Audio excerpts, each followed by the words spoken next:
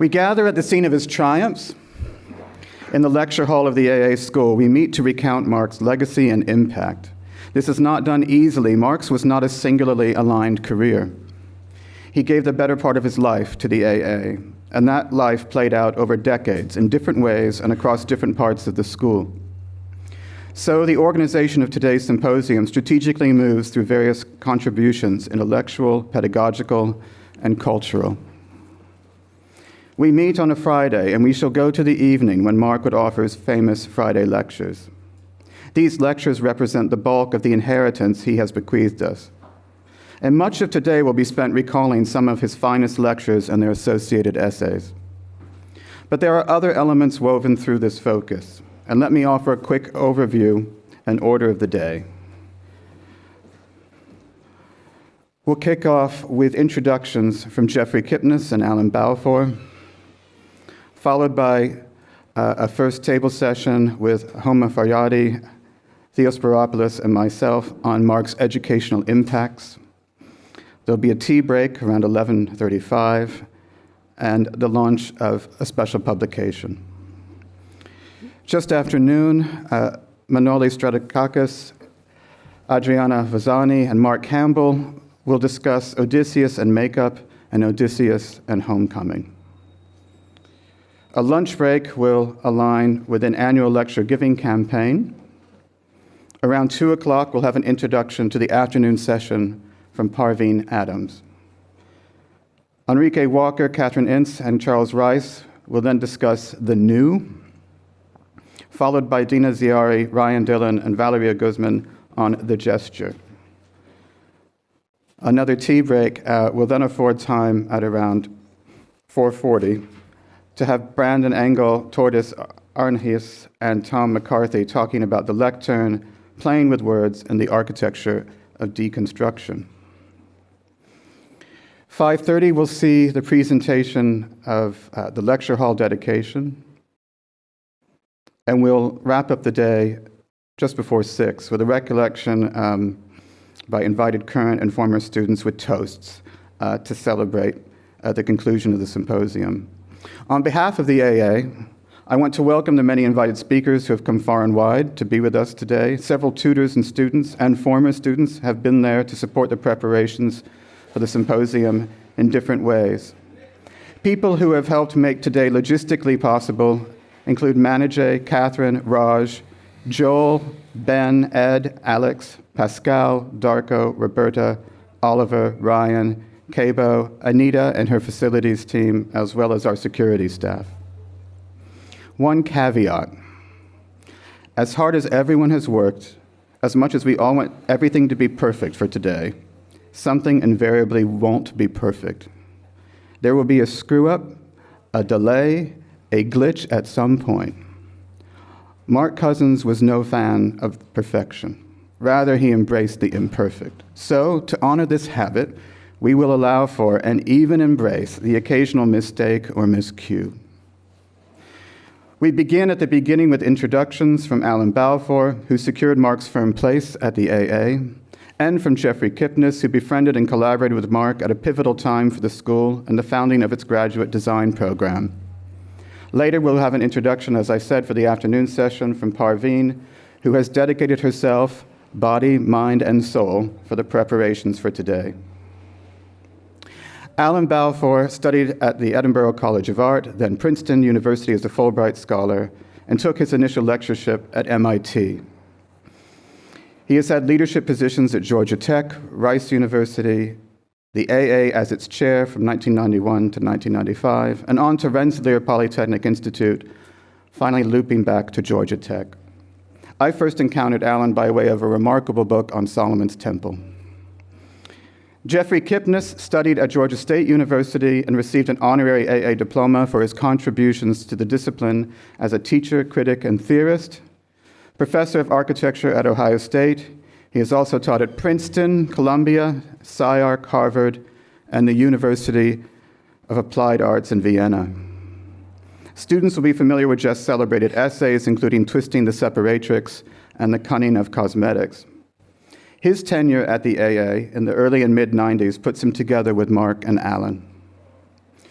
On a personal note, it was Jeff who first introduced me to Mark Cousins and the possibility of studying with him.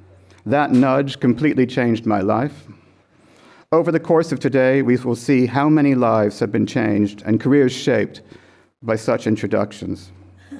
For now, please help me welcome Jeff Kipnis and Alan Balfour.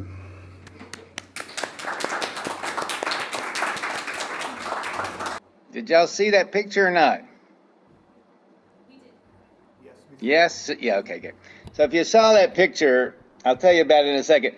But I have to tell you, at the moment, my brain is absolutely frozen and traumatized in an infinite loop because of Mark's first sentence.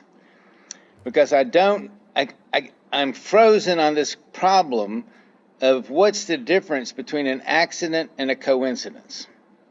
So I'll leave it to you to remember Mark Morris's first sentence and ponder the problem of whether the convergence of numbers can be an accident or a coincidence.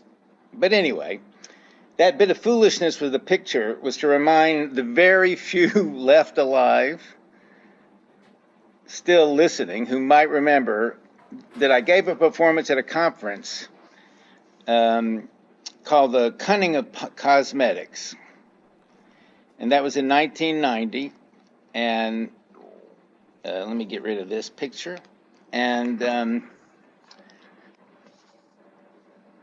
that was, I think, it was in that performance that Mark Cousins, I thought, gave one of the most incredible moments of genius and ingenuity that I'd ever seen. And I thought I was going to use that. It's really the thing that stimulated the remarks I wanted to make today. But also, anyone that remembers it would be reminded of something else, and that was his indelible, I would call it his ingenuousness. Now, ingenuousness is the exact word and the only word. None other will do. There are no adequate synonyms. Not innocence, not naivete, not guilelessness. Mark was none of those, nor could he be described in any way that had anything to do with the so-called and much better known opposite, disingenuousness. He was precisely ingenuous, even though you don't even hear the word much. And in a nutshell, that is the point of my talk. But of course, I must thank Parveen and the Architectural Association for this invitation today, especially for the chance to sit with Alan and reflect on our time together with Mark. I love Mark, and you notice I'm using the present tense, and I admire him dearly. And I thank Alan, for he did many things for me that changed my life. But most of all, he introduced me to Mark.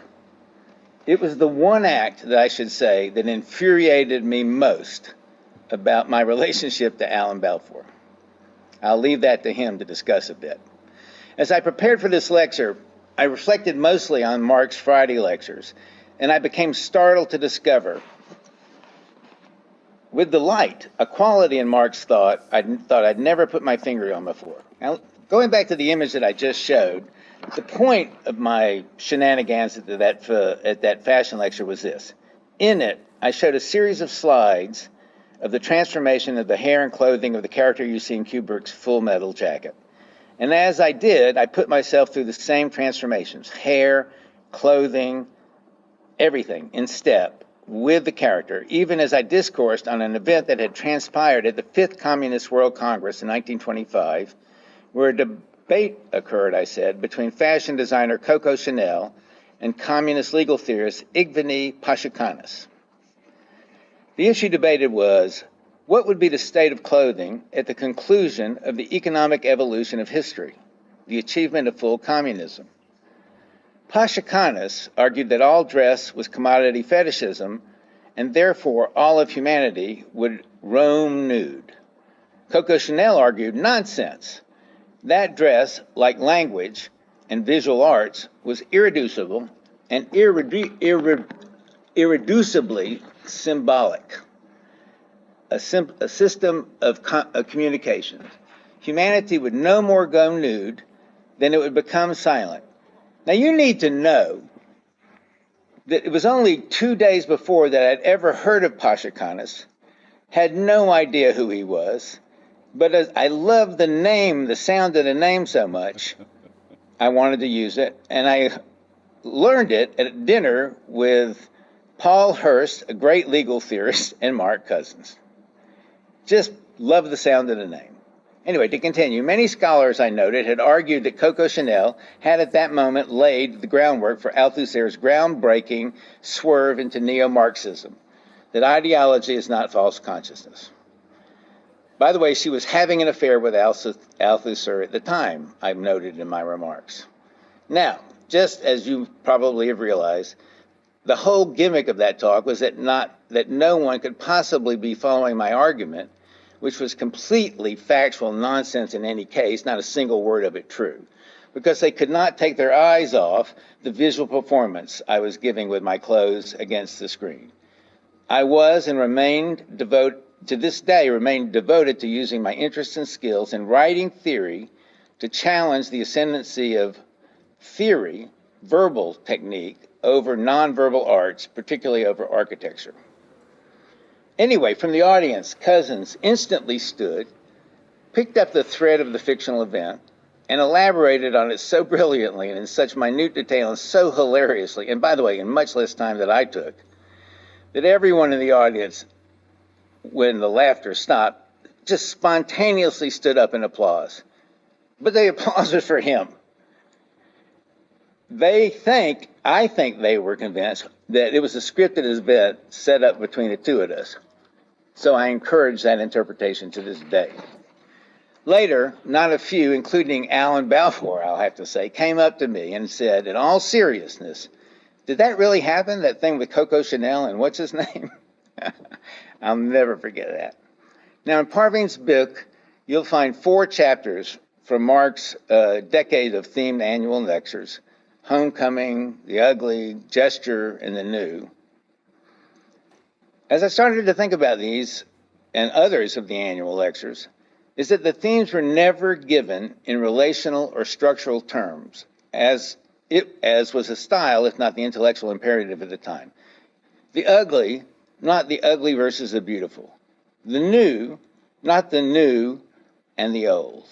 Even homecoming, a concept drawn from the most important of all such pairs, the foundation of the Western ethos, the hero's journey, as if the adventure in the Odyssey and the Iliad, or the exposition and development in the sonata form, or Dorte and Toto being swept from her black and white farm by a bewitched tornado, deposited in a wondrously technicolor adventure in Oz, all could be ignored and just revisited for any significant second look in the homecoming. And of course, like the irreducibility of the ingenuous homecoming, in Mark's meditation, it broaches no synonym, no opposite. It is restless, incalcitrant to stabilization by any relative and relational fixation. Cousins' Homecomings remains open, open-ended, lively, forever. It is a work in process, progress be damned, just like Mark Cousins is. This absence of relational argument is not naive. Cousins was well-read as they come. With a colleague, he wrote a stunning book on the arc relationist Foucault, damn it, and he knew well the works of Althusser, Lacan, and Hegel, yet he was far more given to invoke Freud, Marx, and Kant. This does, I should say, in one sense, in Mark's work, show a desire to lay out a metaphysics of everyday life, and to do so quietly. All the themes of every year, I claim, lay out such a desire. A metaphysics of life, and to do it quietly.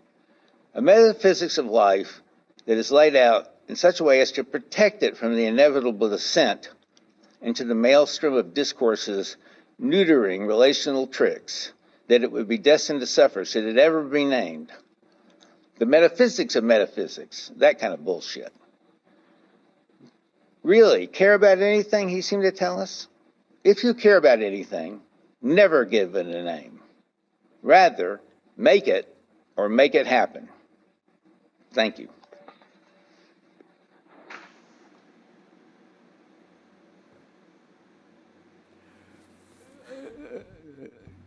Do we have a chance to talk to each other? Yeah, I can hear you. I can If see you could turn your volume up, I could hear you better, but Well, there I you can are. hear Can you. you see me? Yes, I can see you.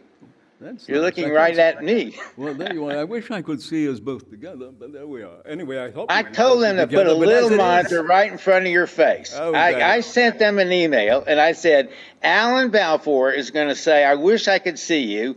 Put a little monitor on that. Where's you tell them, ask them. I sent them an email. Now, listen, Put a let me monitor ask, right in front of Alan. Did you just read that text? What? Did you read that text? Yes. I thought the kind of instruction was to improvise. I can't hear you. I thought Somebody. the instruction was, all right, into the microphone. I thought the No, instruction was, yeah, but Alan, we had to I improvise. sent them instructions You're on terrific how at to set improvising, this so I up. want some- If I was at that school, this would have never happened. the issue of... Manolis, where are you? Get up there. Raj, all you people that I gave orders to, direct orders. Let me say, what is it? You talked about coincidence and chance, didn't you, Mark? Incidents and accident and what was it again in the beginning? Accident and or coincidence. And I was actually going to use the word chance, but it was a combination of these three things that brought Mark to the AA and brought him along with Kipnis. In '91, in this room, gave, along with 5 others, a talk. Now, I was applying for the job of chairman, and it seemed the remotest idea possible. I thought there was absolutely no possibility that this strange foreign world would respond to me. But I wrote a very challenging piece, a very sort of emotive lecture, and delivered it with some passion. I can't find any of it, except for a small fragment, but I'll give you a sample. The reason I'm doing this is that this is the context in which Mark came to the AA. This is the end, I suppose, of what I was saying. The Architectural Association was founded in 1847 at a time of great political confusion in Europe. It was founded in sympathy with the progressive and liberal forces that were to transform the continent. Founded, it should be argued, to provide an education free from the influence of gods and kings, free in essence to begin to create the multiple architects of democracy. I mean, it's wonderfully romantic thinking back on it. As culture moves towards the idea of the third millennium and the discipline of architecture finds itself in the midst of such erratic and refreshing change, there is a need to reaffirm architect's heroic role. It is a role that the Architectural Association, an institution, is uniquely able to play. By campaigning through lectures, exhibitions, and publications against those who would have reality regress into historical form and order. And above all, by providing a setting free from all constraint to explore the architectural promise of the 20th century, to accommodate and ennoble an infinity of imaginations and free wills. I then spent a year trying to sort out how I put this into action. I came as chair in the fall of '91, and in the spring of '92, I announced the following. I repeated this is from the '92-'93 prospectus. The project of the 20th century, is ending in more paradox and uncertainty than it began. There is a rise in cultural factionalism and a loss of shared ideas of progress, already being reflected in architecture. In opposition to the forces, the Architectural Association remains committed to the promise of liberal modernism and to the benefits of exploring the subjective imagination. And then I said, it's with pleasure that I announce 4 things. 1, that Cedric Price would become the first senior research fellow. told that Zaha Hadid would offer a theory and practice workshop, which she never did, and that Jeff Kipnis would be named Director of Graduate Design, a new program working closely with the new Director of General Studies, Mark Cousins. They will work throughout the school to strengthen the critical understanding of architecture and society. Planned programs and exhibitions will deal with such themes as architecture and legal studies, the politics of space, and the theories of design in the global world. And so it happened, and so it began. But it is Jeff's memory that I actually offered him the position of Director of General Studies. Is that true? Yes. In fact, that's why I was so furious. But now I'm even more furious, so I'm going to read one sentence and then I'm going to respond to what you said. Here's the email. And I'm going to read one sentence, and this is for humor. Everybody needs to know I'm not that funny anymore, so nervous laughter or a kind of uncomfortable silence, those are okay responses. Here's this letter. Here's a sentence from my letter. One thing that is certainly obvious, but that I want to mention out of paranoia for my sake more than Balfour's. Please, Joel, recall Alan as sort of media and technology dumb. If you do not want his eyes and head wandering all over the place to find me or looking at some screen behind him or wasting time in Oblivionville, he will need a small TV screen to see me in my presentation to talk at the table, as if I'm personally sitting with him. Might even be better if the monitor were mounted on the head of a fat mannequin or a large cutout of John Fraser's body. There you have it. I don't know what I have there, but I must say that year, 91 into 92, was difficult to find people who might sort of... Alan, let me answer your question. Hold on. All right, you answer the question, then I have something to add. How you appointed me head of history and theory. I sold my house, divorced my wife, quit my job, moved to London to become head of history and theory. I landed in London. You invited me to dinner the first day or second day I was there. And at dinner, literally at dinner, you said, I want to introduce you to a really nice guy, Mark Cousins. Mark was there. And he said, Mark is the new head of history and theory. That's when I found out I wasn't going to be head of history and theory. And I was furious and fuming and instantly formed an incredible dislike for Mark Cousins. And you can't believe how I felt about you. And then you said, and I'm going to start a new program about graduate design, and I want you to be head of that. And then, I didn't know what to do. I was extremely happy to be head of graduate design. Little did I know how much trouble that was going to get me into. But I still was mad. But because of Mark's unbelievably winning ways and his openness, and I think he understood exactly the situation. Within, 45 minutes, I was completely happy.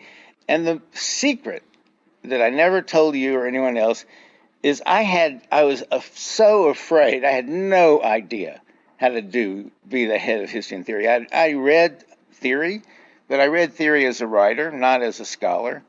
And I had no idea about theory, and the guy that they just fired, Roy Landau, as the head of that program, knew 10 times more than I did. So it was such a bizarre set of feelings because I was totally relieved, totally infuriated, fell totally in love with Mark, and that was the most amazing dinner I'd ever had, and I thank you so much for it.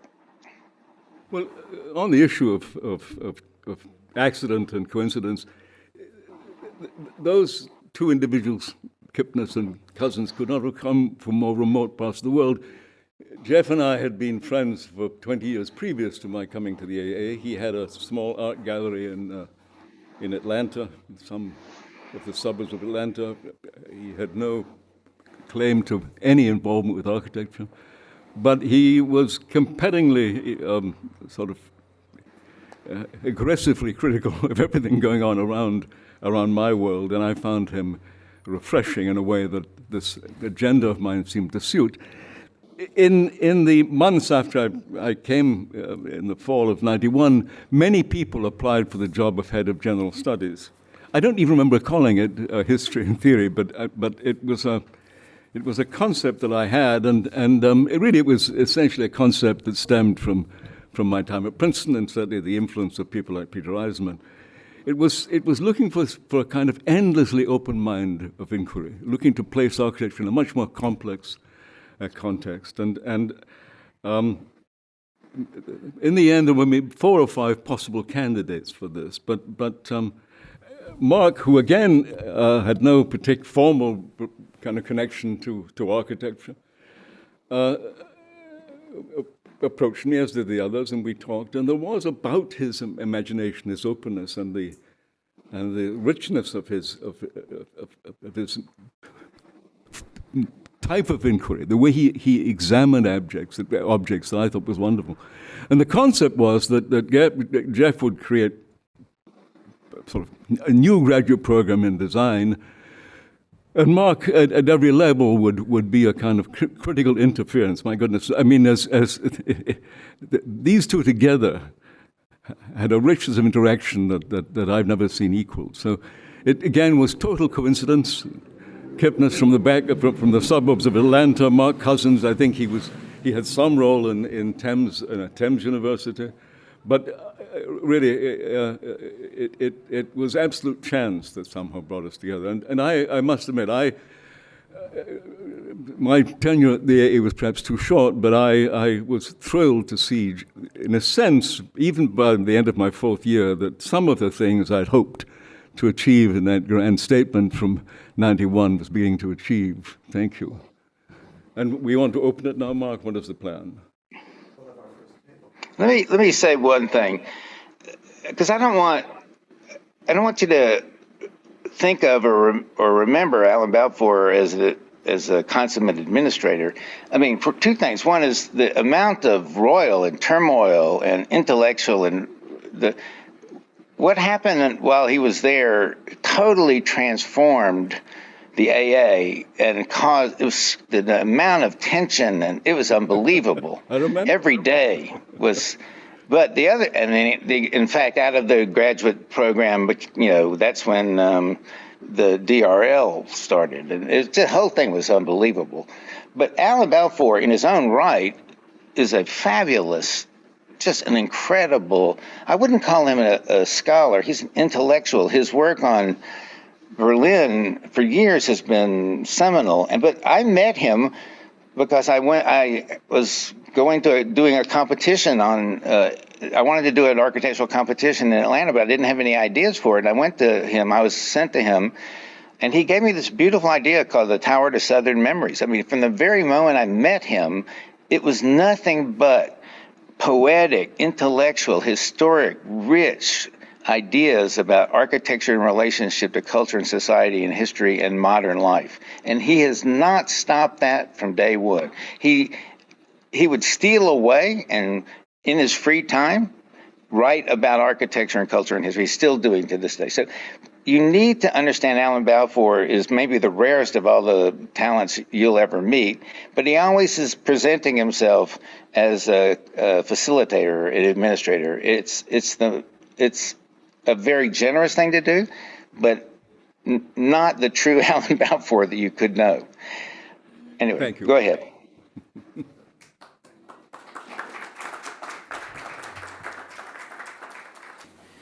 We thought we'd divide our time in thirds and look at Mark's impact on education in 3 registers, kicking off with Theo's description of Mark's impact at the AA. I'll give some time to Mark's impact on things adjacent to the AA, including the London Consortium. And we'll conclude with Homa's take on Mark's links to the wider world and the bridges he built between the AA and other institutions. So over to you, Theo. Thanks, Mark. I mean, I guess I first have to kind of express a certain gratitude, I guess, to be able to speak in some respects on Mark in this kind of forum with Homa and Mark, following Jeff and Alan. And so it's a great debt of gratitude to Parveen for giving me that opportunity. It's a kind of conflicting thing to kind of speak about somebody who in some ways would describe the place as a home, and in this domestic architecture with overtones of a family, be in a position to speak about somebody who's always here. But I think in some ways to speak about Mark and to speak about education is to speak about the AA and the kind of life that one lives when one somehow believes that this place is something much more than an institution.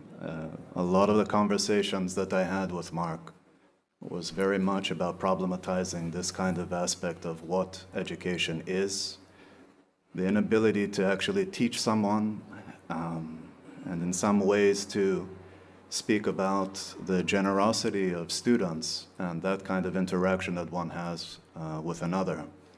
So I think in some ways to make any distinctions between the institution of the AA and the institution of Mark Cousins is a kind of fraught endeavor. I thought in some ways that I would ask for some kind of guidance about how one actually sort of approaches this, and there was kind of rules of the game. Don't read, don't use slides, do it in a more Mark way.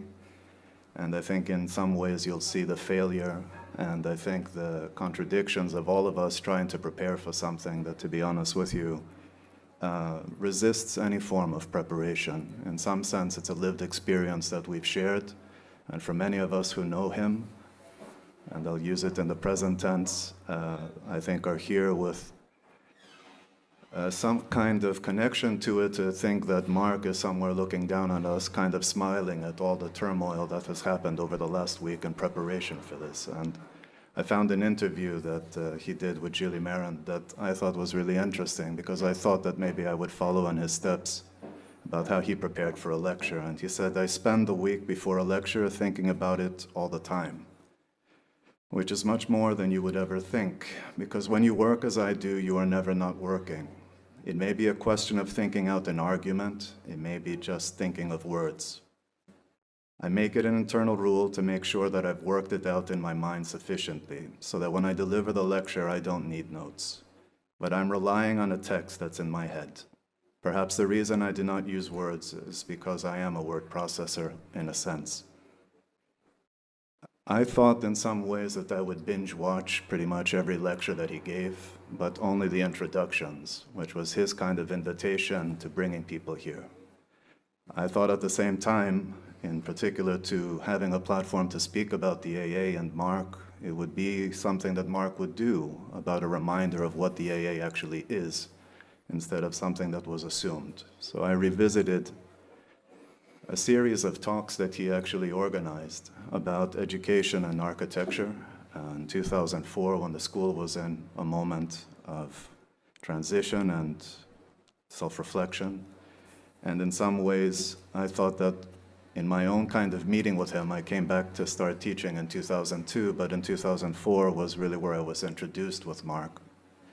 He arranged 2 weeks of lectures, both in lunchtime and in the evening, to speak about what he called the Architectural Education Symposium, the most banal of kind of terms to speak about something that was so precious to him.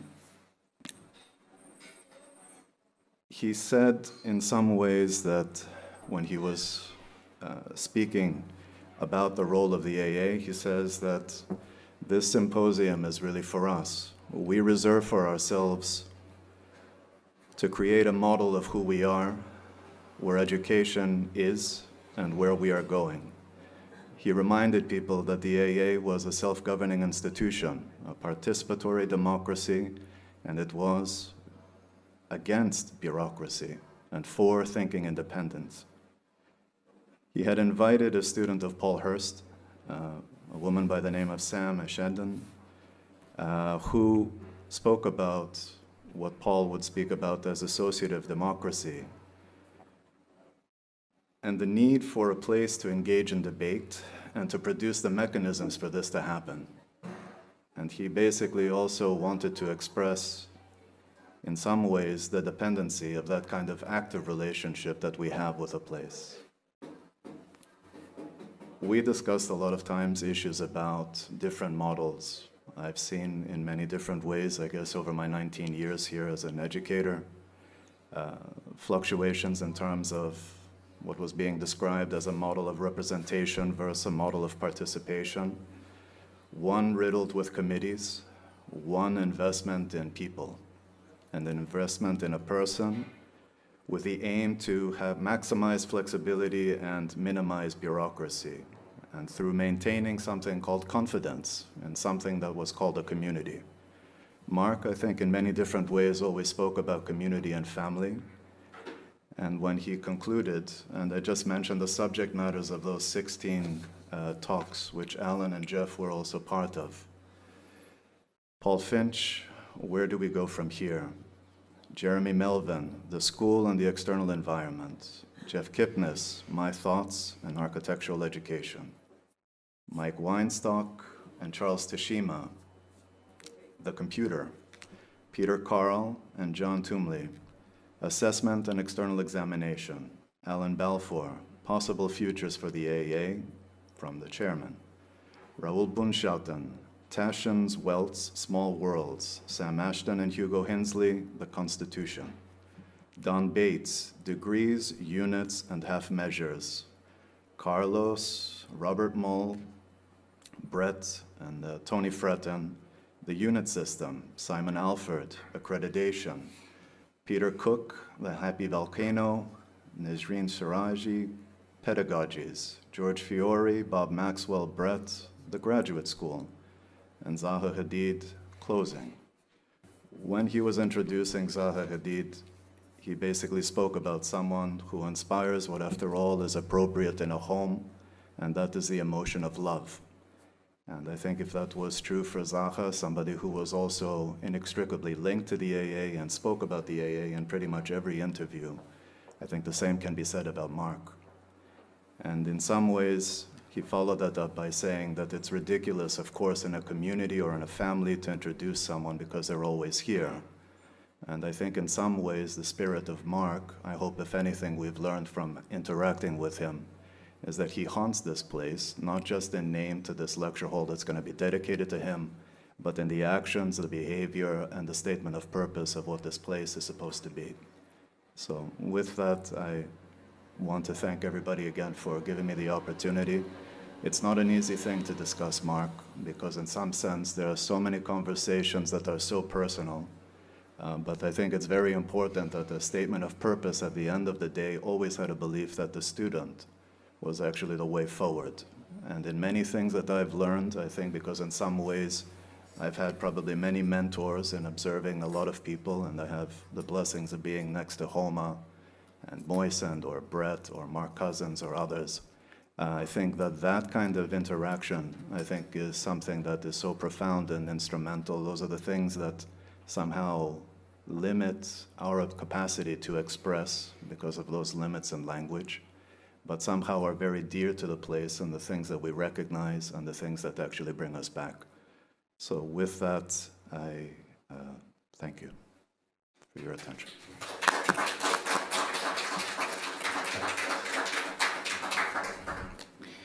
Thank you, Theo.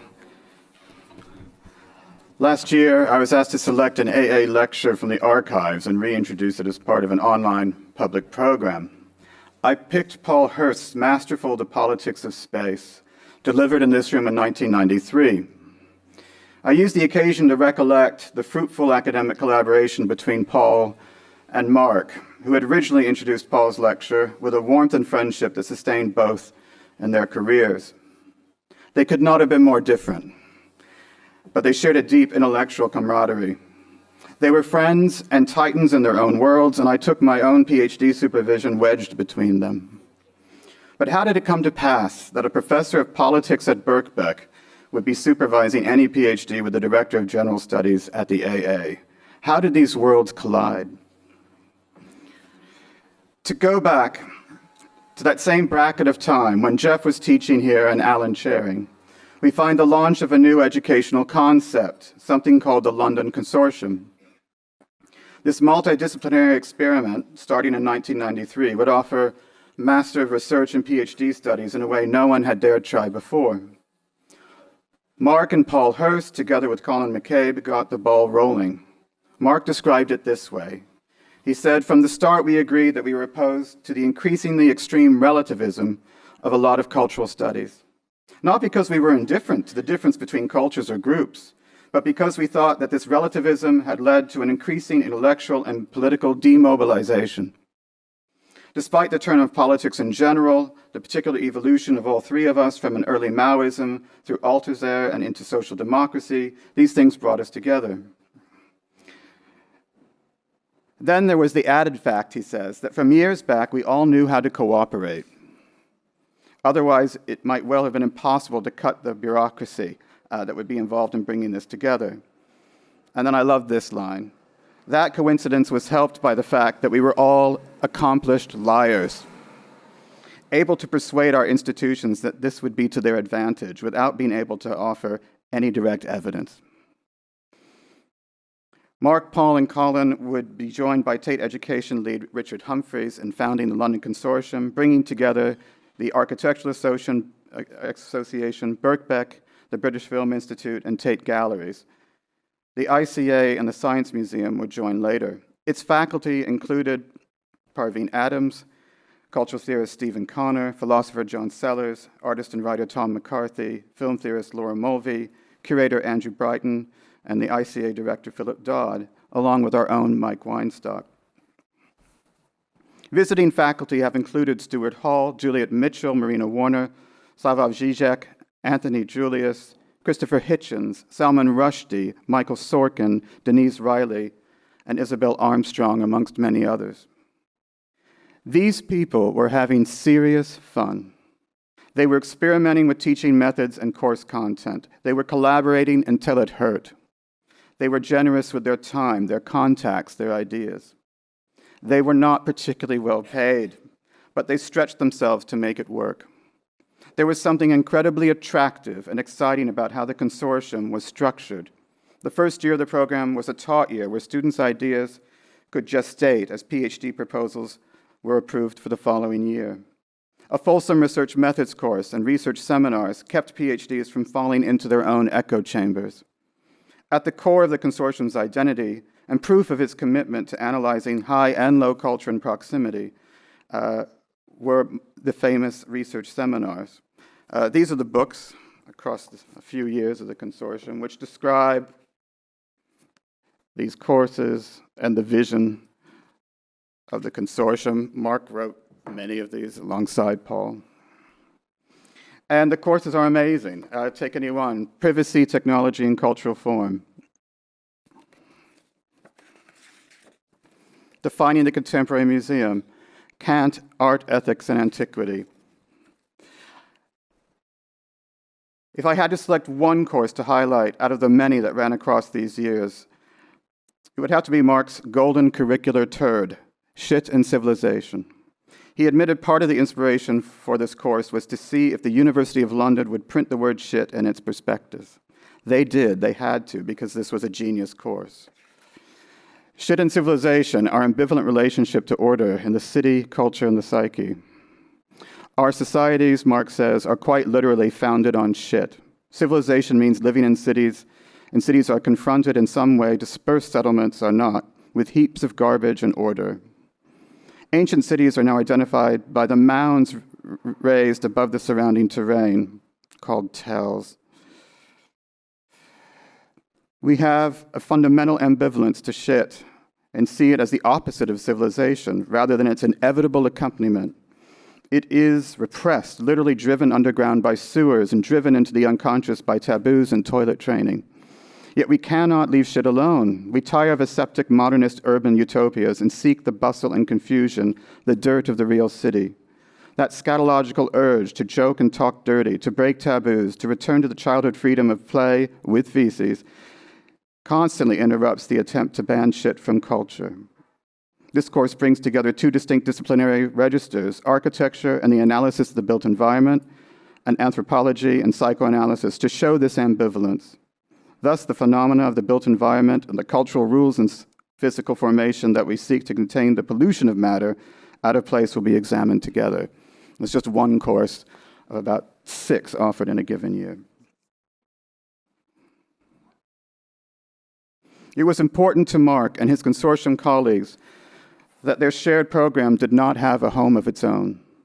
Each tutor had their own day job and their own institutional home, and every student in the consortium had the benefit of accessing the events, lectures, film screenings, live performances, archives, and exhibitions of all those homes as part of the resource afforded by their tuition. Mark nursed a theme around homecoming, we've been talking about it already, which is to say a theme about the impossible search for a home. He made every PhD student into an Odysseus, another favorite theme, set on a scholarly journey that could never come to rest or reside within a single discipline nor institution.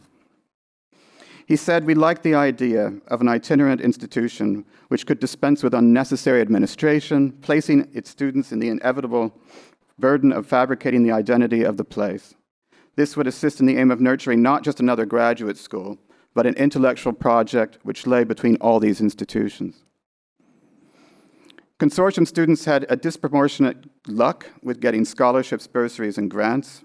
They went on to various, oftentimes trailblazing careers in academia, journalism, the arts, and in the media. Likewise, the faculty took discoveries made within the consortium back to their abiding roles elsewhere. The death of Paul Hirst in 2003 was a blow to the London Consortium, especially for his advisees at different stages in their work, and most especially for Mark Cousins, who had to soldier on without his comrade. For Mark, the consortium was never quite the same, but he stayed on through its last year in 2012. 19 years in all, 5 years longer than the Bauhaus. Now, there's no other way to say it. The London Consortium was a labor of intense love. The fruits of this labor, as they are here at the AA, are those students willing to take part and go off into their own futures with their own experience as fodder for new teaching, writing, working. That is the dynamic relationship, the currency of curricula, the exchange rate of an education, the thing that gets us out of bed every morning. When Mark's office was in the barrel vault, his bookcase was bulking and buckling as shelf after shelf of bound PhDs from the AA and the London Consortium nestled cheek by jowl. Legions of them, many of their authors here or watching today. That is one of his most remarkable impacts and legacies. Open any PhD that he supervised, turn to any random page, and you can find here and there the voice of Mark, speaking through and assimilated by another. This takes nothing away from the uniqueness of each student's work, but it signals the high level of mentorship and that commitment to supervision Mark never wavered from, never to his last day. For someone who could not find much time for writing books himself, he delighted in the books his advisees would publish and dedicate to him. I'll close with a last observation from Mark, writing about the London Consortium and open democracy. He says, "It was, to some extent, a graduate school for misfits, people who wanted to pursue a number of intellectual issues and weren't wildly excited by the depressed state of English universities. This was a real issue for us. We wanted to produce an arrangement which was not depressed." Mark, who never used italics, put "not depressed" in italics. We all know that Mark had a thing for misfits. He made time for them, got to know them, drew them out, colleagues as well as students. He made you think his connection with you was intense and unique because it was. He put in the effort. And if I might extrapolate, he thought of the AA as a misfit model of higher education and helped fashion the London Consortium to amplify this sensibility all the more. That means everyone here is likely a misfit in some sense, because those are the people he valued most highly, and they valued him likewise in return. Thank you.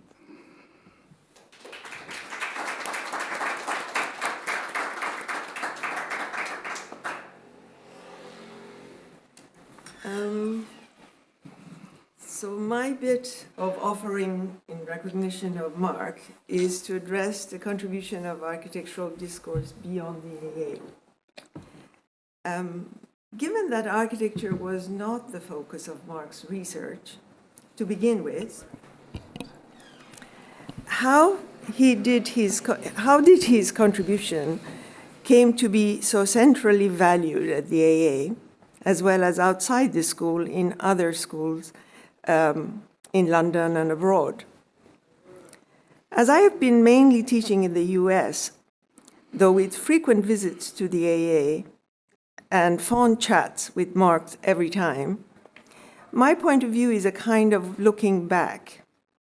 As such, I have tried to keep with the order we received from Parveen to refrain from showing slides and to read my presentation. Both are habitual practices in our line of work, and so would work against me. Perhaps that's what Mark intended to do in leaving the door open for the unconscious to intervene, to interject the prepared academic instructions. Yes, here I am with my papers, with my notes. As Mark Morris and Theo have addressed Mark's contributions at the AA and in the London Consortium in more detail, but I want to suggest that how AA framed history has an interesting history in itself. A frame theory has an interesting history in itself, which matters in relation to how it affected other schools' formulations. In my experience of teaching at the AA, this framing mattered not only for the school's own academic environment, but what became a model for other schools in the UK, as well as abroad. As many tutors went on to form key practices of their time and took academic positions in other countries and continents.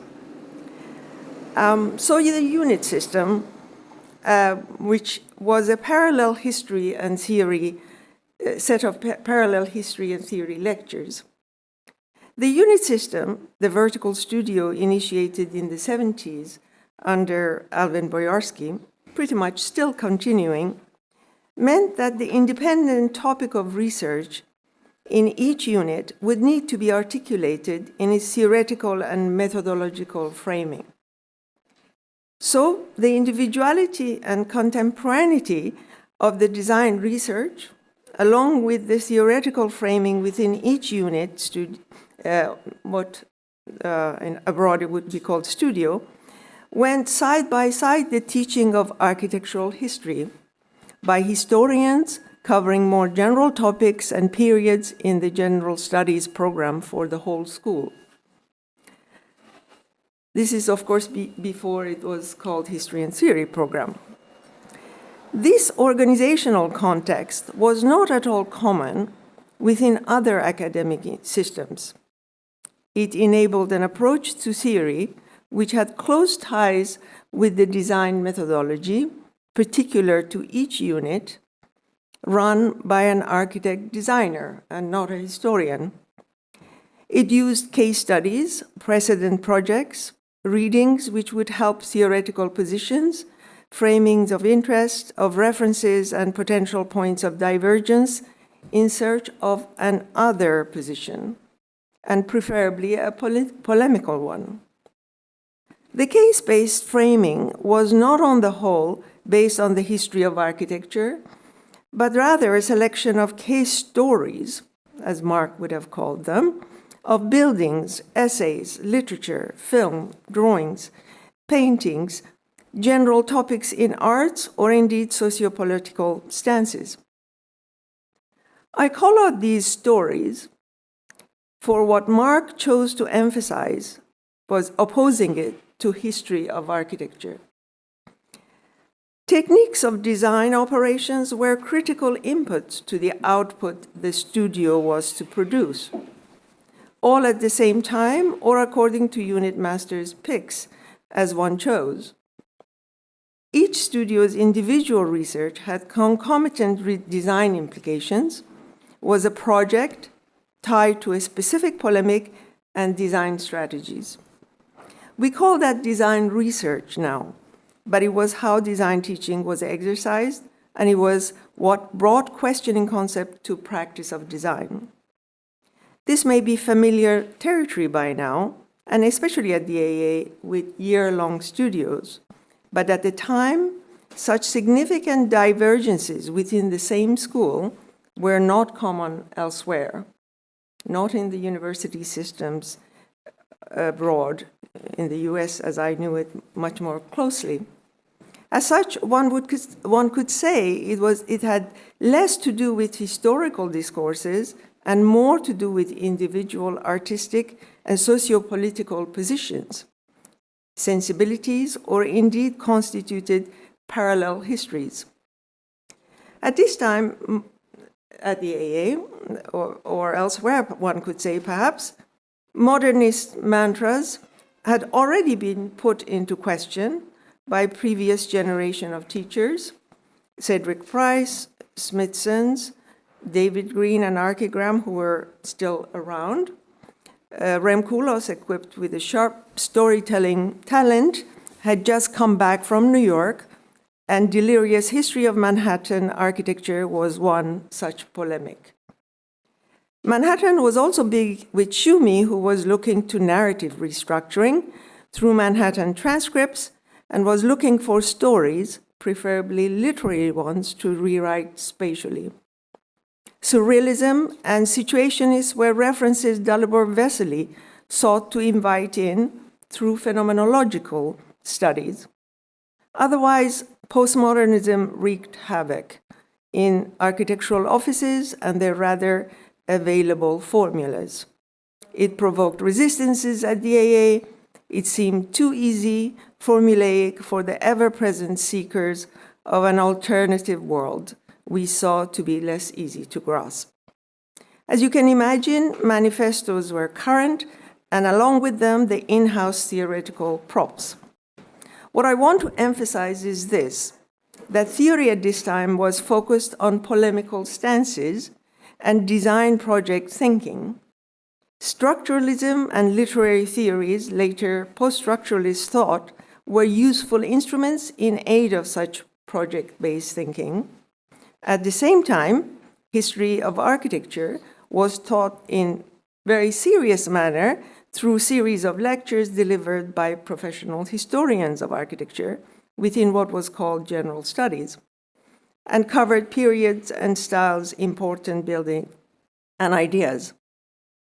So Mark's story vis-a-vis this, in this context, stands vis-a-vis history of architecture in a way that brings them together. I suggest that his contribution to history and theory stood somewhere between the two spheres. He was not an architect nor a historian of architecture by training, but immersed intensely into readings of aesthetics and cultural history. Yet his positions, his questions often addressed issues directly relevant to the practice of design in following ways, for example. One, in terms of positions artists and designers, architects take when at our desks. Questions of representation, modes of drawings, technical development, issues to do with concrete embodied space. These were problems not forming general cultural knowledge, but form, habits, and attitudes which would have specific, direct implications on how we do what we do daily. These were not merely techniques, but concrete material aesthetic conditions with implications on their position in the larger field of historical precedent as analytic text. This term, analysis, was very key to the way Marx saw how we saw stories. And in design practice, not simply in terms of the métier or the larger organization of institutions, but socio-aesthetic categories our design practice can invoke in positioning ideas, inviting problems and directions, ordering and disrupting space. So while understanding their historicity was not the main goal, their timely relevance was. Another topic that mattered, in my view, for understanding Marx's position was to see how to polemicize the architectural problem as what I would call is a Foucauldian mark. Though Marx and Freud, along with Kant and many others, were for Marx primary methodological references, his written essays in his co-edited book on Foucault is a clear expose of his affinity and value he places on the Foucauldian methodology. Marx's case histories can be seen to be strong attempts at analyzing the aesthetic categories through their formulation as an ensemble, a Foucauldian problematic. In the analysis of these aesthetic problems, the case histories map the topologies of unconscious practices, motivations with sociopolitical implications, and anthropological basis of our habits as relational conditions and places in our everyday practice of design. As such, his interest in space posed historical examples of architecture against anthropological history of buildings. Capital A architecture versus building with unknown designers, urban conditions, etc. That would expose paradoxes and heterogeneities of material geographies and specific sociopolitical territories and times. With his AA students, sometimes from as many as 60 different ethnic origins, such exposure to territories and times would be welcomed and tested often. As an example, one can look at his lecture on the problematics of interiority. The real of architecture is posed between the rational and the unconscious imaginary, where power of the paradox and polemics of ambiguity are central to the ensemble of interiority. What may be private, unconscious, or unknown versus what is physically inside. For an architect, this is a very important lesson. And a reminder, another lecture on the cliché, for example, he suggested was a problematic of repetition in excess. Madame Bovary, a literary character, whose unconscious assumption of bourgeois values derives her emotional responses. Baudelaire defends her, declaring, Madame Bovary, c'est moi, as he confesses the power of the unconscious pull of bourgeois affinities, despite his intellectually aware self. The role of the cliché in the aesthetic excesses of junk space, for example, in Ramkoulos's architectural formulation, coincides with this category as a problematic where the ornamental excesses of commercial objects override the agency of the self-conscious, aesthetically aware design author. And in another lecture on Face and the Facade, a spatial representation of interiority of the house, one might find the sculpture of Giacometti's Palace at 4 a.m. constituted of structural bones of a house, in bare columns, beams plus figures, embodied masses of imagined hybrid bodies caught in the web of structural lines, the limits of space only delineated by lines, no walls, position of figures in 3D hovering against gravity, caught in space, as if no facade can be had as an unproblematic representation of a hollowed-out interior.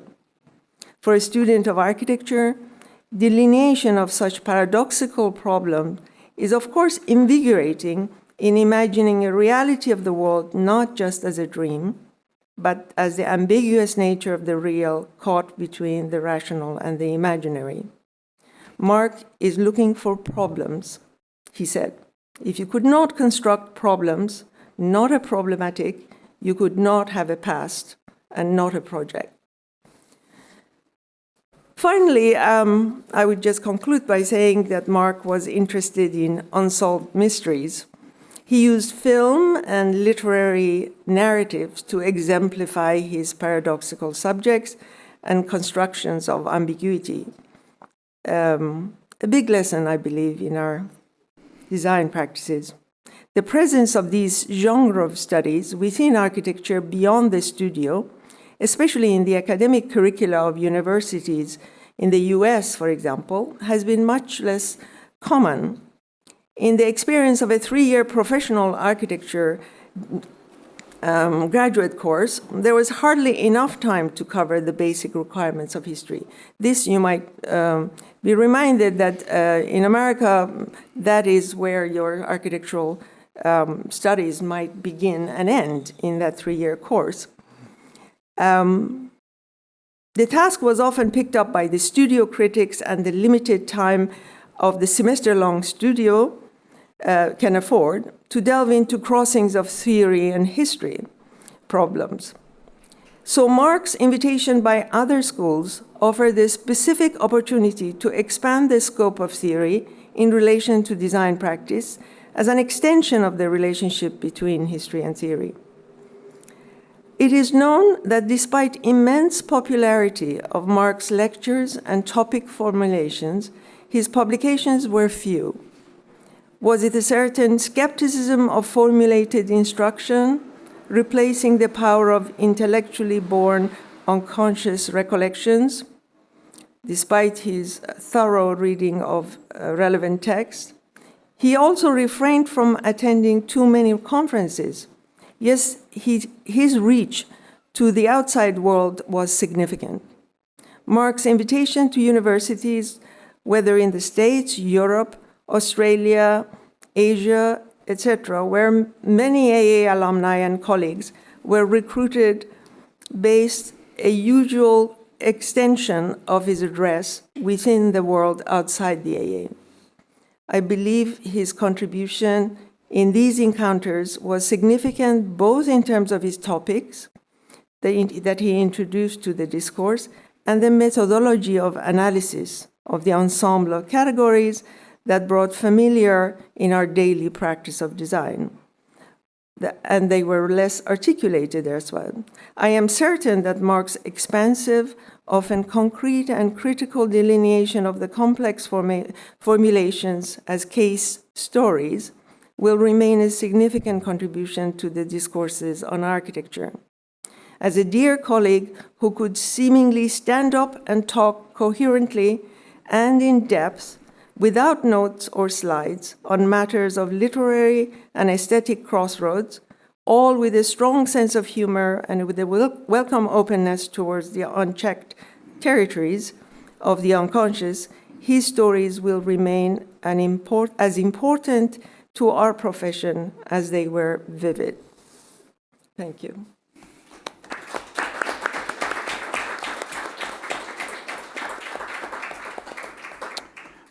We have a few minutes for discussion, and I wanted to come back to Theo's recollection. I think it was 2004. He said there was a bit of stock taking at the AA. And Mark coming into the space of stock taking and doing an important job. I think we're probably at the same crossroads this year. And I think the AA seems to be really good at making clunky academic titles, whether it was head of history and theory, or director of general studies, sounds like it could be anything. Perhaps his best title was being Mark Cousins. But in terms of the intellectual leadership, coming in at certain junctures for the institution, can you unpack a little bit the significance of that? That was a bit before my time coming back.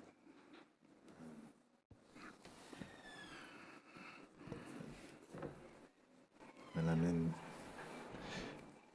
to speak about that in a very transparent way, I think it was about making the time and the space and the generosity in the ways that those invitations were somehow extended outwards to kind of bring knowledge to the place, but also embodied, I think, a certain confidence and an identity about the everyday practice of what we do here. I think the aspects of Mark, which I think is a very lived experience and one of the things that resonated probably most with me is that when people had questions about the AA, they didn't reach out to random people. They reached out to Mark because there was a certain trust. And I think the same could be said from Hugo and Belinda and others.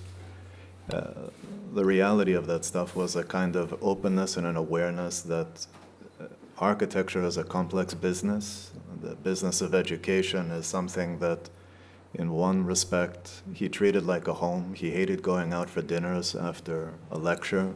He wanted to have the dinner here. His primary invitation, I think, was to bring 1 or 2 or 3 students from different parts of the school that attended the lecture to meet those people.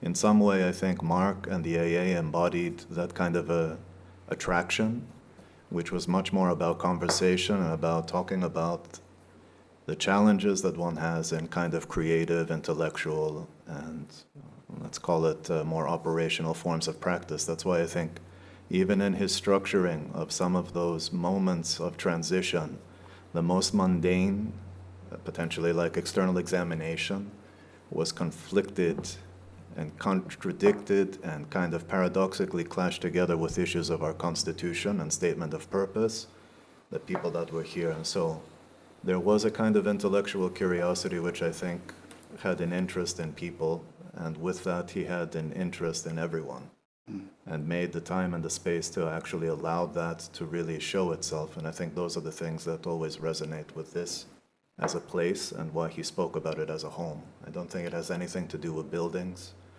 or events or the cuteness of our bar or any of this kind of stuff. All of these things, I think, were just foils and props for having those conversations. They may happen right before a class. They may happen just because he was getting a tea break. That could happen over 2 bottles of wine and discussing potentially if, you know, you were fit for purpose to do a PhD here or whatever. I think it was conversational and it was genuine, and I think that generosity, I think, is the things that mattered. And I think the issues about things that were warnings against committees, against bureaucracy, a very, very kind of, I mean, he was the most well-read person in the room. He read for 4 or 5 hours and it didn't matter what it was. His kind of obsessive nature would tell me, I read the Bible, or, you know, I read page 6, I read whatever, because of the need to, in some sense, have a discipline. So even in his unorthodox ways, not resisting the act of writing, he was always in that kind of intellectual, curious mode where I think every aspect of every moment, in some sense, was part of the project of why he was here at the AA, and that was primarily motivated by the people. And I think, in the most important sense, the students. Thank you, Theo. That was evoking all sorts of amazing things we haven't touched on yet. Homa, you were right to say, Mark, when he would leave home, when he would leave the AA, these things were few and far between, but he did venture out on occasion, but he did so with real purpose. And it was sort of careful, strategic international tours. Can you offer any insights how he was received in places like the States? I think he lived in one world here at the AA and in London, which was a space that I think for students, particularly from North America, it was an utter surprise to find themselves in a lecture series in an architecture school talking about the cliché. So how is that translation? You talk about certain perceptions of education, the role of the historian in the States versus here, but again, Mark made it all the more complicated. Well, I absolutely agree. He did make it complicated and intentionally so. And that's probably, in my sort of reverse mirror view, is why he was so successful and so intellectually critical. I mean, of course, he was deeply human and deeply caring individual in relation to the AA and all the students that he worked with or cared for or generally socialized with, because he had such great sense of humor and absolute pleasure in being naughty and just playing along in sort of daily encounters. I didn't directly actually work with him, but I had great friendship on, just our conversation. Every time he was looking for what was odd, whether it was in politics or in a certain kind of concept intellectually. So what I think was his contribution, in my view, and of course these are sort of, let's say, from a distance, as where I was teaching, Mark wasn't necessarily teaching at the time in America, but for example, when Shumi invited him to Columbia, which I kind of was familiar with in terms of the nature of the school and what Shumi wanted to do with how the school was being transformed by him, or he wished it to actually expand into, Mark fitted in a very specific role that actually posed questions outside of what is normative teachings of history, of architecture or theory, let's say post-structuralist theory or literary theory, etc. So these were not domains which were already kind of with assigned scholarship to. But Mark, in my view, was bringing these complex of stories that he brought, the topics that he brought from whether from everyday life or from the aesthetic positions that Lacanian theory or for that matter is Foucault, in my view, quite importantly, Foucauldian topics and methodologies would actually introduce to a school that was meaning to bring design and practices into a query of historical consciousness. So, I mean, in my experience previous to that at the AA, a lot of us in different units articulated a lot of theoretical positions, but these were all in chamber, like in enclaves of internal discussions of design practices. I think from my understanding, what Mark proposed and practiced at the AA and then was invited to practice abroad in other schools was exactly this way of not seeing these as private matters, but as very important, central to the way in which intellectual topics can actually enter the discussion of the profession.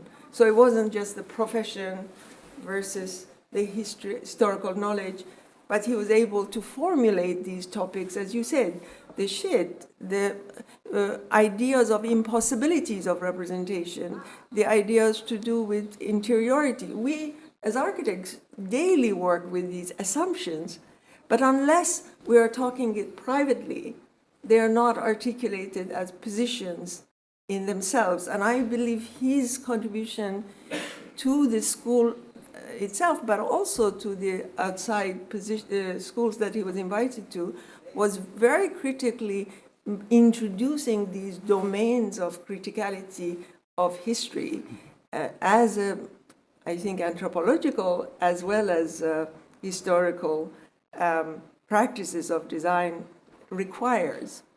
So that's my personal opinion. Of course, he might have had other agendas, I'm sure, in sort of provoking, disrupting, trying to engage a sort of unsanctioned points of view as a positive thing, just as he did at the AA. And I believe that was the motivation of people who invited him abroad. They knew what they were getting. Yes.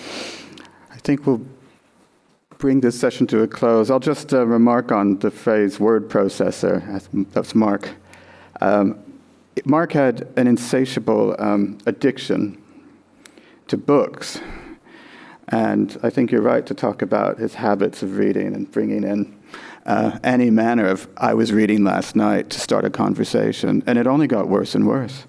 And if you ever had the lucky chance to be invited by Mark and Parveen to their home, you'd find a curious arrangement.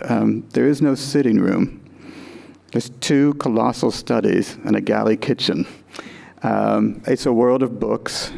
It's a world that makes you want to love books as much as Mark loved books. We all think we read. We don't read like Mark Cousins. And there was something incredibly insatiable about his capacity to not just read, but then share in the joy of it. His favorite place in the last decade of life seemed to be the London Library, with its great associations with Carlyle, etc. But he'd take you to the London Library, and he was a kid in the candy store. There's nothing like it. And so there's something about Mark in the book. There was a very nice article a few years ago about Mark believing life was about a book. So we talk about his few and far between efforts at writing books, and I think we'll bring that up shortly again today. But he certainly loved the book and loved communicating through words. I think that it's that word processing that allowed him to extemporize and be in his milieu, because certainly he was digesting it all day. He had to let it out. Fantastic. Thank you both very much. We will be turning to a discussion focused on Odysseus and makeup and Odysseus and homecoming from Manolis, Ariadni, and Mark Campbell, but we'll have a tea break pause in between. And on the occasion of the tea break, I get to announce a book of publication, a launch, just arrived in some boxes in the North Jury room today, something very special. So if you'll allow.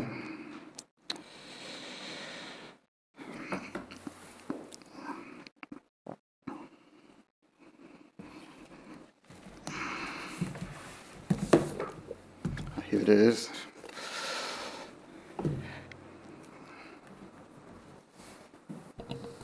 Theo will look after that.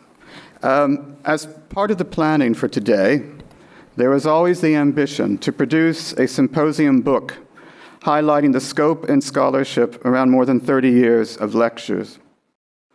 Work on this was painstaking, from selecting the specific lectures, transcribing and editing them, gathering and clearing images, attending to the graphic design and typography. This became a very special and all-consuming project, faithfully guided by Parveen and supported by Ed, Brendan, Cabo, Ryan, and Oliver, with careful copy editing and much love from Ava Menuhin. It, too, is a labor of love, and one we cannot wait to share. There are copies for attendees here today, and copies will be made available gratis to all those joining online. An email will go out to participants to make these arrangements. Now, Mark often referred to the lost object. In some ways, this book became at times a lost object, but it could not be lost. It had to manifest, and it's a pleasure to launch it as part of the proceedings today. In parallel with the formulation of the book, Ed and the AA Archives team, including student helpers, have brought order to existing lectures and digitized lectures hitherto not available, now all available online, forming a definitive archive that everyone can access. The index and chronology will help future researchers and interested parties experience the joy of a Mark Cousins Friday evening lecture at the AA. Whenever I miss Mark, I just turn to a lecture, hear his voice in this room, and miss him all the more. But what lectures? What performances? Members of the public, students from other schools made the pilgrimage here to join us at the AA for something unexpected and stirring each time, year after year, decade after decade. If I could just ask for a round of applause for all those that saw the book and this lecture archive to finally realize. Thank you.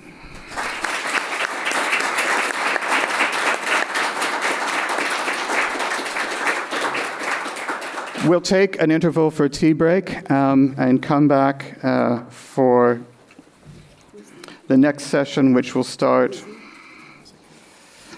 at noon. And we'll have these books distributed to everyone at the lunch hour, and you'll be sure to have yours in good order. So thank you, and off we go for a bit of a tea break.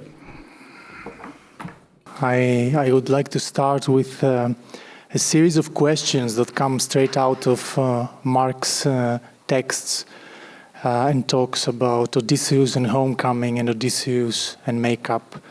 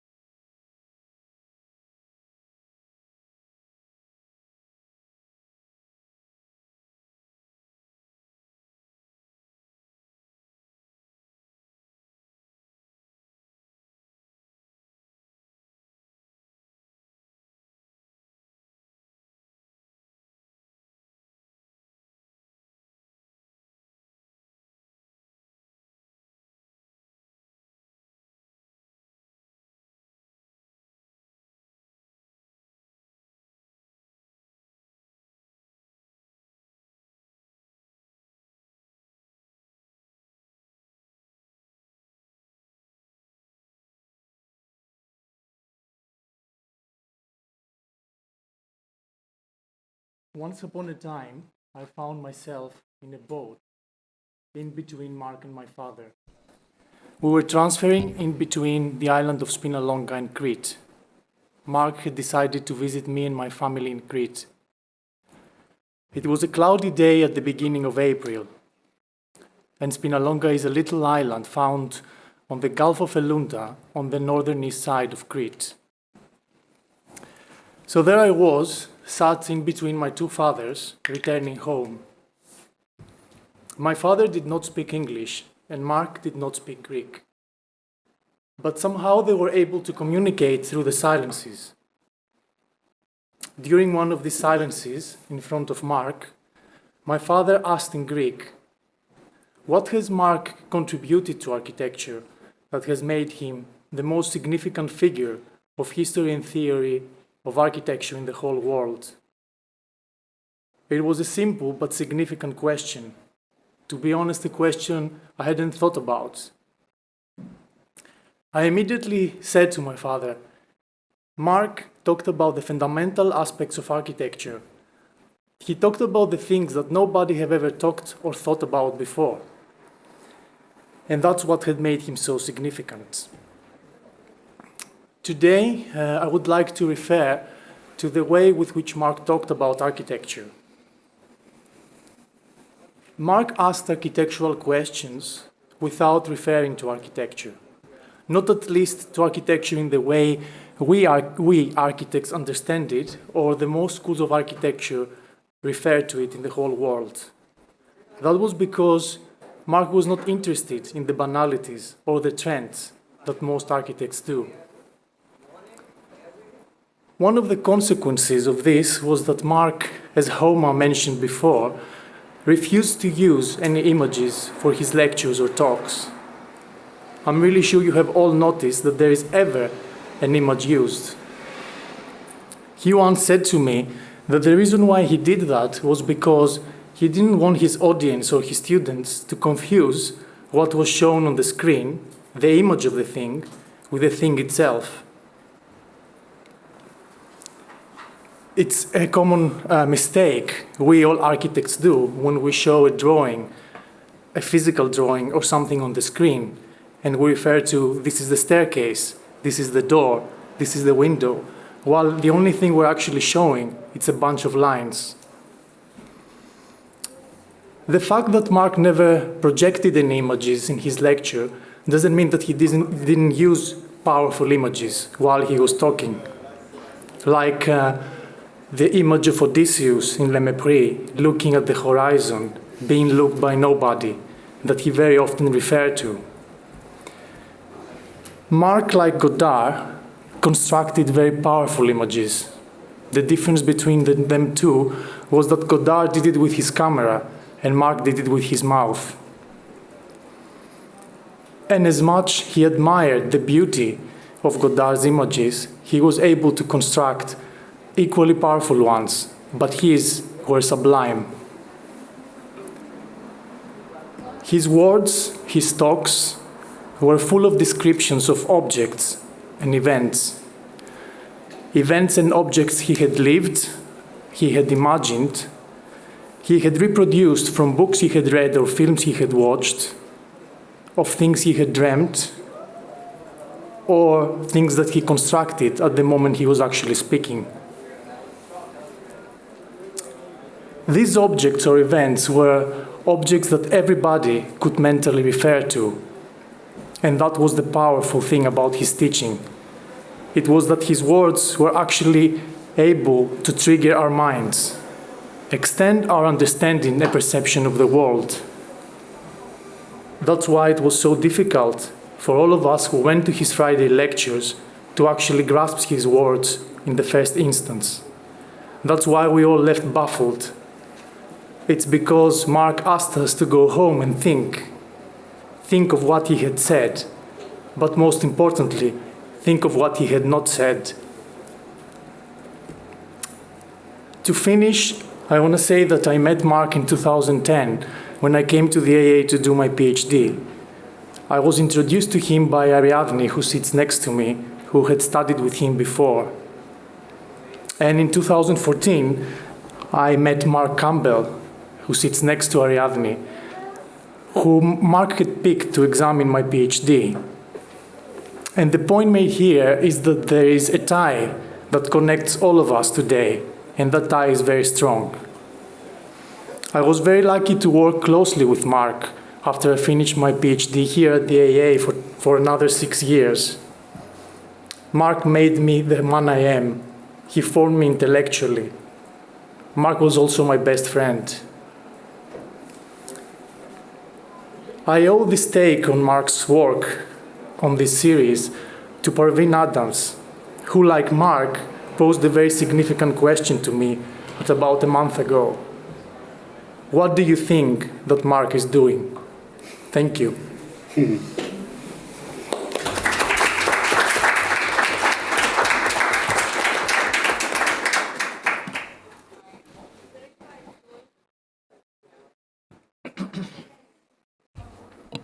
Hello. Is it on? Yeah.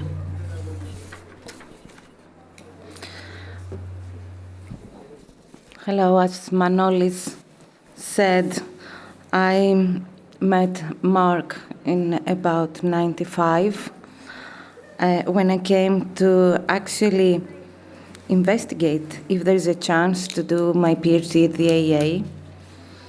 And I think that besides, of course, of the fame of the school, what really was very decisive for me was Mark himself, his personality and the way he was looking about the different subjects, and especially subjects that had to do with Greek antiquity.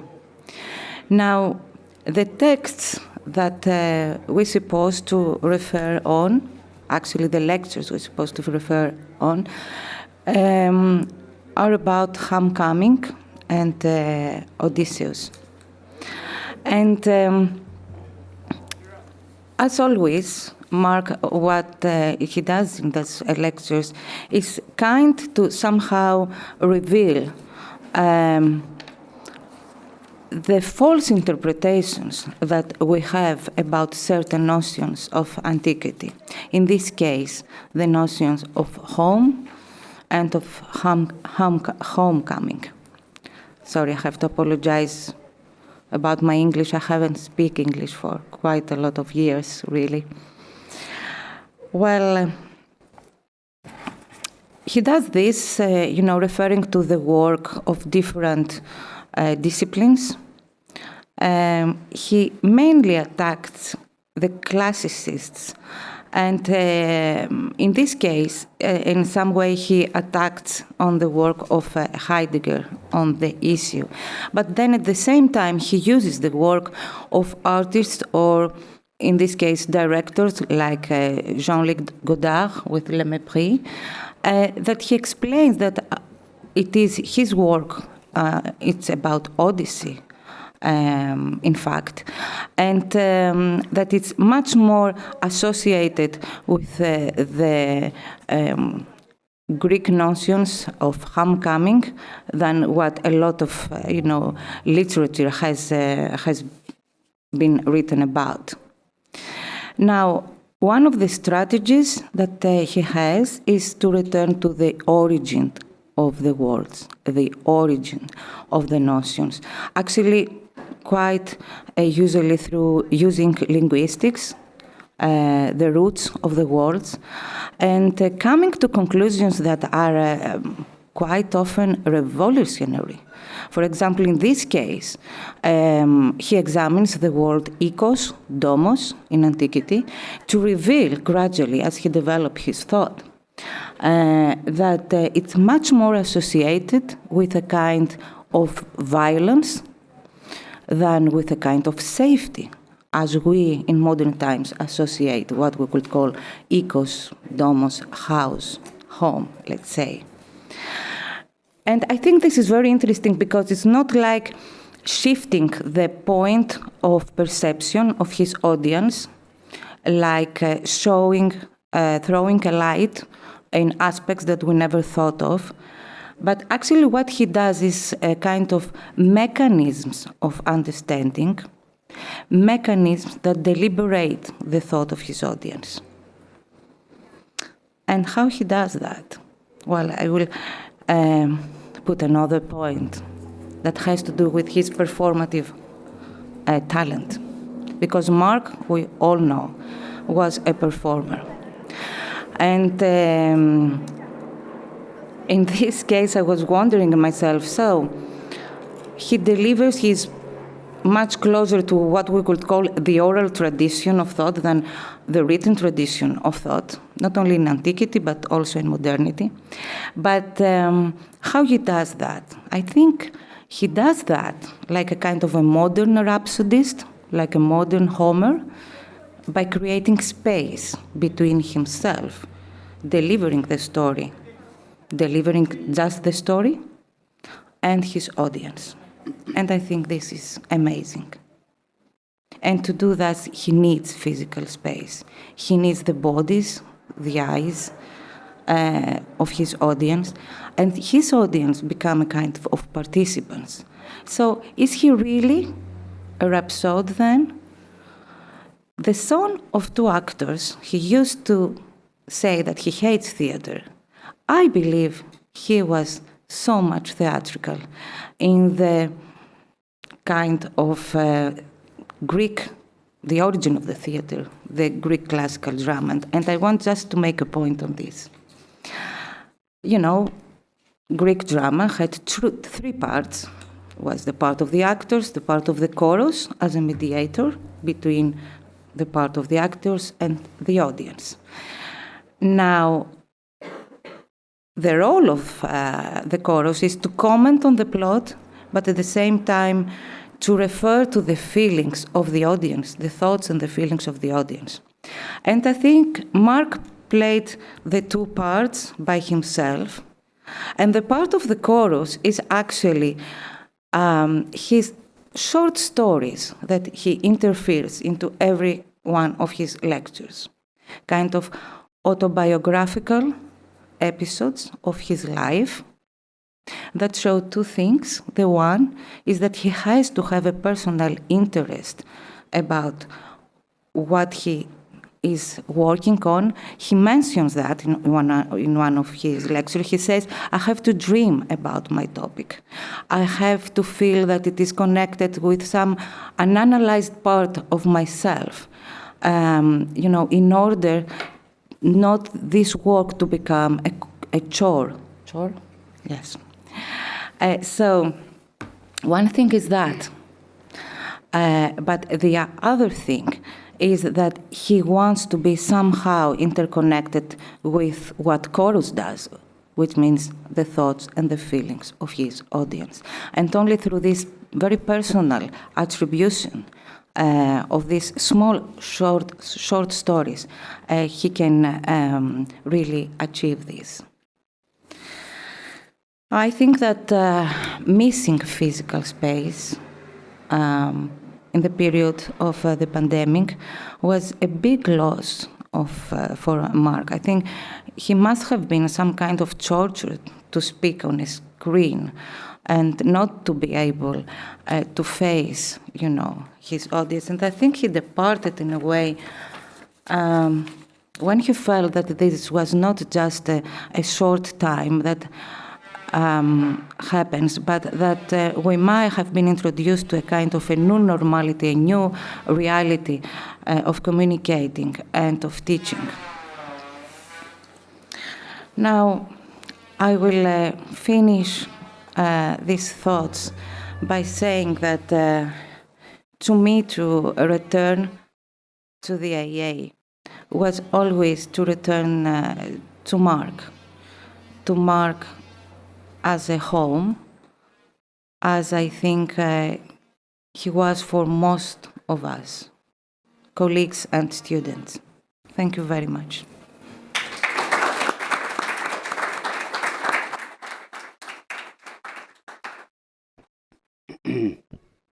Is that, I guess that's on. Okay. So I guess in the spirit of the panel, I should describe the first time that I met Mark.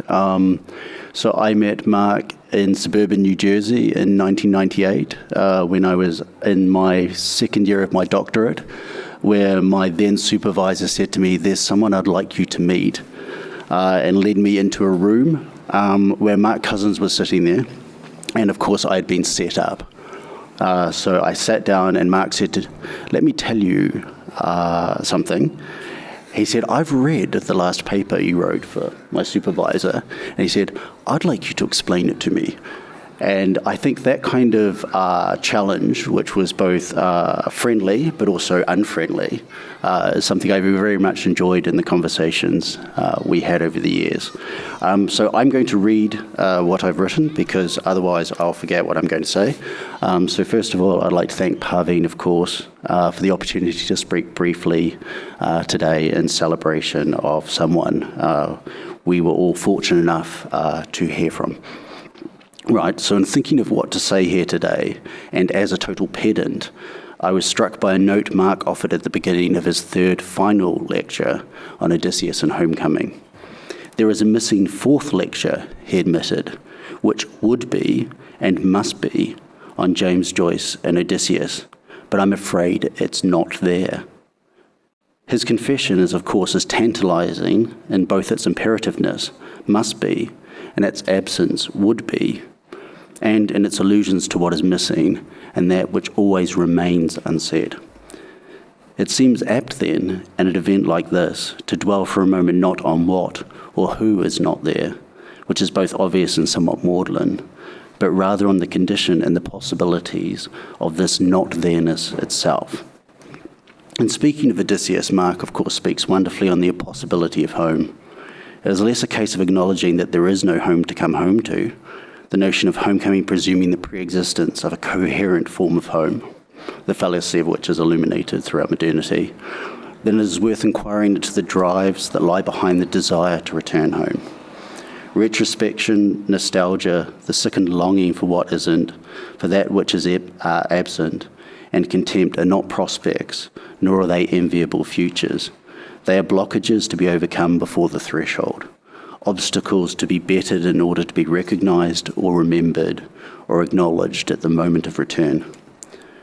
Circling back to Mark's comment on Joyce's Ulysses, the writer's transposed, quotidian yet heroic, wonderfully obscene and masturbatory Odysseus, let loose in the pawn shop of Dublin, my thoughts immediately turned to an essay by Tom McCarthy, I'm glad to see you here today, with whom Mark and I had a wonderful round table on Tom's last book here, which I remember very fondly. For Tom, and therefore for all of us, Ulysses contains everything, all possibilities, including the possibility of its own demise, and conversely all matter, which crucially finds its basest and, for all of you who know Mark, its naughtiest form within the work itself. The weight of which ensures the narrative collapses into itself, creating a kind of Gordian knot, like excrement twisting through a sewer, or the swirling scum and stately plump or the swirling scum and stately plump Buck Mulligan's bowl of lather, through which the book, the narration, the return, the memory might come into being. Given this visceral materiality, the question that Tom poses is how, as a writer, do you write after Joyce? Following on this prompt, I guess one of our questions today then for all of us is how do you speak after Mark? The answer to which is, of course, you can't. And the answer again is also, but of course you will. This compunction, this willingness to speak, brings you back to a figure that is more overtly architectural, one that is not really domestic and certainly does not dare speak of dwelling, the Heideggerianism affectation Mark so brilliantly dispatches, but rather begins to reflect on the idea of accommodation. This is not about what is to be accommodated, which seems to be to me a kind of managerial, logistical question, but rather about what it is to be accommodated, or in return to be accommodating, to be given or to give a place or a space for pause, for thought, for comment. In this way, and looking to untangle these matrices of generosities and complications, provides another way of asking and attempting to address, how do you write or speak after? One way of considering this accommodation, for me and for Mark, is through openness, which is not necessarily to be confused with its generosity or its lack thereof. If the home in its most conventionally religiously enforced terms might be thought rightly as a form of enclosure, a delimitation, then what Odysseus illustrates for all of us is the intellectual value of the perspective, the perpetual, the circumnavigatory, which is, of course, the complicatedness, the remaining at sea that so infuriated his more moralistic interpreters of the 19th century. Anyway, this elsewhereness without end might be thought of, or thought through, by watching Godard's Les Mépris. Of course, Mark never used slides, but when listening to him speak again of Les Mépris, it is impossible not to see one's own jumbled, individually organised, resequenced images of the film. Despite it being Godard's most conventional film, our fragmentary recall of Les Mépris, this jumbling and resequencing, makes good the director's promise that a film, like a memory, should, quote, have a beginning, a middle, and an end, but not necessarily in that order. Right, so I like slides, so if I could have my slide, please. I like representations of things because I don't think things are themselves. Right, so there we go. Therefore, in closing, I would like to return to an image, a representation from the film, not of home, not of Ithaca, but of the sea itself. As a New Zealander, something Mark often reminded me of in terms of my pronunciation, while also, I should note, graciously never mistaking me for an Australian, I am familiar with the expansiveness of the sea, but not this sea, and not this Odysseus. According to legend, Godard was forced to shoot Les Mépris in widescreen cinemascope. A format his proxy, the director Fritz Lang in the film asserts, is fine for snakes and funerals, but not for people. Pithy as his formal critique may be, I'm not sure that Raul Kuta, Goda's wonderful cinematographer, sensational cinematographer, agreed with the sentiment, as of course neither did the director. After all, what are we if not, as the ancient Greeks remind us, capable of being transformed into snakes, or, as Joyce suggests, of being transmogrified into more base material? A dutiful dissenter, Kuta shot the film as if nothing existed outside the image. An expansiveness is evident in the final shot here of the horizon between the Mediterranean and the sky. Here the frame seems to see and contain everything, holding all matter, which of course it doesn't, nor does it need to, as what exists outside this frame, like all frames, is already in the space of illusion, of voices, and admonitions that lie, like the incantations of Circe, off screen, and which exist in the wanderings of memory itself. While the idea of horizon might have its etymological origins as a limit, we, I think, should think of it as the opposite, as an openness through which it is possible to circumnavigate and return again and again to the same location, but only if location is understood, as Marx suggests, as a displacement, a deferral of loss. Each orbit providing a finish but not an end, offering up or excreting out, in Joycean terms, the possibilities of this always everywhere elseness. And this, for me, is what Marx's lectures and the conversations we shared always led to the intellectual valuing of orbiting, of circumnavigating, of working around an idea, of finishings without endings, and of appreciating that while there might no longer be any defined points of origin, thankfully there is no end to departures. Thank you.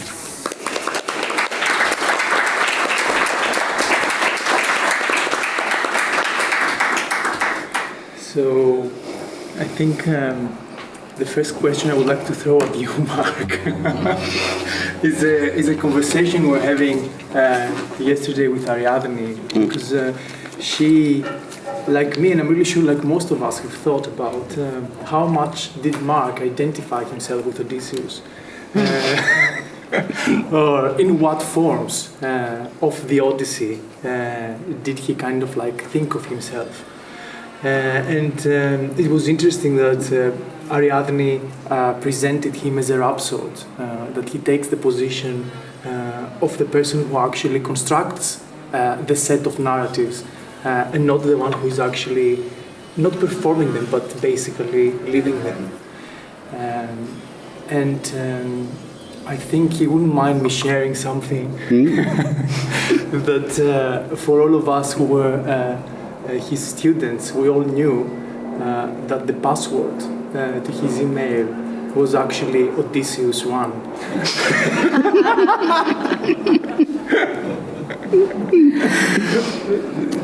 So I would like to open the conversation with that one. Okay. Well, hopefully that email account's been closed, so for data protection.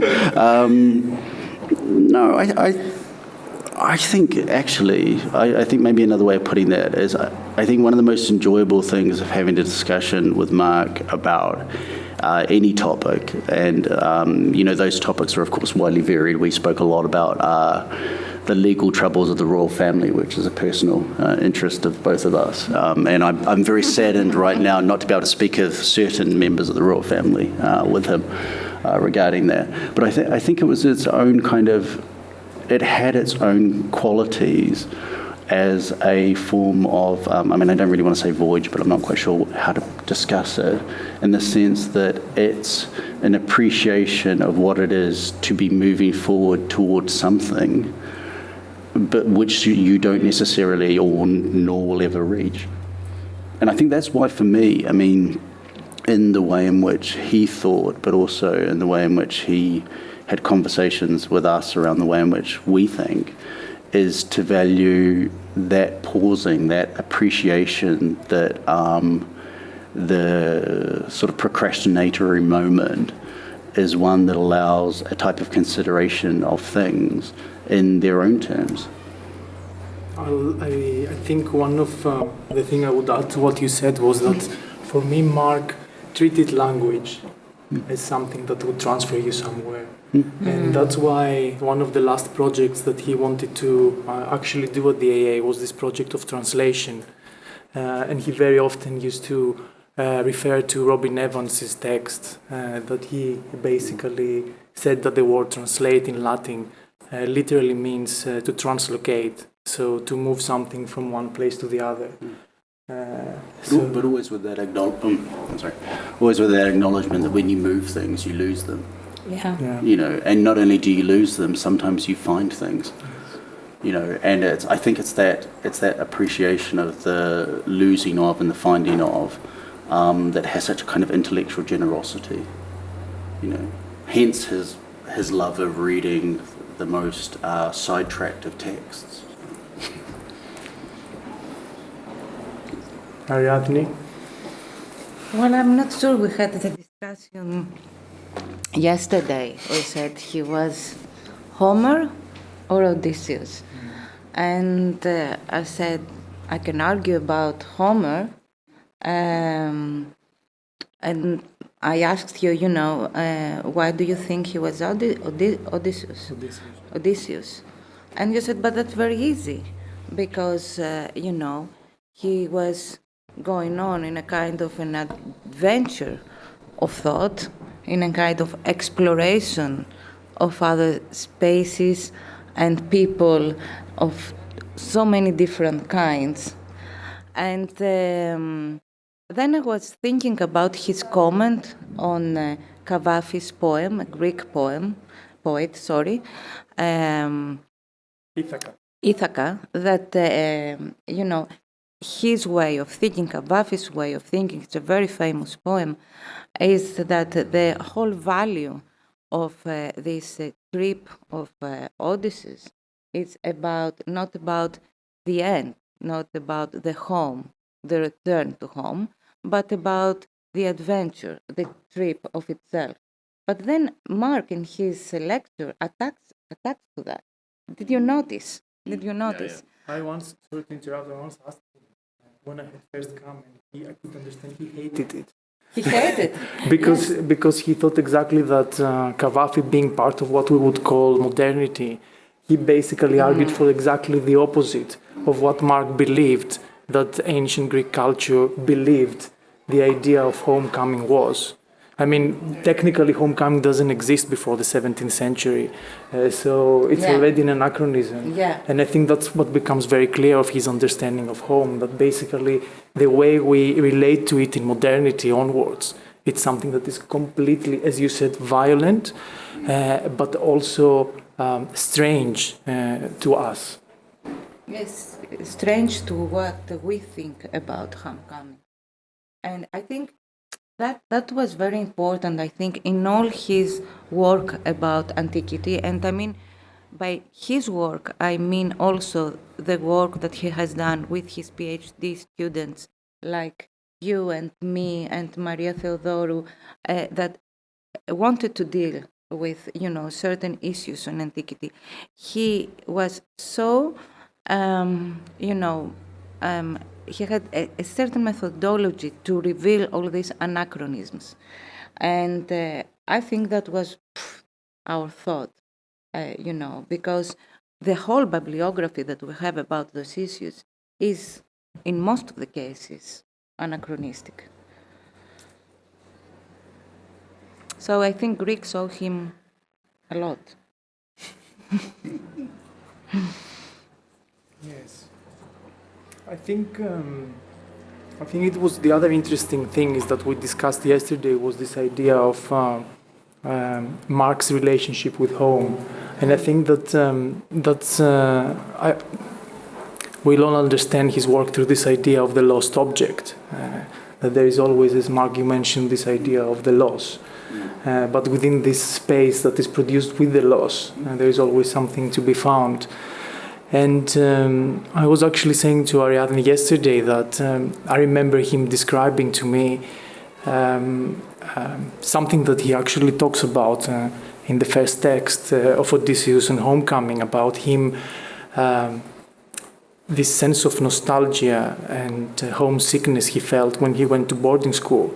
But there is something that he didn't put in the text that I remember very clearly, him saying that the only moment, or let's say the only space that Mark could feel at home was in the library, and more specifically when he was reading a book. And I also remember him saying that he knows when he's not feeling well, when he cannot read a book. So it was my kind of like interpretation that books, and when I talk books, about the physical entity of the book, was what he considered to be home for him. And I think that there is a very strong tie, obviously, there with his, I would call it almost obsession with language, and his obsession. And at least this is something that when I came, he was really into it, this relationship between writing and drawing, which for him basically they were the same thing, that one could not distinguish the two forms. Yes. Which again is sort of why it's a shame there's no fourth lecture, but entirely appropriate. Because, you know, to hear those thoughts on the book, which contains everything and everything in its filthiness, as Tom says, you know, allows a different type of swimming through that language. It's interesting, now you mention it, he never talked about Ulysses, I mean Joyce's, at least not to me. Not to me as well. Well, yeah, we only spoke about the dead from Dubliners. I think the only conversation we had around Joyce was about the dead and Dubliners, and the sort of, it was something to do with the obviousness of the snow at the end of that story.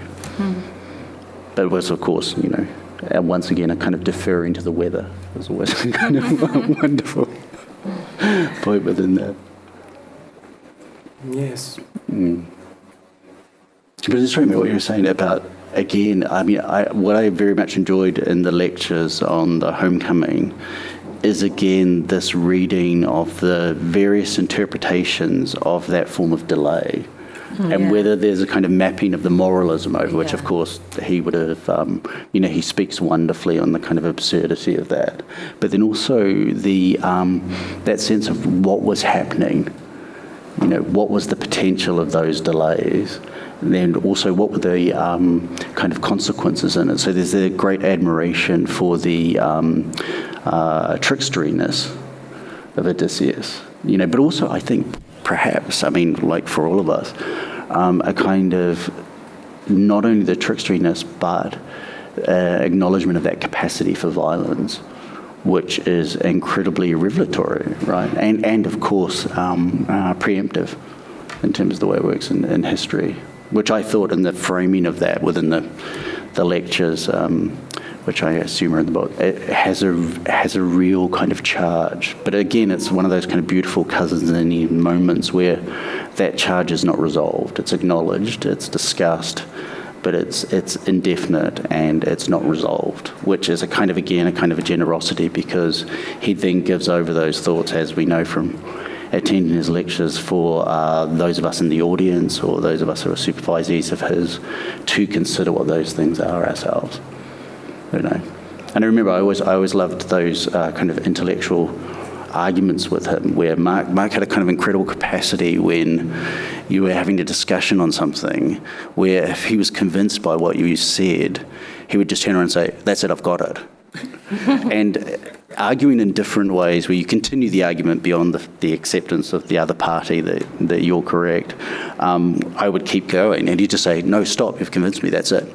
And it was great. It was that kind of wonderful switch that he had, where he'd just say, "No, I acknowledge that. That's it." Were you ever, when you were going to see him, the question goes to both of you. Oh. I was. I do have a lovely story, which it's not about me being late, because I don't really like being late, although I often am. I'll tell you one story about that. Okay, I've got a funny one. Yeah. Like I said, I try not to. But I had, I think I had jet lag, or I had children, which is the same thing. And I went to see Mark, and I said before we started, "I'm extremely tired." And you remember his space in the barrel vault. He said, "Why don't you sit on the sofa rather than the chair?" And I sat on the sofa and, of course, promptly fell asleep. And then I woke up a considerable period of time later, and all of his PhD students were queued up in the corridor outside of his office. And then when I woke up, I said, thank you, Mark. And he said, well, no, you look like you needed a rest. You often do. And then he said, now shall we begin? And I said, what about them? And he said, they always know I'm late. I'm always delayed. So that was that. And you? What is the story? Know that when he first introduced, he referred to you, he said, I want you to make Mark because I want him to talk to you about the beauty of being late.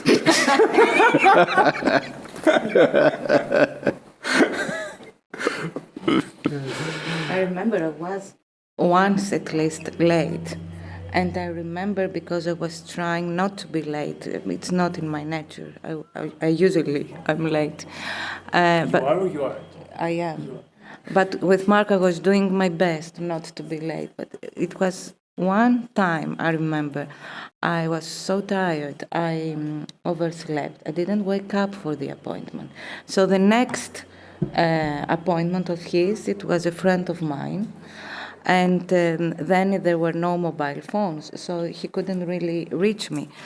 Well, when I met him kind of a couple of hours later, my friend told me he was so, worried. And he was so, surprised by this behavior of yours, because you are never do that. And then I felt, in a way that, as you said in the beginning of your talk, he was always like a kind of a father, even though he was quite young then to be a father of me, but that was his behavior, I think, for all of us, not only his student. It was not a kind of an age difference or something like that. That was his feeling towards people, to be a kind of, a parent, not in a formal sense, in a really meaningful sense. Did he psychoanalyze the fact that you didn't go to that appointment? Was there something difficult to discuss? Of course he did. Of course he did. That's in the Odysseus lectures. That's an interesting thing, is him trying to consider why he's late.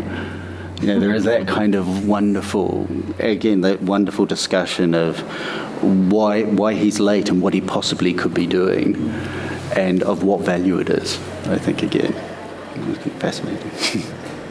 I have a dramatic story for the end. So when he came to Crete, I drove him and Parveen to the airport. And we were literally on a straight line to the airport, and there was only one car in front of us. And as I was driving, it was only the three of us in the car. I passed by the military camp where I used to serve in the Air Force, and that was the place where I used to call him before I come to join to the AA. And he was always so surprised that I had been to the Air Force. So there was... As am I. I've never heard this. I was driving to the airport. It was 2 minutes away. And I turned to show to them. I turned my head to show to them, this is the place where I called you for the first time to say to you that I want to come and study with you. And I don't notice that the car in front of me has stopped on a red light. And then I smashed the car. And it was so traumatic, the whole thing. So we didn't speak about it. So thank God we all survived. So then we come back to London, separately. And he sees me in front of the school. And I said to him, Mark, I'm really sorry. And then he turns to me and says, well, you have to take this with your analyst.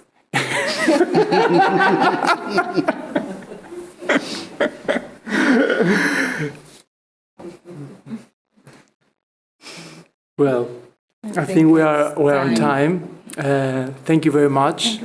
Before the lunch break, Alex Lorente will introduce the annual lecture giving campaign for Mark. Hi there. I won't take more than 3 or 4 minutes of your time before we all head off for lunch. My name is Alex Lorente. I'm head of membership and alumni at the AA, and I'm really grateful to be invited to say a few words here today. Today is not only about remembering Mark, but also about finding ways to keep alive his work and his teaching and to celebrate what Mark brought to us and to the AA.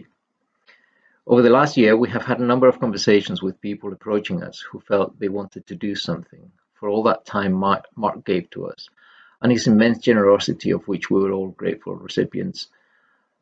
So I'm really pleased today to be able to announce the establishment of the Mark Cousins Annual Lecture Fund, to tell you about a fundraising campaign that we're launching and how we can come together to support this in whatever way each of us is able to. The fund will support an annual lecture at the AA, a future highlight in the AA's public program to celebrate the wit and learning with which Mark inspired and provoked audiences at the AA for 3 decades. It will be an annual event in Mark's honor to help bring his teaching to new and old audiences and to highlight the wealth of material at the AA. But it will also be an opportunity to invite new thinkers and practitioners to give voice to the next generation to speak at the AA and to do so in Mark's honor. For those of us who knew Mark personally, it may also be a chance to dress up once a year or an excuse to light a cigarette on the terrace or just a reason to come together at the AA in the way that Mark so enjoyed. The annual lecture, is actually something that Mark himself dreamed up, something he wanted, and we think it's a wonderful idea. The fund has already been established with the generous support of Parveen and others at the AA, but we think this deserves also your support, everyone's support, to become a true highlight in the AA's public program and to ensure that Mark is celebrated at the AA for at least another 3 decades. So if an introduction to Mark changed your life, like we've heard this morning, it did for Jeff and Mark Morris and so many others, if you've attended Mark's Friday's lectures or, like many of us, found yourself often having conversations with Mark at the AA bar or on the terrace that will stay with you forever. If you were inspired, if you feel that you want to give back, then this is one way you can. Every pound donated will go straight to a restricted fund in the AA's foundation, a separate charity established in 1989 that supports named scholarships, bursaries, prizes, and other projects at the AA, where it will be safeguarded for the Mark Cousins Annual Lecture. For the next 6-7 weeks, as part of the fundraising campaign towards this, we will be reaching out to the many generations of AA graduates who have known Mark in the school, and we really look forward to seeing all faces on screen or in person and hearing back from people we haven't seen in years, because a campaign like this is also about bringing together people whose lives were touched by Mark. And whether you can contribute financially towards this or not, there are many ways everyone can be involved in supporting this effort. Helping to reach out to others, spreading the word about this in coming weeks, posting about it in social media, or just picking up the phone and calling someone who you think would want to know and might be able to support this campaign. Because the more we can support this, the longer the memory of Mark remains alive amongst future generations. So do speak to us, give us a call or email us, and we can tell you more about the campaign and how you can support this effort. You can find contact details on the AA website. And for those of you who can make a donation today, there is a link in the event page on the AA website. Every contribution, large or small, will be truly appreciated and will ensure that Mark Cousins continues to be celebrated at the AA through the Mark Cousins Annual Lecture. Thank you. In 1975, for the first time, I attended a reception for staff at my university, not in my own department, but in the Department of Sociology. I had been told by 2 women that I had to meet Mark Cousins, who had just been appointed to the university, because he was interested in psychoanalysis, just as I was. One woman had known Mark at Oxford and was herself at Brunel. The other was a great friend of Mark, who happened to be sitting opposite me on a train going up to a feminist conference. I attended the reception. We met, and I was rather in awe of him. This tall young man with a first from Oxford, dressed in a pink denim suit and punched yellow ochre shoes. Something of an enfant terrible. One day soon after, Mark, before letting his feelings overwhelm him, took the precaution of asking me whether I too was a Marxist. Audience, I lied. I remember this when recently one of Mark's graduate students avidly listening to every lecture he could find online, remarked with surprise that some of the very early recordings were about Karl Marx. Yes, of course, Mark knew his Marx, and we went to many conferences where, after a rambunctious evening, the light was on at 2 a.m. in some dingy room, Mark methodically writing his speech, dense, detailed, theoretical, for the following morning. Soon, the psychoanalysis changed everything. It got him more than a decade later to the AA, where, deeply imbued with its basic assumptions, he engaged with the task of becoming a new Mark, the Mark you know. Both delivery and content were to be drastically transformed. He no longer wrote his lectures, he performed them. The performances bore no resemblance to what was habitually called an academic lecture, and they were certainly not theoretical. I want to show that now his politics became a politics of becoming. In Mark's case, of becoming both teacher and Mark Cousins, with the audience crucially involved in the performance. There are many kinds of politics. The one that concerns me is a practice of freedom, in the sense in which the artist practices freedom in making art. This working on the canvas is also a question of personal growth, of becoming yourself. Jack Whitten, one of the early black abstract artists of the 1970s, attests to this. After visiting New York and going to a museum for the first time, Whitten meets de Kooning, Franz Klein, and others. He writes, "This is fantastic. This is an amazing kind of freedom. You can actually build this thing the way you want to build it." And that's what really just zeroed me in on it. Whitten realized that art shapes people's lives, first and foremost his own. Art opens up the possibility of self-invention. This is about the expression of subjectivity. For the artist, the expression of subjectivity is primary, and the viewer shares that subjectivity through the artwork. But this sharing is itself unconscious. Subjectivity is unconscious. The painter shares her subjectivity through the painting she has made, and we recognize that words can't capture what the painting conveys. The poet uses words, but again, we cannot give an adequate account of a poem, no matter how many words we have at our disposal. And you would be hard-pressed to give an adequate summary of any of Mark's lectures. I would like to suggest how precisely Mark taps the subjective and shares it, which is not to say that I can put into words what he shares. Subjectivity necessarily concerns the subject of the unconscious. 20 years ago, in a 20-lecture series, Psyche and Space, Mark accounts for such a subject in spatial terms. Mark argues that space does not pre-exist the subject.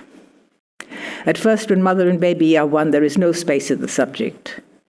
But a space develops from the anal stage on with the inside-outside distinction.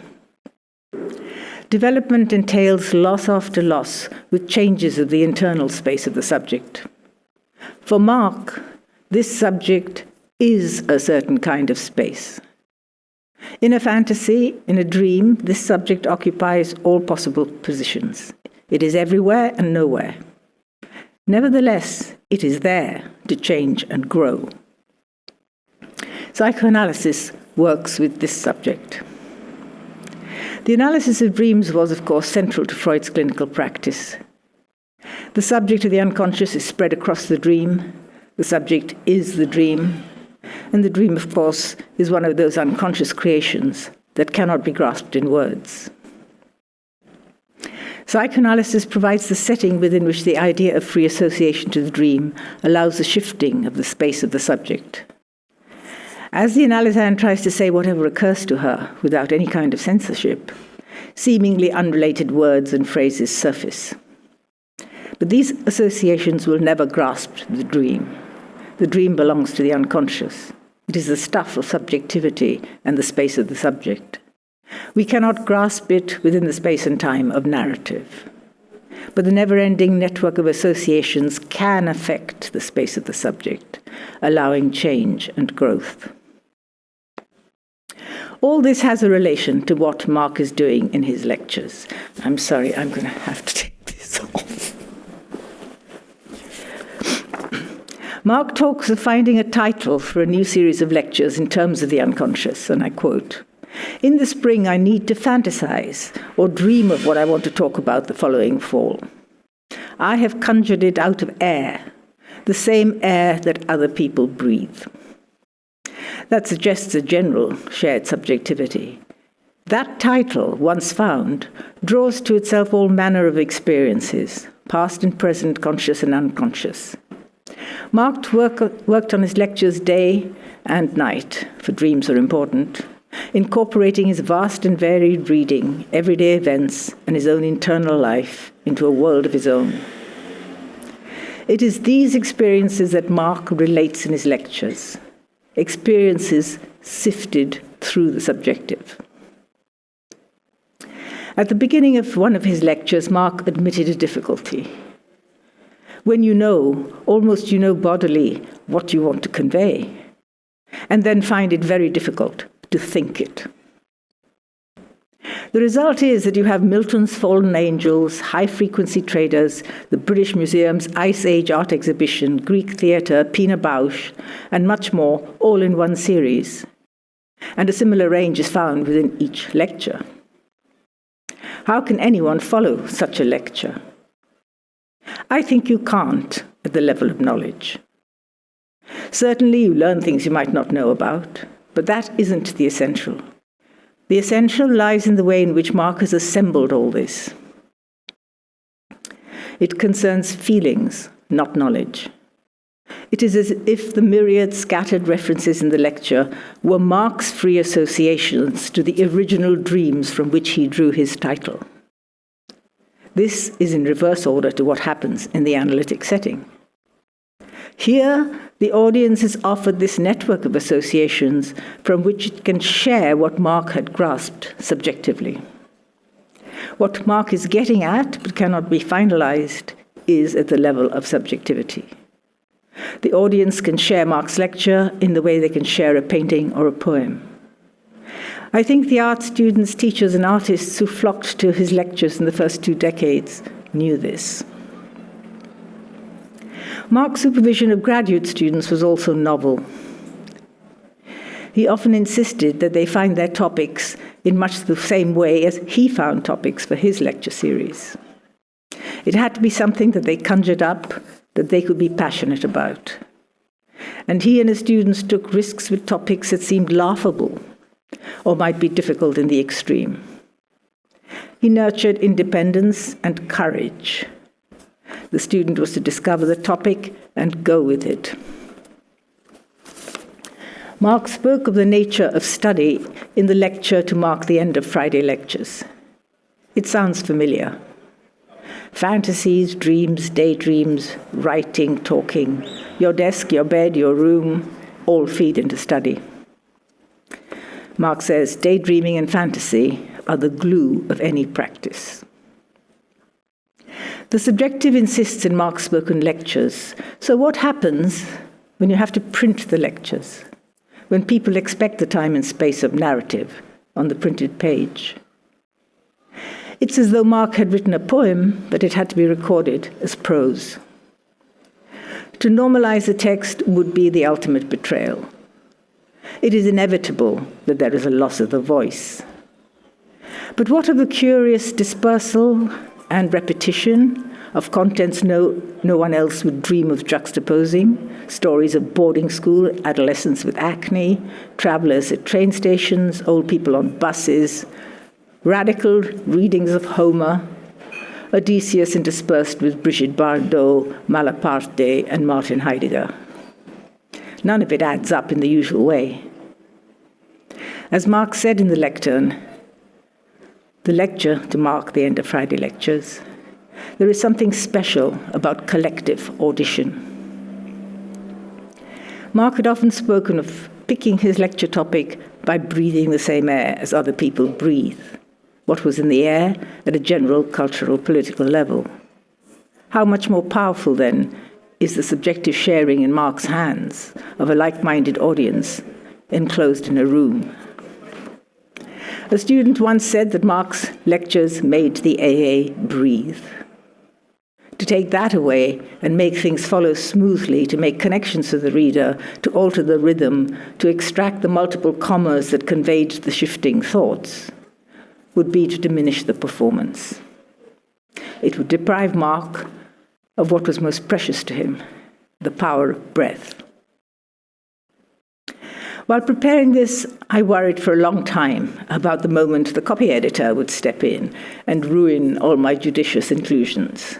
The barely grammatical, the repetition, the leaps and bounds of theory, philosophy, psychology, art criticism, all laid out for demolition. But Eva Menuhin was a godsend. I told her at the start that I did not want to make things easier for the reader, and she came to understand why. My heartfelt thanks to her for her considerable support. And I do not have words adequate to describe what I owe to Mark Morris, who found her for me. He helped in many ways to overcome obstacles, and there were many, so that I could produce the book of Mark lectures that I wanted. Without Mark Morris, the book would not have been possible. Thank you, Mark. To end, I return to the end of the lectern, the end of the Friday lectures. There, Mark returns to a film he often talked about. Goodbye, Mr. Chips. Mr. Chips is a teacher who has taught generations of boys. A new boy whose father and grandfather had been taught by him comes to the school. As Chips lies dying, two teachers remark that it is odd that he never had children. Oh, but I have hundreds and hundreds of them. The new boy, played by Mark's father, a plump 12-year-old, waves as ex-students file by.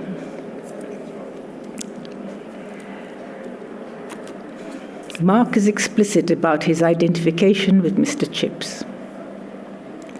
But what strikes me almost viscerally, listening to it again, is the sense of a reversal that is not a reversal. Mark is in two opposite places at one and the same time in this story, in the manner possible in the space of the psyche. Isn't this also the space of shared subjectivity? Does not this film, this father, this child, the man Mark, the Friday lectures, the AA, mingle in a manner palpable to the audience? Is this not the enactment of farewell to the Father, the Son, and the AA? Without knowing it, Mark omitted something that he usually includes when telling this story. It is that the new boy says, "Goodbye, Mr. Chips."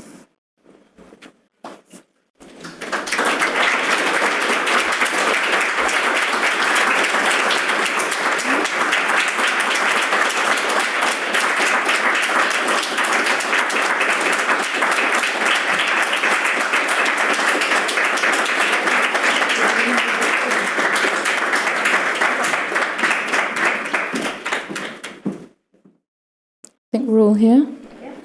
Enrique, Charles, welcome. Thank you very much to Parveen, to Manager, for inviting me to join today's symposium. My name is Catherine Ince. I'm Chief Curator of V&A East, a new project by the V&A in East London. I'm joined by Charles in Sydney, Enrique in Santiago. So I'm sandwiched between two different time zones. Good morning. Good evening. And we're going to do our very best to have a conversation in this strange community here. I'm going to kick off, and then I think I'm going to hand over to Charles, and then Enrique, and then we'll have a bit of a conversation. I first met Mark maybe 10 or so years ago through friends and contacts I had here at the AA. Shimon, nice to see you in the room. People like Tom Weaver, who I'd got to know as I came back to London in the previous decade and started to orbit around the AA community. So I was interested in the public program, the teaching, the environment here. And a few years later, Mark kindly invited me to teach on the History and Theory course, Contextual Studies, a module, just as I was opening an exhibition about the work of Charles and Ray Eames, which I staged at the Barbican in 2015. And we had, many wonderful conversations at that time about the broader cultural landscape, how important it is for students to engage with exhibition making, with arts, with design, and cultures of all kinds. I felt his respect certainly as an exhibition maker. Don't consider myself an academic. And he was very wry and at times sort of lamented the loss of that sort of dimension of the cultural life of the student that he seemed to observe. We talked a lot about expensive shoes, I seem to remember, which he felt characterized the priority of some students over other things that he felt more important. We're here today to talk about the new, but I didn't attend those lectures. Enrique and Charles both did. In 1997, 1998, when they were given, I was an undergrad student in Sheffield, studying history of art, design and film. And I was just thinking reflecting as in preparation for today's lectures, what I was doing at this time when Mark was giving his lectures. And I like to think that he would have felt it appropriate that I would sit most of my Fridays in a film theatre, watching film, enjoying film, analysing film, discussing film. And it seemed to be, I hope he would have approved of that as a sort of good starting point for an education. But when you discover Mark and his performances, as we've been hearing today, this incredible capacity to explore beautifully these subjects in all facets, I had never sort of encountered anybody like that before. My education was fairly sort of standard in that respect, and it's something of a privilege to be in the room and to be experiencing his ideas, his philosophical range, and this performative dimension, which was utterly captivating. We're going to talk about sort of the context of that time and the lecture series, and there's lots of different sort of points that we wanted to bring out today.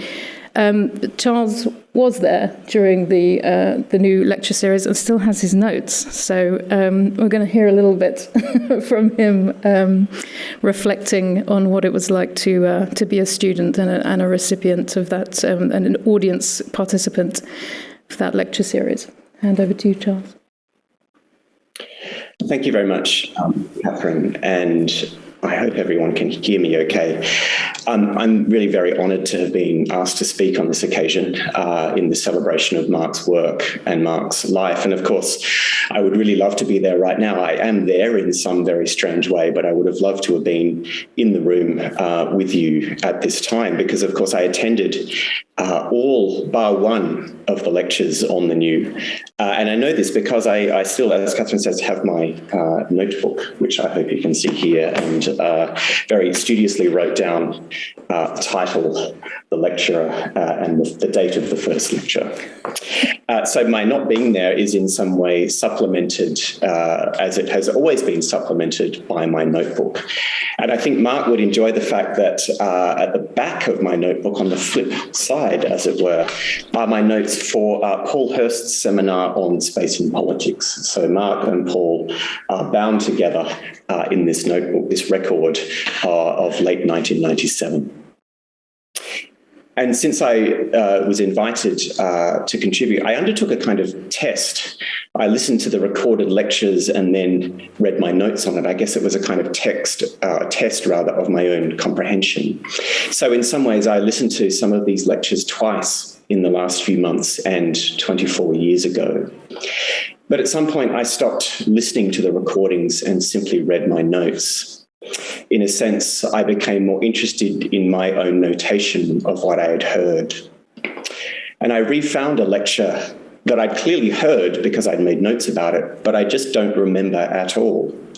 And it's one that jumps out at me as perhaps the most vivid demonstration of Marx's argument on the new.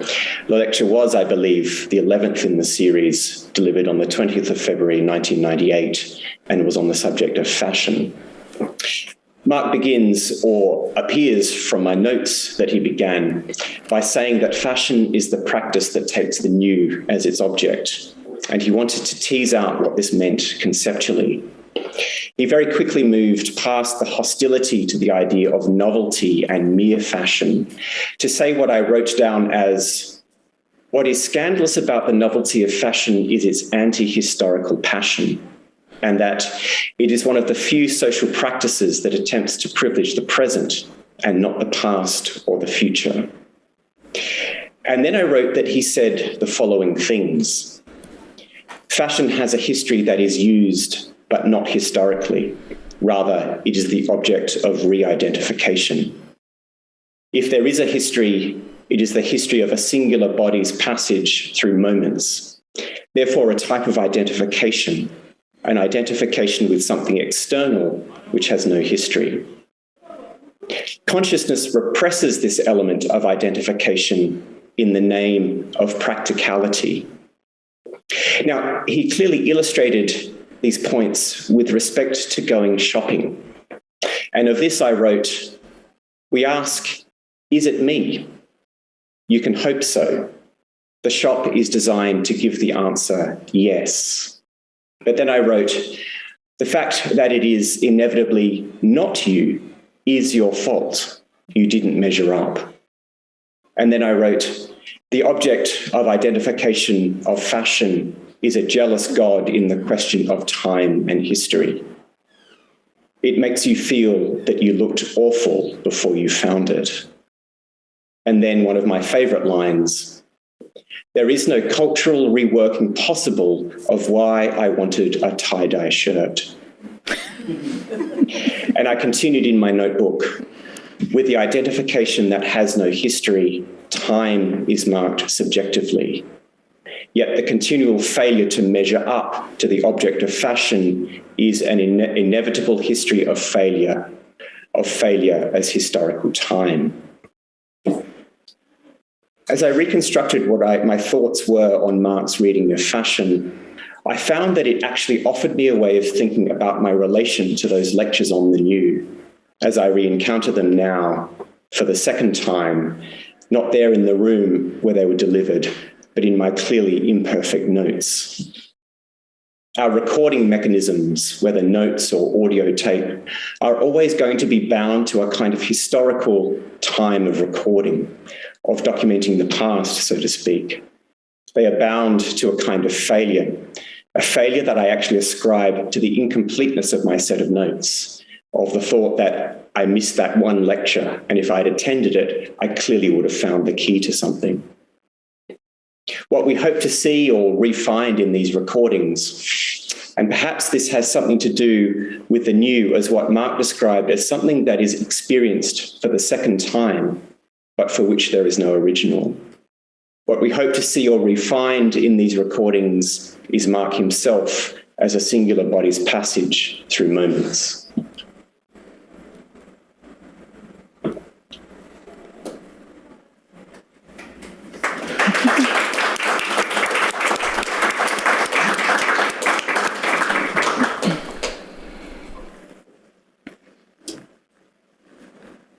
Enrique? Yes, hello. Hi. Can you hear me? Right. Mm-hmm. I'm also extremely thankful and honored to take part in this event. To thank you, Parveen, for the invitation. When Catherine, Charles, and I met a few weeks ago, and I learned that Charles would revisit his notes from the lecture 24 years ago. I thought of my own notes and why there were no notes. In other words, why I had not taken notes. And I remember I tried for a while, since the very beginning when I arrived at the AA in 1994, and I attended Mark's series on ugliness. It was called Ugliness there before it became The Ugly. I tried to basically keep notes, and I oscillated between two modes. On the one hand, writing down a term to try and see what the argument was, and secondly, to keep full sentences to really take the flesh of the lecture. But of course, both proved completely unsuitable. I would not get anything from it, and at the same time, I realized that not only were they useless after a while, but they would also sort of distract me from the pleasure of seeing Mark think in front of me. The pleasure, in fact, the point of attending his lectures at the time was for me to think, to see him think in public, elaborate an argument precisely while he delivered it, and to think with him at the same time. So I sort of dropped it early on. I had forgotten that though. In fact, the only time I saw Mark lecture with a text, in other words, to reading, in fact, was twice.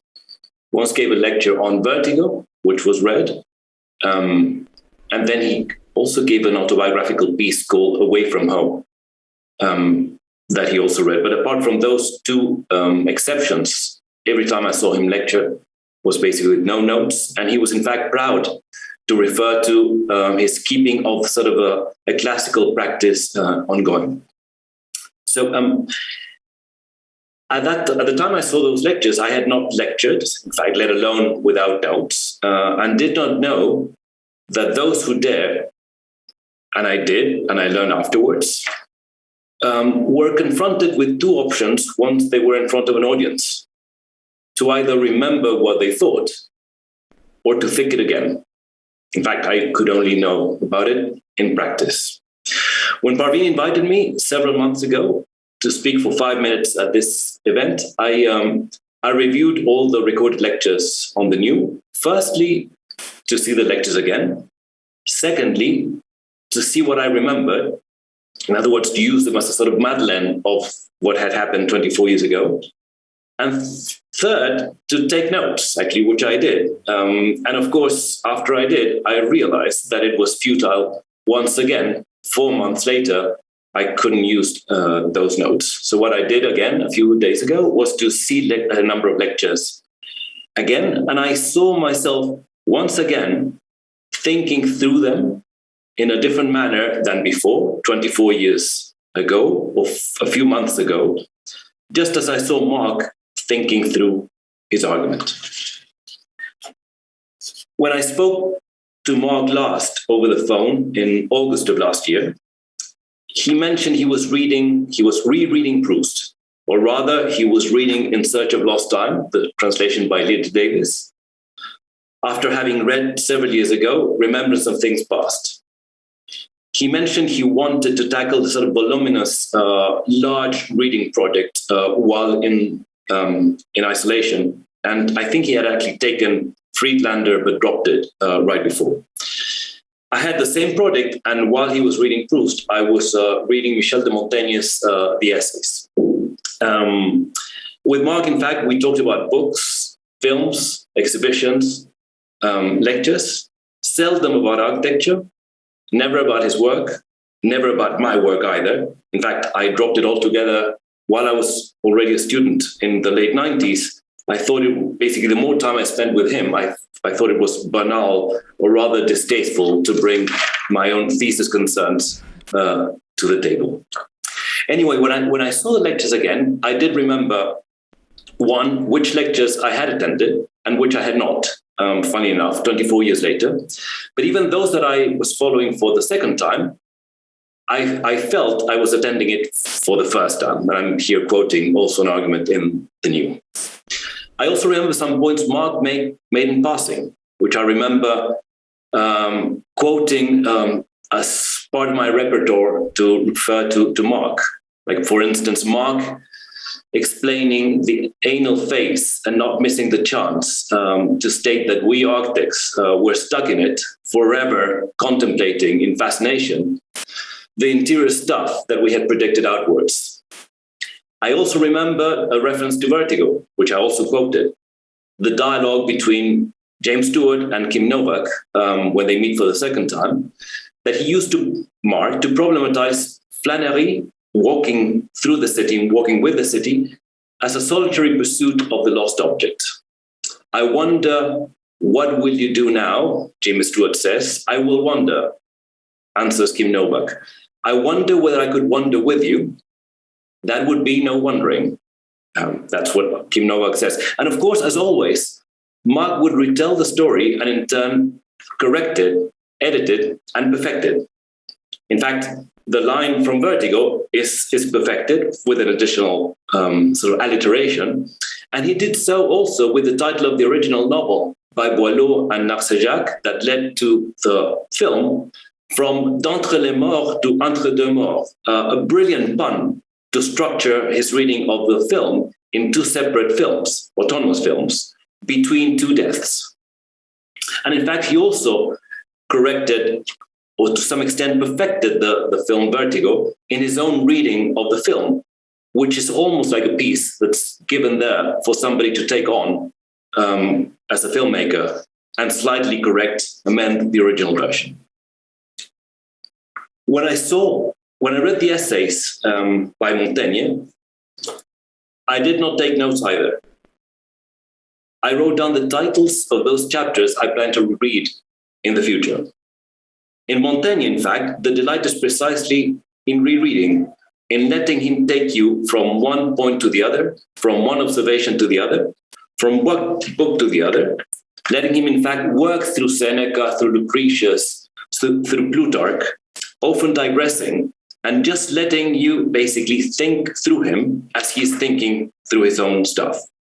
Thinking with and thinking through is, of course, a quotation I'm taking from Mark, which was exactly what he was doing through the city, through the book, and through the lecture.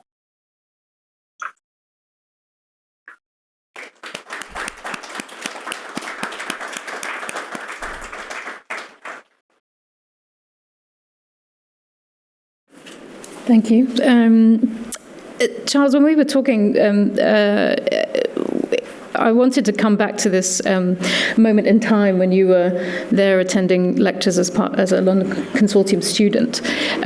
You described a sort of particular atmosphere and environment in which many different types of practitioners, fashion designers would come, and the halls would be heaving. And I just wondered if we could sort of dwell on that a bit and think about the excitement that seemed to be sort of palpable from what you described, and the desire to be present in this room, listening to this thinking in public, and watching what would have been an incredible performance. Yeah, I mean, I remember it quite distinctly. I mean, it was really, I was 23 years old. I was a baby. I turned up in London to do my master's course, and I think, you know, in some ways, my practice of note taking was some kind of effort to record that I was there in this place that seemed so exciting and interesting, and that I'd thought a lot about in my undergraduate education, and that, you know, you want to experience, and of course, experience is a very, very difficult kind of category to come to grips with. But, you know, over time, and this is always the kind of amazing thing about that lecture hall, is that you do see a kind of cultural life of London. And I think what I learned, as much as what I tried to take notes about, was the way in which that might be formed, and the way in which these kinds of events and the regularity of the Friday lecture was such a kind of event for such a wide range of people, that, you know, you kind of often spot different kinds kinds of people, or your friend would tell you that so-and-so and that they're here, and that the AA became a different place from the architecture school that it is during the week. It became a different place on those Friday kind of afternoons. And I remember the fantastic artist lecture series that Mark and Parveen would organise after the Friday lecture. So you would just have this other kind of sense of people in the building, and the school's incredible generosity in Mark and Parveen and driving that generosity of what it would do culturally in the place on Bedford Square. Enrique, do you have any thoughts? Yeah, about the being there. Well, I remember, in fact, quite a bit after having listened to the lectures. It was I think it was my fourth year at the A, third into the PhD. It was. I remember basically that it had become an extraordinarily exciting, as Charles was pointing out, an extraordinarily exciting place for a number of people outside the A, and I remember that basically, as opposed to the ugly, where I managed to sit at the front, I remember that this one, I could barely get into the room. I think the whole slate was there, and we really had to struggle and fight to get to the event itself. But I had a slightly more scattered sort of reception than I had with the ugly. The ugly I had vividly retained, perhaps because it was the sort of moment when I arrived at the A, and the new I got in bits and pieces, and I felt it was slightly more scattered in my memory than it actually was after I listened to all the lectures now. I was in fact surprised that I had been to almost every one of those.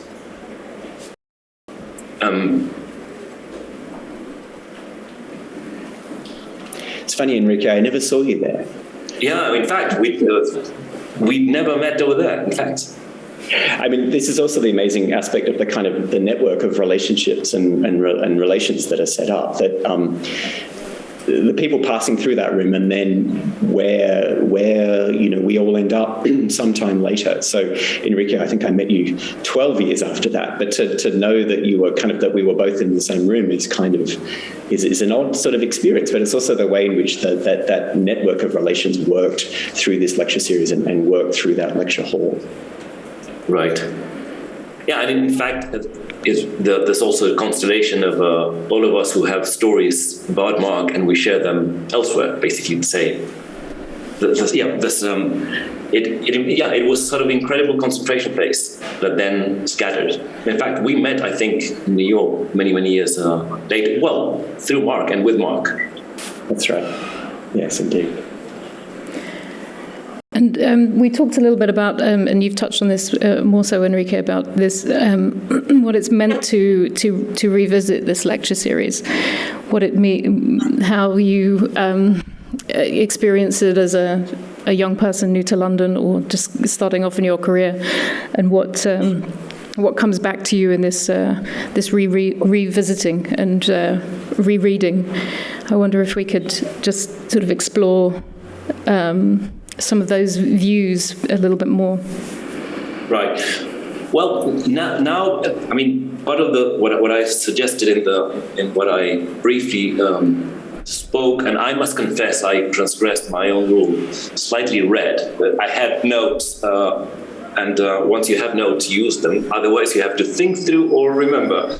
One of the things that became extremely clear to me now, perhaps because I was reading Montaigne when I basically spoke to Mark, was that his lectures basically had a very similar effect. That because now for the first time ever, I was confronted with this impossible task of trying to sort of reduce a lecture series, the new or Mark or our experience or something, to 5 minutes for this event. And I found completely blocked for weeks. I was about to do a sort of 8.5, the sort of Fellini's, I'll basically speak about my being blocked in order not to be blocked and deal with the event.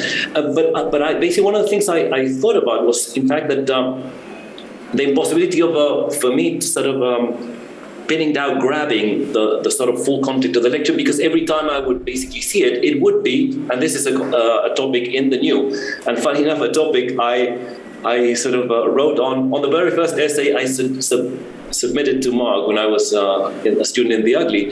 Is a bit like the sort of Artaud's theater, that every representation is just a new one. It's sort of autonomous one. Every time I see a lecture by Mark, even though I recognize the topics, it's a new chance of basically going through it and thinking with Mark as you see Mark thinking. And in that respect, I think it was quite coincidental, but at the same time not, that I was reading Mark also through Montaigne. That's what basically Montaigne does as a book. What matters is in the end the essay, just as you could call basically Mark's work the lectures. So it's of course Montaigne going from one observation to another, but it's above all Montaigne going through his authors and elaborating ideas here and there, and basically you read and reread him as a way of simply working through your ideas as he had worked through his. And I found that extraordinarily fascinating, because in fact I saw many of the lectures now 3 times, and every time was a new one.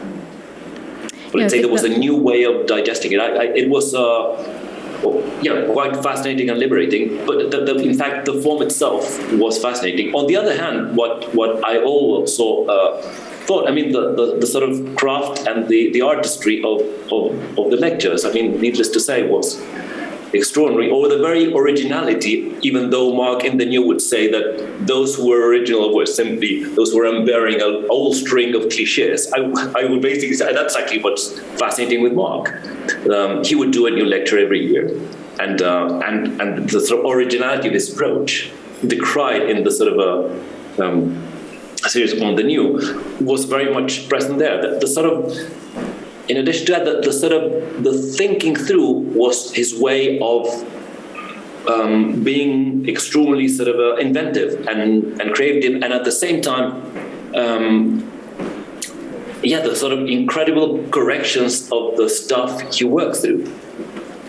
I mean, I only quoted the three pieces from Vertigo. I have another one which was incredible. I mean, Mark suggested, if I can take a minute or so, Mark once recommended to me or gave a reference to a wonderful book by Oscar Wilde, The Soul of Man and the Socialism. And he more or less summarized the argument to me, and enough for me to be attracted, got the book, but read it many years later. In fact, I read it last October. And the delight in reading the book was extraordinary, except that there was always a disappointment that I could never get to the punchline that Mark had delivered, which was just extraordinary. I mean, in a very Wildian way, Mark had summarized the argument of the book of The Soul of Man and the Socialism as, I am a socialist because I hate the poor. It very, very much Oscar Wilde, and basically that apparent paradox, just as soul under socialism, or only shallow people do not judge by appearances, or only under socialism it will be possible for us to be truly individualistic. That's the argument of the book. So Mark had this ability to sort of deal with the stuff and sort of perfected. So the joy of reading the book was also met with the disappointment that Mark's line was not in it. Anyway, I thought I had to mention that one too. This revisiting and rereading is a sort of constant sense of discovery for oneself. You're not just reading with Mark; you're reading with yourself anew every time. And we talked about that, Charles, too. Of what this sort of period of time, the documentation of the lectures online, the transcripts that are gathered in the new publication gives you an opportunity to read, reread, praise, and move with his ideas as you are moving within yourself. Yeah, I mean, I think as we've been talking, I've been thinking about the relationship between the liveness of the lecture and then trying to grapple with the recordings of it. And somewhere between those two is where you can really kind of begin to think again with some of that material. So it's a very strange thing to actually read one's notes. You know, one can read a text and think about the kind of authorship of the text and know the author and know the ideas. But this idea of reading one's notes, and then, because it really means that you think back to the kind of the liveness of the event, and it is really your kind of recall or the kinds of things that you sort of hurriedly took down, or that the sort of half ideas that you were trying to form as you were noting those things down. I mean, I'm actually amazed I can actually read my handwriting from that period of time, but it's a very odd thing to read through the notes to go back to the liveness of the event. And I find that it's a very different experience from reading a text or then listening to the lecture again. So I can't quite put my finger on it, but it gets you into the mind of doing the thinking again. And I really do appreciate, Enrique, what you were saying about the performance of thought. And in some ways for you, that was manifest in your absence of taking notes. And I think perhaps for me, it was the opposite, that I wanted to somehow, in a very naive way, capture something of that performance in the half-formed thoughts that I was making in the room at the same time, to see if I could keep up or go in a different direction. But getting back to that, I think, is the real, the value of the lecture. It's, and I think Mark absolutely knew this because of his dedication to the lecture, his dedication to the performance of the lecture, and the fact that, I guess probably the uglier side, there weren't texts that came out of those lectures at the time. So one had to experience them, and it was that experience and the kind of aftermath, as it were, the way the sort of ramified, and certainly did for me through work that I've done subsequently, not about these topics, but some kinds of forms of thought. As I go back to read my notes, I can see where that sort of germ of that form of thought was, because I tried to think it, as it were, in the room with Mark by trying to sort of scratch down some notes. So I think that interplay between sort of liveness and our feeble attempts to kind of record or keep up with the performance is actually where the richness of the whole experience lies. Right. In fact, Charles, I tried to take notes. I failed. So it's not that I decided not to. I sort of failed because the more notes I took, the more I realized it was impossible. So it was perfectly sort of more the obsessional that I couldn't take the full lecture with me. Therefore, I gave up. And at the same time realized that probably it was worth thinking through it, which is in fact what I thought the lectures were ultimately about. Indeed, absolutely. And Charles, what was your relationship with Mark subsequently to this first discovery through the lectures as a young student? I was a London Consortium master's student, and then a year later came back to teach in what's called general studies back in 99. And then really from periods of time, as I was doing my PhD back in Australia, and I would travel over for conferences and things, and we would catch up. And I think a little bit like your experience, Enrique, although I would talk a little bit about my work, I would always enjoy that kind of the idea that Mark wasn't close to my work in terms of being where I was in it, but could always just engage in a kind of conversation that I think I needed at certain points in time in the development of my PhD, and then in subsequent work as well. And when I was living in London about 10 years ago, I again got into the habit of coming to the Friday lectures. This was in about 2010, 2011. I used to do a day in the British Library, and then I would kind of be finished with that and come across to the AA at 5 o'clock and really just, and not take notes, but really just enjoy sitting in the room and hearing that performance of thought. The thing you tried so hard to do in the library of perform your own thought, with the page in front of you and the books around you. But then to just that kind of absolute relief of the kind of mastery of someone else and their ability to perform thinking in front of you it was a real kind of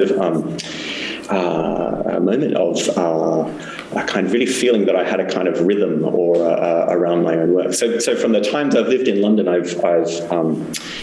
I've always dipped back into that context, and it's been almost sort of it has been 24 years until that moment. But I feel that I've dipped in and out of that kind of way of interacting with Mark's thought, with what he brought to the field and the discipline, and really to the AA and to London. Enrique, I wanted to bring us back to film. In our conversation before today, we were talking about this as a sort of connection point to Mark, and that you had quite sort of, fulsome discussions, arguments about film, particularly of the 20s and 30s. I'm looking at my notes here. I find that the kind of a way to connect with him and his thinking. I just wanted to explore a little bit your conversations with him. I have no, beautiful anecdotes like Manolis and others in the room, so I'm relying on you two. Right. Well, it took me a while to basically start talking about film with Mark. I didn't know, for instance, in 1997, 1998, I went back through my other notes, Charles, the ones of the cultural activities in London. I found out that I basically saw Vertigo 3 times at the cinema, National Film Theatre, the sort of Riverside Studios, and so on. I think these places have been renamed since, including basically, I think in 1997, it's probably 1998, one of the two was in fact the moment when in London there was a sort of release of the restored version of Vertigo. I think it was basically, 40 years later. And Kim Novak was there to sort of to present it, and it's probably the reason why I missed one or two of the lectures. But I did at that time. Mark had not published his essay on Vertigo. I think he published it a year later in Parveen's book. So I didn't know we shared that until much later. But we started talking much later about film, and in fact. It was always vivid conversations, so much so that I think I usually refer to in my friendship with Mark that Mark got annoyed with me twice, and it was always because of film. Let's say a conversation on film. So that basically I had sort of angered him. A comment on Douglas Sirk and sort of dismissing his melodramas while he was claiming that in fact these were crucial pieces for the Socialist Party in the 60s in London, or an argument as to whether he had or had not been to last year at Marienbad was shot. Basically, I claimed it was Bavaria, Schleißheim, and Nymphenburg, and Mark had recently come back from a trip to Paris, and in the south of Paris went to Vaux-le-Vicomte with Tony Wittler, and in fact claimed that he had been to work last year, Marienbad was shot. So it's funny enough, we basically spoke quite engagedly about film. Of course, Le Mépris, I know we discussed Le Mépris, Vertigo. We also discussed Jean Dillman, sort of a classic. But I think these happened much later. Probably, I had two moments of different relations in London with Mark. In London between 94 and 2001, while I was a student at the AA. And then in New York from 2003 to about 2010, when Mark would come for a month to teach at Columbia, while I was teaching at Columbia during the month of April, and we would spend the whole month, by and large, basically dining on a daily basis and attending concerts and lectures and so on.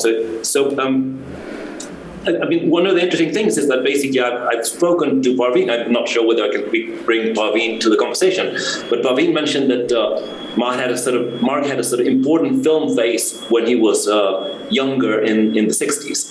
That it was not such a sort of he was not as active as he was before. But interestingly enough, I think since I was such a film buff, and in fact I spent half of my time in London at the National Film Theatre, and now called the BFI, under the Waterloo Bridge, I somehow I took Mark to the sort of old days of filmmaking, because I was basically devouring film at the time. Vertigo is, of course, one piece we shared. I completely agree with him, as opposed to Zizek, that Vertigo is the best film by Hitchcock, if not one of the very best ever. And Le Mépris as well, I understand that basically he saw both almost on a weekly basis. But yeah, it was sort of part of a sort of active conversation we would share, sort of comments. Also, basically, there was very few people you could share film culture at the time at the AA. And this, we've got a few minutes left, but this site of the AA and the London Consortium as a place for discovery of many forms of art and culture. Makes me think of something in one of the first lectures where Mark talks about the sort of idea of humans as creative, as sort of a criminally tedious, and that's a direct quote, concept. And I just wonder how do you hold on to that sort of atmosphere and approach and originality and openness and everything we've been talking through today, in the sort of onslaught of a change in the educational environment that is full of jargon and these kind of words that and doesn't allow for that sort of space for a free-ranging thinking and intellectual curiosity that we've been discussing today. I don't know, Enrique. I don't know if you're teaching in Chile, but certainly Charles. How do you make space for that in your academic sphere now? Oh, I mean, it's tricky, of course. I mean, I think what I did when I went to the consortium was I guess I deliberately went to the London Consortium program. I had been in an architecture school and went to an architecture school, but in a program that was slightly outside of the architecture school. And that for me was a very deliberate move because, of course, as people would know, the AA was affiliated and a partner, and of course, Mark and Paul Hurst, the major initiators of the consortium program, but together with Birkbeck, then the ICA, so we had free film tickets, the BFI had free film tickets to the National Film Theatre, and I did similar things to Enrique as a poor student. That was kind of your entertainment to kind of go down under Waterloo Bridge and see the amazing kind of archive of film, and together with Tate, you were sort of in an architecture school, but you were not having to be part of the kind of culture, and in some ways the kind of culture of the discipline and the culture of production. You could kind of observe it. And I think that's, in a sense, has always been my relationship with the AA, that one can enter a school, and this is the amazing generosity that the school and that the building provides, and that the consortium program really focused, was that you could enter the school and be part of it, but be pursuing a set of interests, I think, as you say, around the sort of interrogation of a broader cultural positioning. You could be interested in film, you could be interested in contemporary art, you could think about what the kind of cultural life of a city was, what cultural production was. And so I think that kind of tension that a lot of our time, partly because of the nature of the school and its sort of generous spaces, a lot of our time as students was spent at the AA, but somehow we weren't exactly of the AA. We were more like that crowd that would come in on the Friday evening and have a different kind of, it was a different kind of crowd, as it were. And I always really enjoyed that relationship between, the incredible disciplinary drive and disciplinary history of the AA as a school of architecture, but that it allowed for the consortium as a program to flourish there as something that was not always engaged in lockstep with that found a kind of critical space, but that needed that kind of space of engagement of the school to really work. And of course, I guess the AA, the consortium, sadly is no longer operating, and was really the progenitor of a lot of programs that are now, I think, much more banal in the way that they kind of frame culture and cultural production. The consortium was really this unique space outside of the institution and all institutions, yet adjacent to them. And I think, as you say, it's very difficult to capture that as a kind of environment these days. But that is what I absolutely kind of loved about going to London and being there, and these are the kinds of things I'm trying to remember and I guess access again in ways through my notes, through the kind of videos, through this kind of conversation that we're having. Enrique, any thoughts from you? I had a very similar experience to the one Charles mentions. I mean, probably because we come from a very long distance, southern hemisphere, into London. Yeah, let's say my time in London was to basically catch up with all I had been deprived of because of being far away. And in fact, yeah, cultural production was central. And I think Mark's role was incredible because he was, he was teaching at the A, but he was much more than that. It was basically the person you would discuss books with, novels, film. He was sort of amplifying the cultural sphere, so much so that in fact we took the habit of not talking about architecture much. Use architecture as a sort of general platform to talk about 1,000 different things. But the question was how we tackled our own teaching, right? Yeah, I guess, well, how do you, institutions like the AA continue to sort of privilege this expansiveness of thought and the importance of public program, but how do you, in the face of the bureaucracies that we were discussing earlier, hold on to the importance of this sort of, these different forms of cultural production, this space for thinking openly and open-endedly? Right. How do you manage to craft that within your own institution? The AA at the time certainly was, and I remember basically there was a sort of incredible emphasis on film and novels. It was part of the sort of everyday life of the AA. I haven't been to the AA in a long time, but my experience in other places that it has actually changed enormously, and that sort of architecture, or at least architecture culture, has become much more constrained, or I wouldn't say focused, but limited. It's, let's say, film would not be something architects talk about today, or let's say for a decade or so. Or let's say having a sort of a film culture is not, like for my generation, it was sort of an obligation to sort of have your basics of film. Otherwise, you would not dare go outside to the street. That was how I took London.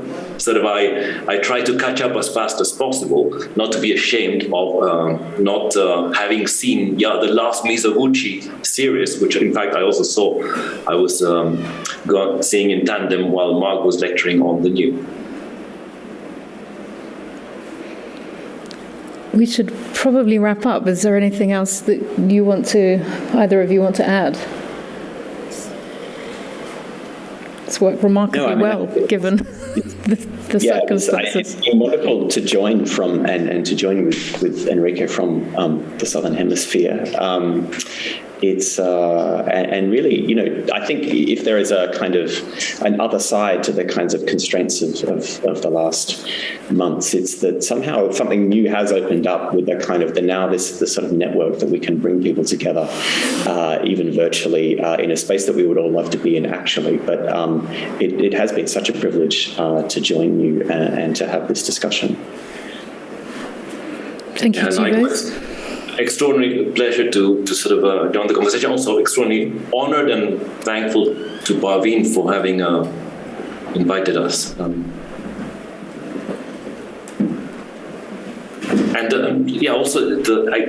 must also confess the sort of, again, to remind everyone, the sort of the impossibility of the format for me is still weighing on me. In terms of finding the right. Try to find the right way of addressing the situation. But extraordinarily thankful and honored again. And a pleasure to sort of manage to host this conversation in extraordinarily different times, all the three of us. Thank you both.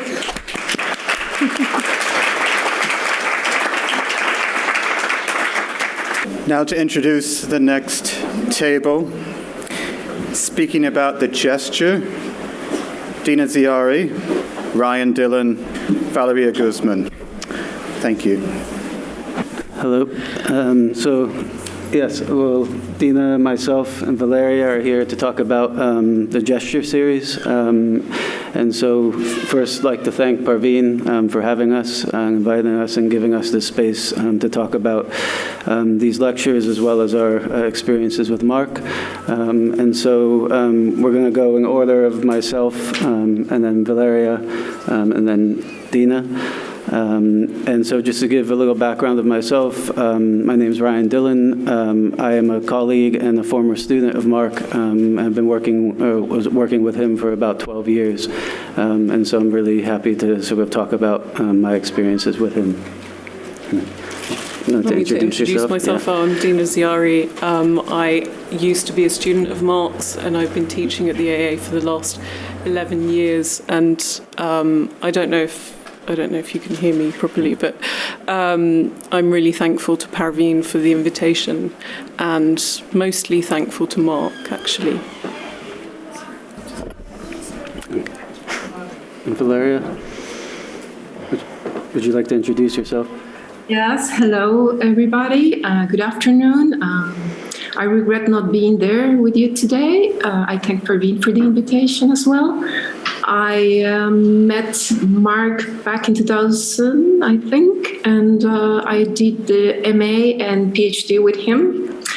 I was his assistant in his courses in Histories and Theories, third year, and became his friend. Okay, so I'll begin.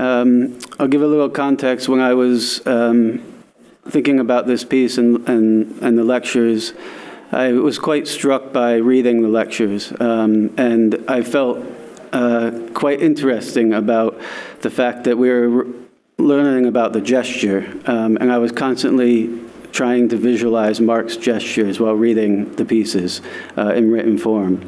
And what I learned in sort of writing this piece was that I was doing it all wrong. I shouldn't have been visualizing them. I should have been trying to experience the gestures. So with that, can you imagine a world without gestures? Giorgio Agamben provokes this possibility in his essay, Notes on Gesture.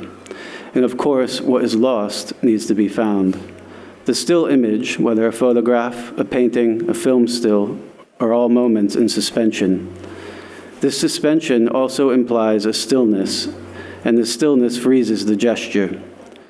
The gesture is indeed, or perhaps is, lost.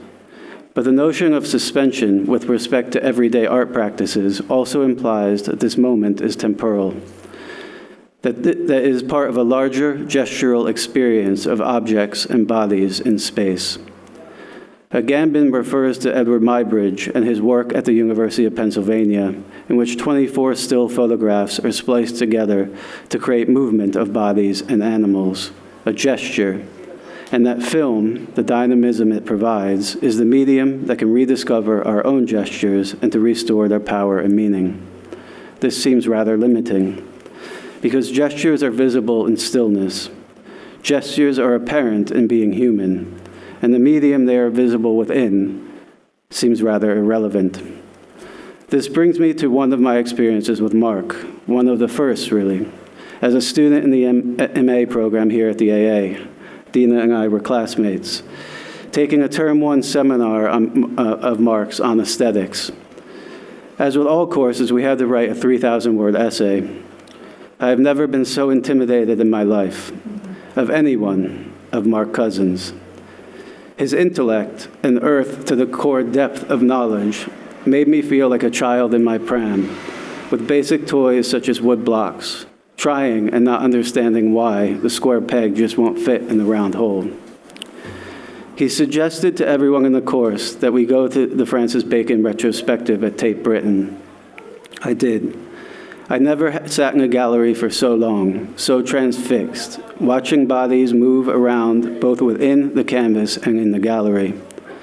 The rawness of Bacon's work, the visceral grotesqueness, the distortion, the reaction of the viewers, the bodily shapes and faces all look so unhuman, and yet I had never felt more human. Leaving Tate Britain, I felt exhausted. as if a mangled body inside one of Bacon's frames. But I knew I was going to write an essay for Mark on Francis Bacon. To find a way to put what I saw, no, what I felt, into words, gestures into words. Interestingly, in thinking about what Mark Morris and Jeff and Alan discussed this morning, the submitted essay was entitled Accident, Francis Bacon's Use of Chance. Bacon argued that much of his work was derived through accident, but that was not what was on display at Tate Britain. There is a curious conversation with David Sylvester as Bacon attempts to describe the role of art in contemporary times. The problematic concept revolves around the difference between storytelling and the recording of an image.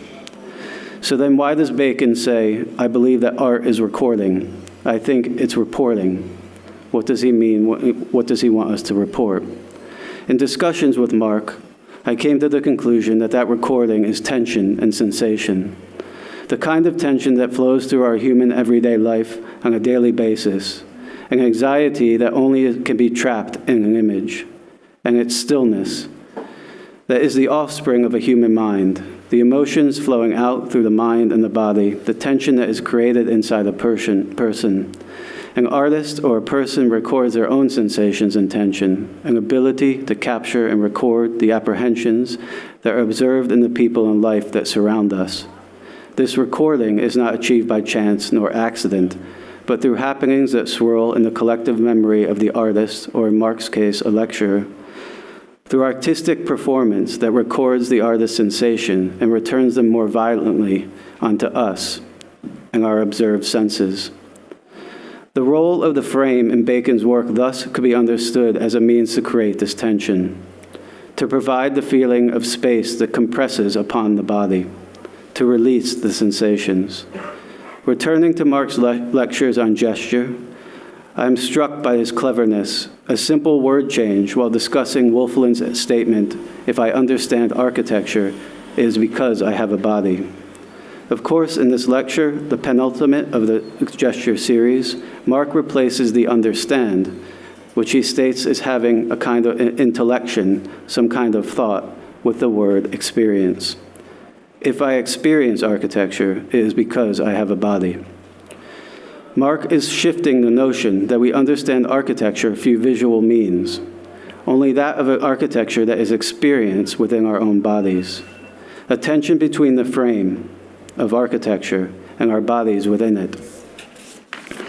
This is how I like to remember Mark's Friday evening lectures, a body in space, a body in architecture, at once in tension with it and yet comfortable enough to let us in and to make us feel human. I have often wondered why Mark purposely elected not to use slides, images, or films during his lectures, especially when he referenced them so much.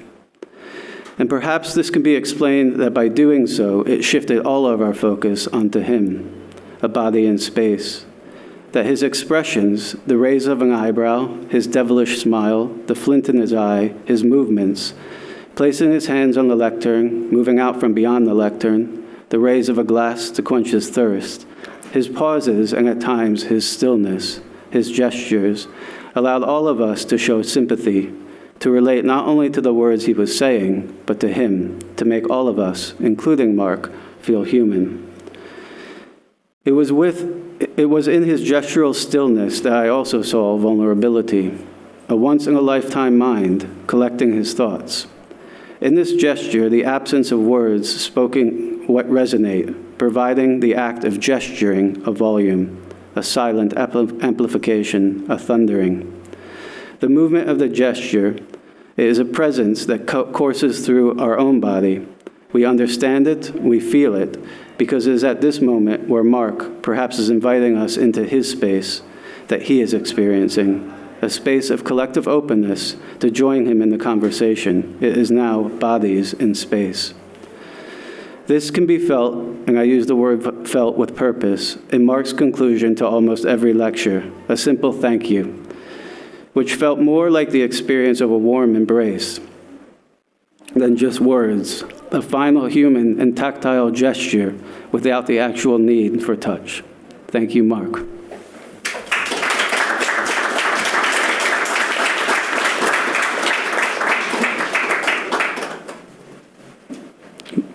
Valeria?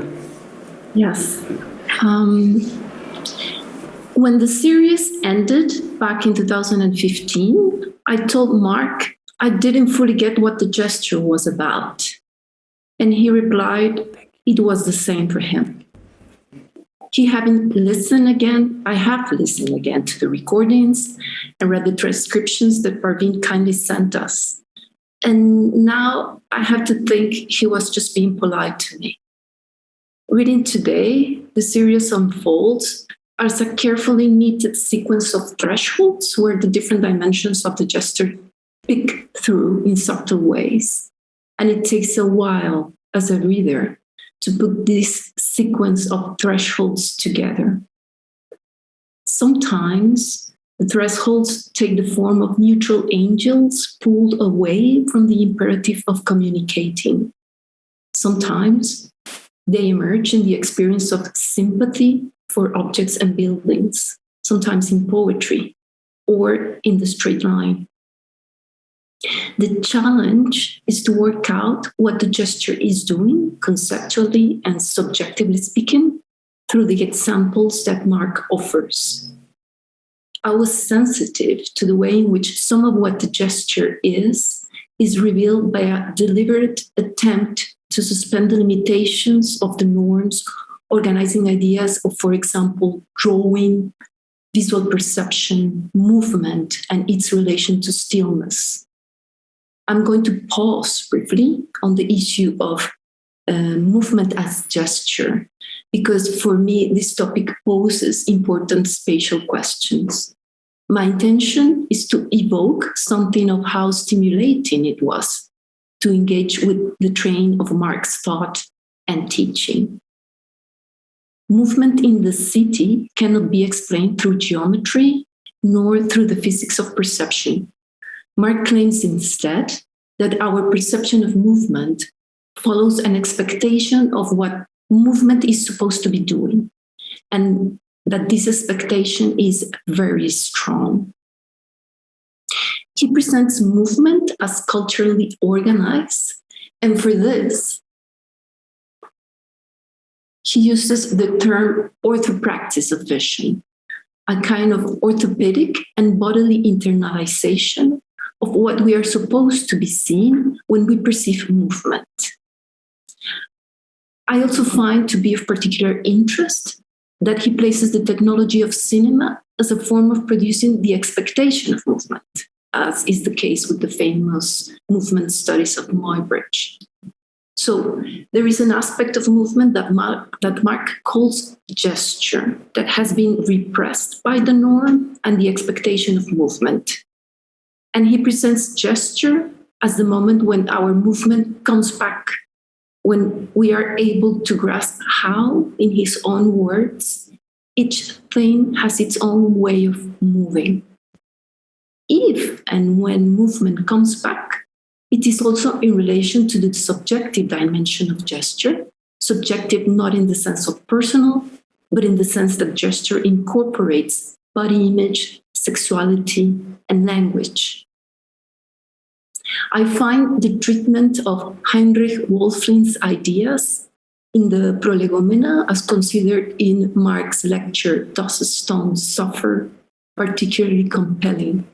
It is a great lecture because it is willing to take risks. Wölfflin, in the Prolegomena, seems to be a recurrent interlocutor from Mark. I still vividly remember the session in his course on aesthetics back in 2004, where he took us through it. For Wölfflin, we humans share with stone degrees of heaviness, balance, and hardness. And Mark elaborates on this to speak about experience of architecture through the category of sympathy, that is, the capacity to enter something by being able to find an affinity with it. The series also brings in ideas of the dramatist Antonin Artaud. In Theatre and its Double, Artaud speaks about the anarchic basis of gestures, signs, postures, voice inflection, and sound in space. For him, this anarchic basis allows for a questioning of the relations between meaning and form. This is an important underlying theme in the series, but Mark amplifies this to inscribe gesture as protest, because the gesture emerges in spite of one's exhaustion, in spite of all the labor one has had to do. Mark speaks about the straight line as the primordial gesture, and takes as a major instance the straight lines drawn by Neolithic man. This drawing is used here in its English sense, not of design, but of pulling and hauling. Despite all the dragging and chopping Neolithic man had to do, he somehow created for himself the time and space to draw a line. This is the protest condition of the gesture. So these are the three aspects I wanted to highlight about movement in space as gesture, that our perception of it is hindered by our expectation of movement, that it belongs therefore to a subjective register, and that it is also a form of protest. So to end, as in many of the lectures delivered by Mark and in his way of treating our own critical phases while doing PhD research, beyond humanism, there is always some possibility where some kind of protest can find a space for itself. Thank you.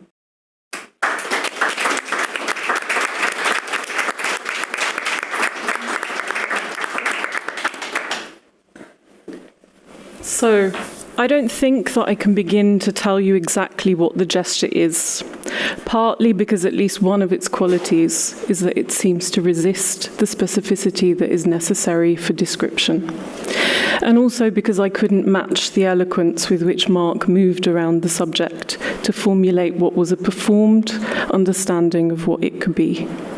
But instead I will tread with more humble steps and talk to you about what I see as one of its consequences, to explain something of, in our many artistic efforts to capture it, what it is not.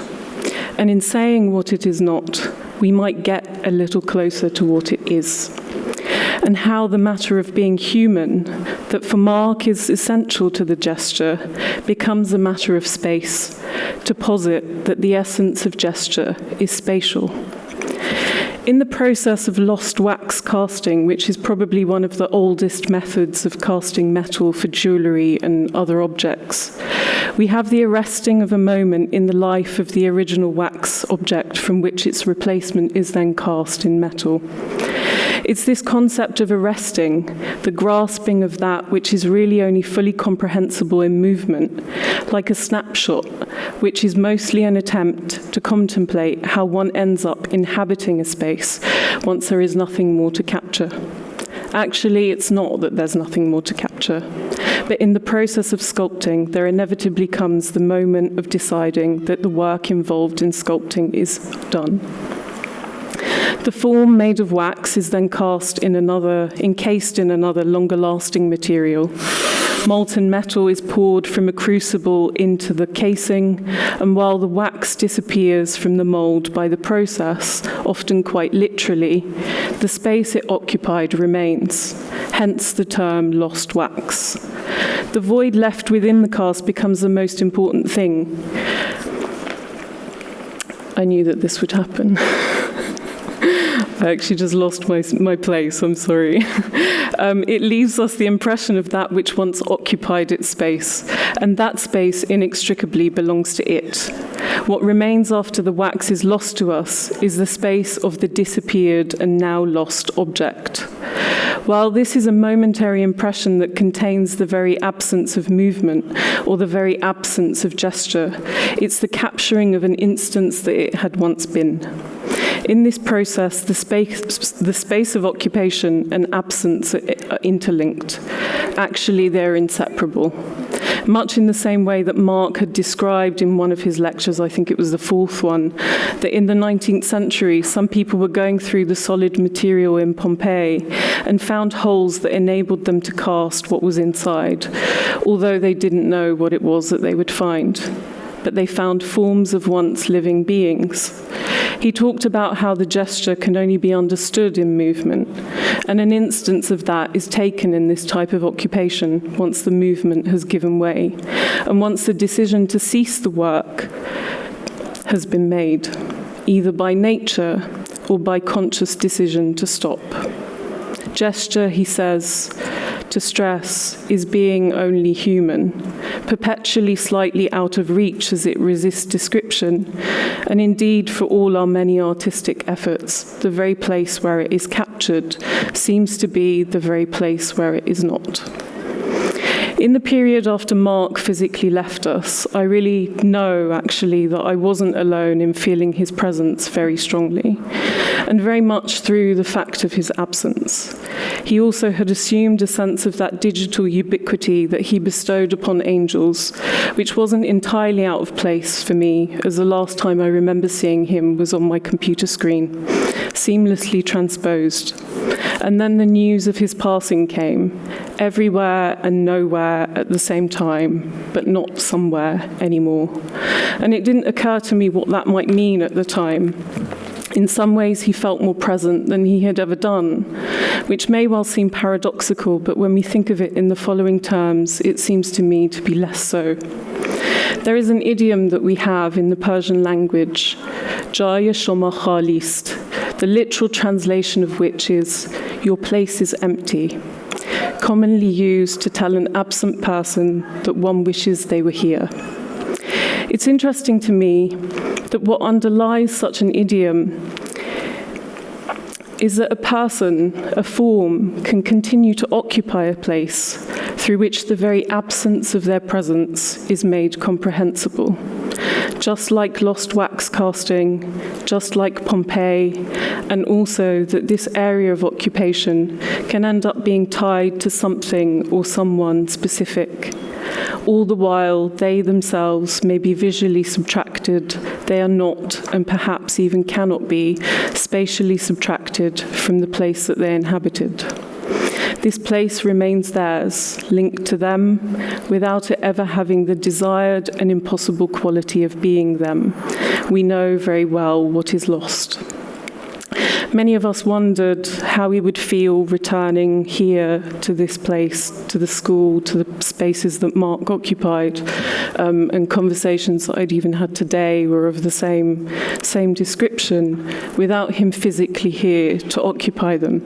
This school, this room, the absent lectern, which I was actually expecting to see, but it's quite curious to me that it's not here at this very moment, remain empty, hollowed out, unfilled, ambivalently tied to the fact of his presence, but only through the fact of his absence. Thank you.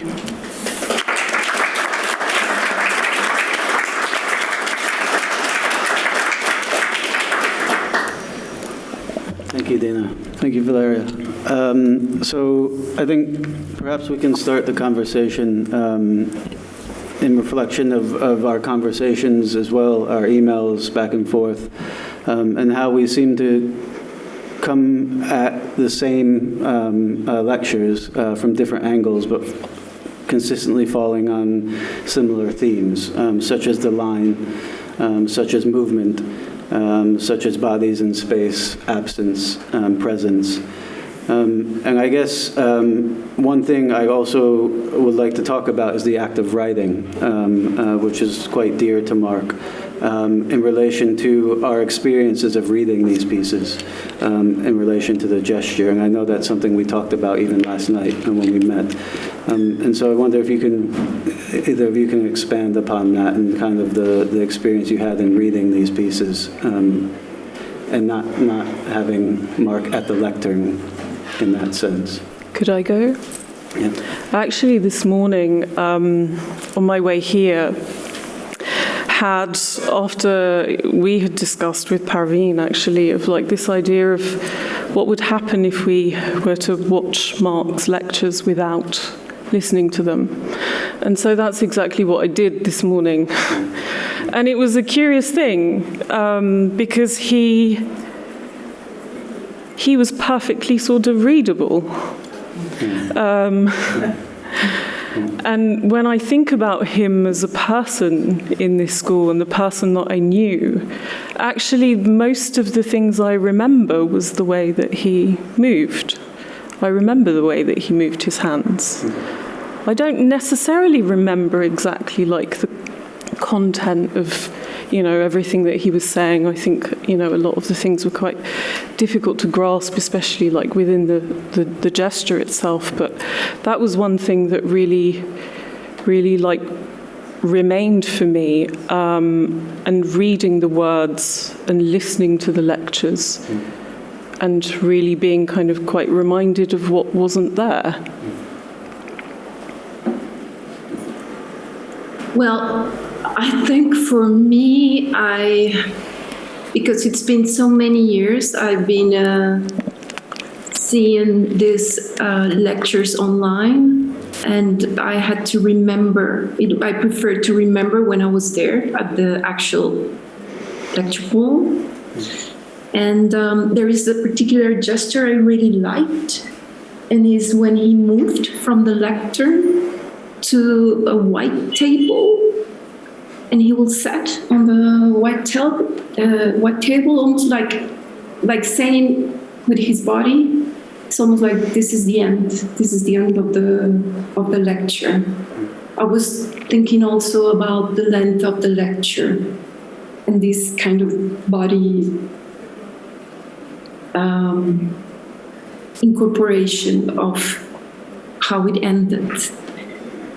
I also thought about his voice. I think his voice was very important in the comment about, in his comment about, we were speaking at some point about voice.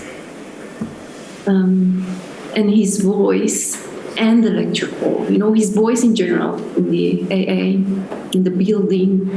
The PhD room was next to his office, so I remember very well his voice was part of the PhD room. I remember him saying Valeria every now and then. And I was thinking the lecture hall and the voice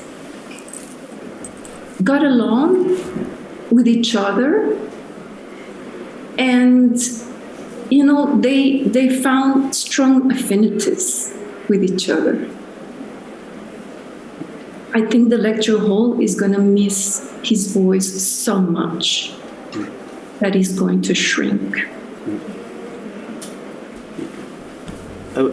I was quite struck by his presence, or something actually that he talked about, I think, in the second lecture, and it was referring to a story of Parveen's, and how there are moments where you can you sense the presence of something really important near you or around you, but you can't just grasp it, and you don't know what it is. And I feel like that's a really good description of Mark. You always felt his presence, even if you didn't see him. You knew he was around the corner, or you're going to walk up the stairs and you were going to see him. And so for me, the lectern and the lecture hall are one space that he was very prominent in, but I actually have memories of his gestures and his movements in all the other spaces around the building. And the chance encounters and conversations that I wasn't expecting that made my day a lot longer, that caused me to be late to meetings, that were 1-minute conversations. Can I talk to you for a minute, he would say at the bar.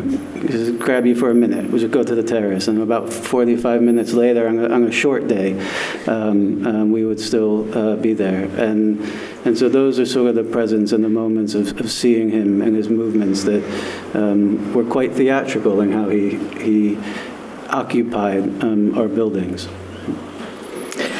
Well, even if we think of this concept of sharing, actually, which Parveen introduced when she was speaking earlier, and seems to be something that has come up in other conversations today, and also in what Valeria was talking about, or when you mentioned Wolflin and the tracing of the eye, and that the eye occurs, the eye is the thing that's moving, not the building.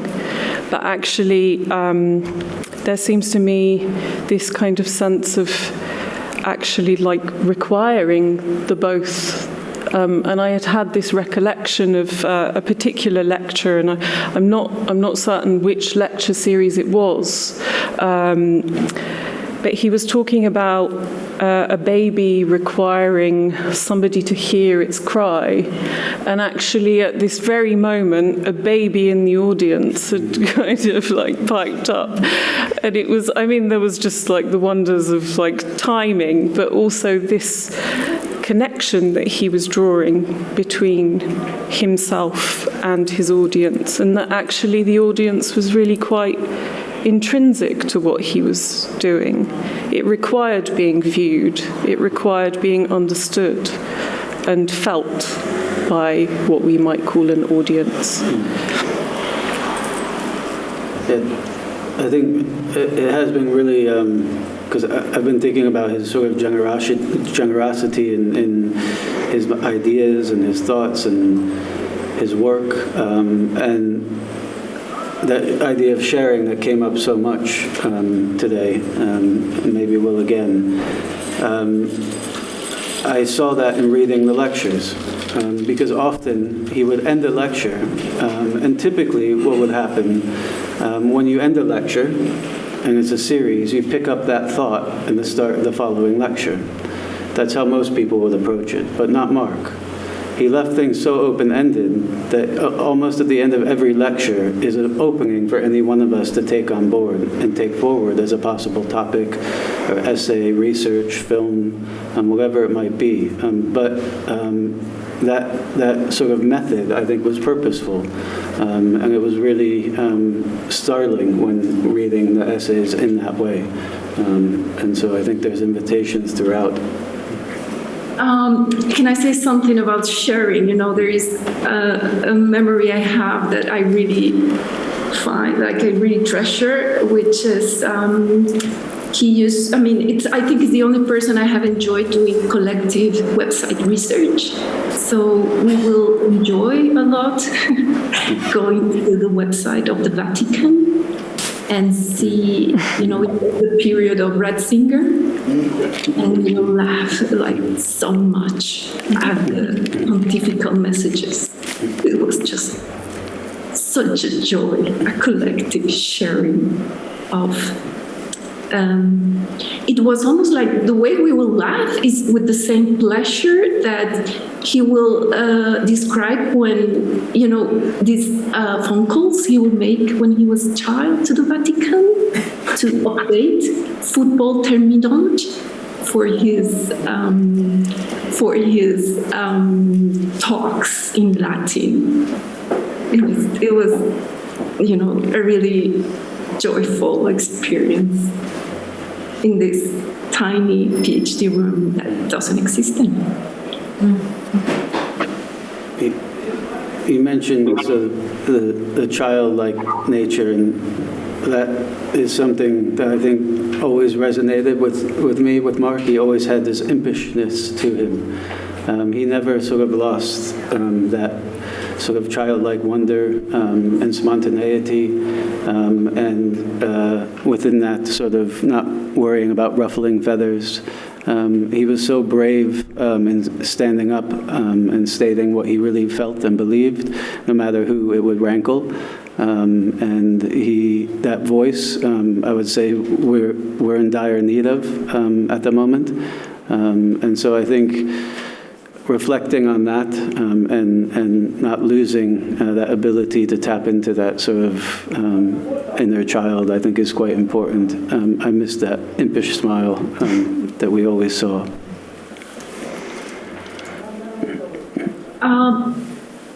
I think we can also, go to smell. Smell is something that is part of the gesture. Smell, he speaks about smells of books, particularly the Loeb edition. He says they smell delicious. And kind of they do. I wonder if it's the ink or what it is of these editions. And we, at some point, I was having also conversations previously with Dena, and we were speaking about perfume, scent,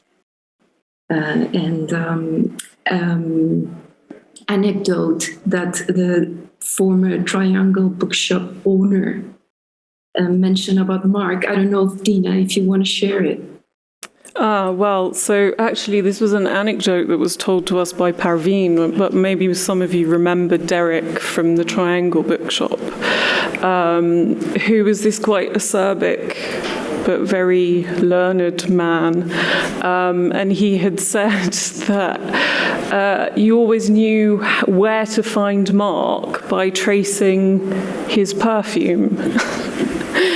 And it was, it was quite interesting how there was that. I think we can read that as a kind of consciousness, actually. A man who was very conscious about how he was occupying where he was and what he was leaving behind in order to kind of trace him and understand him.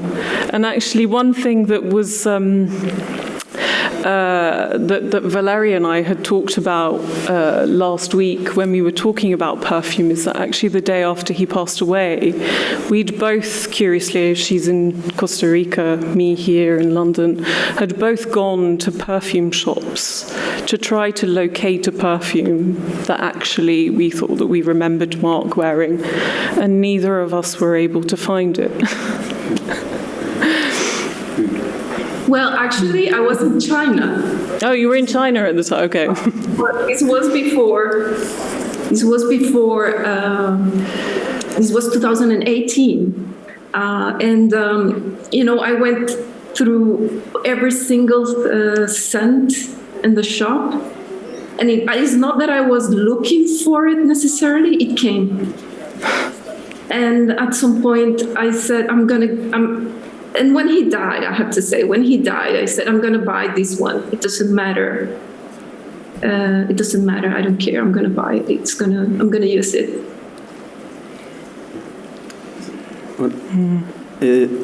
If anyone wants to look back at the gesture series, the part on intellectuals and the smelling of books is definitely one of the highlights. It's quite, every time I read through it, I would just, quite laugh. It's interesting. I never knew Mark wore perfume, so maybe I'm certainly not an intellectual then, because all I could smell was a cigarette smoke when I was in his office, and I come out and I have that, but that was my perfume.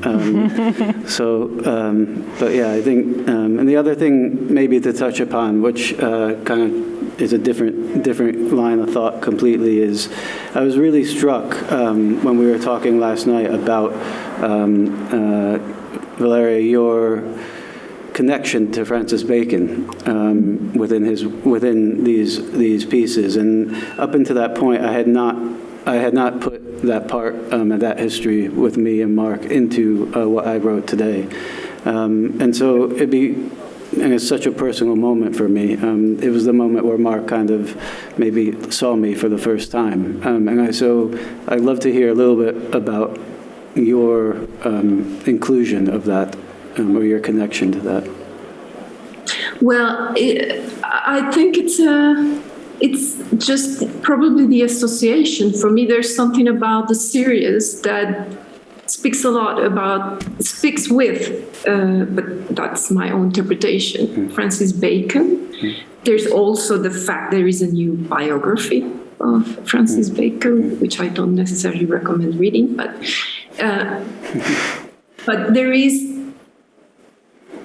there is this moment of thinking about his paintings because of the exhibition as well you mentioned, visiting his studio in Ireland, in Dublin. I feel that that's a very special experience. There's something about this connection of the paintings, his studio, and the lectures that were almost like something was emerging. Something for me was emerging. It's almost like a revisiting again. It's something related to what Enrique was speaking maybe beforehand. And I think that's for me what happened with Francis Bacon. It's also, I remember Dena speaking about the the triptychs, as far as I remember, there was portrait. And the whole relation, what Deleuze speaks. I mean, I revisited, I reread the book on Francis Bacon by Deleuze, and it's quite interesting what he speaks about photograph and modern painting, what modern painting had to do in order to overcome photograph, which I thought is also related with movement and his comments on gesture. Yeah. And he talks about, movement actually not being the opposite of stillness and vice versa. And I think that there's something quite curious there that we've all kind of gone to these particular like Francis Bacon paintings, which was quite a well-used reference for Mark. But at least what I kind of captured was this idea that actually there is no stop. And it got me thinking of, and almost it's like the gesture is kind of imperceptible. We have to do things to it in order to kind of be able to tease out exactly where it's occurring or how it's occurring. And even when we do try to capture it, we're still failing to capture it. And, like he's talking about words are almost like a guaranteed way to fail to communicate. And just going back to what you were talking about, the Loeb classics, I recall Mark talking about and actually saying, that kind of scoffing at that commonly used phrase where we say like, oh, you can't judge a book by its cover, and he would be like, well, absolutely you can. I mean, and these are the ways that you judge the object before you, so that the important information lies in the thing that is in front of you and not the means through which we go to kind of try to record it. Yes, for me, one of the interesting intellectual efforts the lectures on gesture kind of demand is the fact that is this effort of getting rid of how you think of certain things like movement and visual perception and drawing. I find those, this is a very special moment when one moves away, or it's more like the invitation, Mark's invitation to think of those, but getting rid of them at the same time, and something else appears, and this something else is always an attempt. It's always an attempt, and I think that's an interesting, super interesting mindset. I think if we go back to sort of the beginning when you were talking about, Dena, about not being able to define gesture, and Mark also sort of stated this very, very first thing of the whole entire series about the difficulty of defining this term, and perhaps that's because it seems that we are constantly connecting it to other things. And perhaps by disconnecting it and trying to isolate it as a means to define it, it almost becomes an impossible task. And so that's why we link it to things like movement or writing or film. That it can't be read without something else alongside of it. And it can't be like in opposition to something else. It's embedded within something else. I almost think, though, that it requires movement to be understood. Yeah. It actually can't be understood without movement being kind of like tied into the equation. Movement is kind of implicit. And that's why watching the lectures without sound makes it very difficult to fully understand it without the whole kind of... But you still understand something. Something. And I think that that's what's really quite important. Yeah. A different reading. I think we might be out of time, I think. Okay. So I would just personally like to thank Manager for setting up the event and Mark Morris for all his work, and especially for Parveen again for giving us this time, and of course for Mark. Thank you.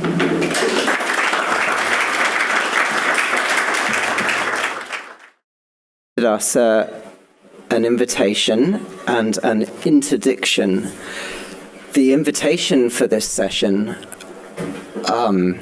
is to play with words, and my two words will be meat and tables. Thank you. They come from Hamlet's complaint when contemplating his mother's remarriage so soon after his father's death, that the funeral baked meats did coldly furnish forth the marriage tables. The interdiction is that we must not use a written text.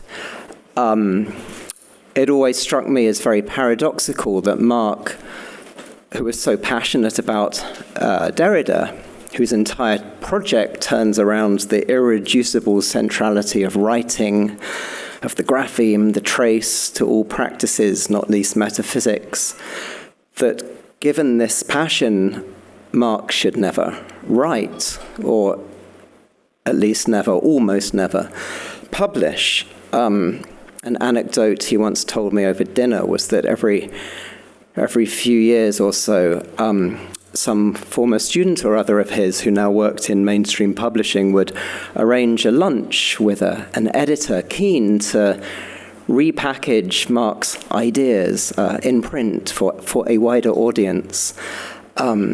And these meals, Mark said, never made it past the starter course. But rewatching some of his lectures recently on YouTube, I did notice him glancing down from time to time at notes or prompts, obscured behind the lectern's parapet, which observation might invite us to view his entire pedagogic project, in part at least, perhaps as a performance of Derrida's point about writing being the hidden, self-effacing mechanism behind speech and behind all logocentric natural forms of presence. For my part, when jotting down this talk, I started longing for a teleprompter, that late modern version of the lectern so beloved of politicians, Lectern 2.0, that hides its graphic mechanisms so that speakers can seem natural, direct, and in the moment. A little Wikipedia-ing reveals the genealogy of that device, its version 0.0, to lie in theatre, specifically in the 19th century invention known as Pepper's Ghost, whereby a glass sheet set at an angle catches the reflection of an actor lurking down in the pits, thereby projecting the illusion of a ghost present next to the physically on-stage actors. This is, of course, an eminently architectural event, resting entirely on the layout of built space, but also a metaphysical one, or rather, once we understand it, read it backwards, a counter-metaphysical one in which spirit is collapsed Scooby-Doo-like into the mechanisms of its own projection. This is not a script, these are pictorial prompts. Theory, Mark proposed during that stunning final lecture, to which we've also been invited to respond here, is not what floats high above, rather it is what is beneath the threshold of recognition of consciousness. The subject of that lecture nominally was the lectern, but really it was about study as a communal activity involving a certain architecture, certain thresholds, elisions, occlusions, and most importantly, desires. Like an over-peppered stage, the lectern on which Mark rested that day had not just one, but two ghosts lurking under its parapet. The first was that of his mother, who during her own lifetime attended but a single one of Mark's already famous lectures, and then afterwards over dinner complained that he just made it all up. In other words, that he hadn't imbibed and metabolized a script, which she, as an actress, would have been in the habit of doing all the time, so as to give the illusion on which the language game of theatre rests of not having one. I saw Mark told us that it would be a difficult dinner. The second ghost, as Parveen has recently mentioned, was that of his father, also a former thespian, appearing as a child actor in the 1939 film Goodbye, Mr. Chips, waving farewell to the eponymous dying teacher. This second inclusion strikes me as overwhelmingly and recursively Hamletian. The father's ghost in that play, you'll recall, lurks beneath the parapet of Elsinore, just as, thanks to Pepper's ghost, a real body would have lurked beneath the theatre's parapet in 19th century productions of it. You might also recall the words the ghost addresses to his son, Mark, me. The ghost speaks, Hamlet, though, writes. His first act on learning the ghost news is to whip out his pen and a tablet or notebook and cry, "My tables, meat it is, I set it down." Well, I'd like to propose that not just that final lecture, but Mark's entire practice could be seen as a mise en scène of this situation in which a command is issued from beneath the threshold of formal writing, a command dictating that we set it down, or at least settle down to study. Mark, who inherited much of both parents' sense of the theatrical, once famously, long before his real death, died in theatre, briefly becoming technically dead during an operation, but very quickly bouncing back, doubtless because he knew beneath the recognition threshold of his own consciousness that his lectern and unfinished conversations with friends over more good meals awaited him.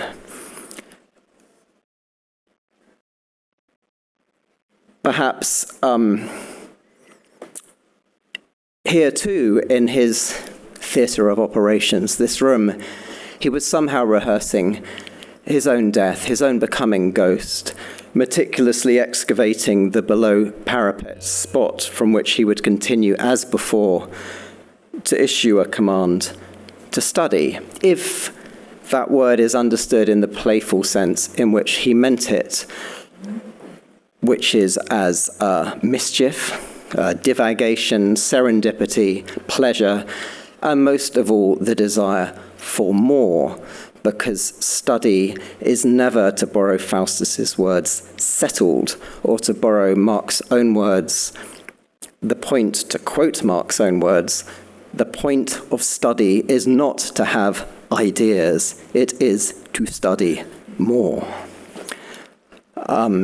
Like several people here, I was lucky enough to be at that final lecture.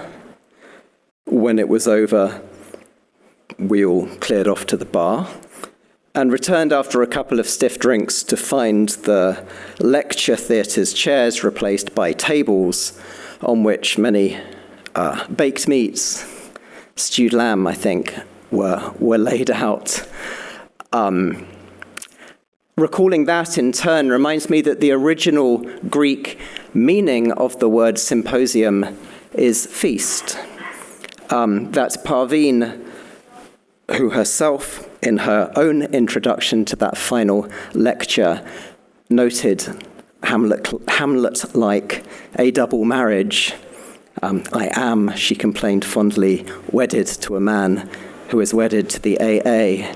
That Parveen should once again open the tables to all of us and many others is, I think, a supreme act of hospitality that suggests that this symposium feast will never be exhausted. Thank you.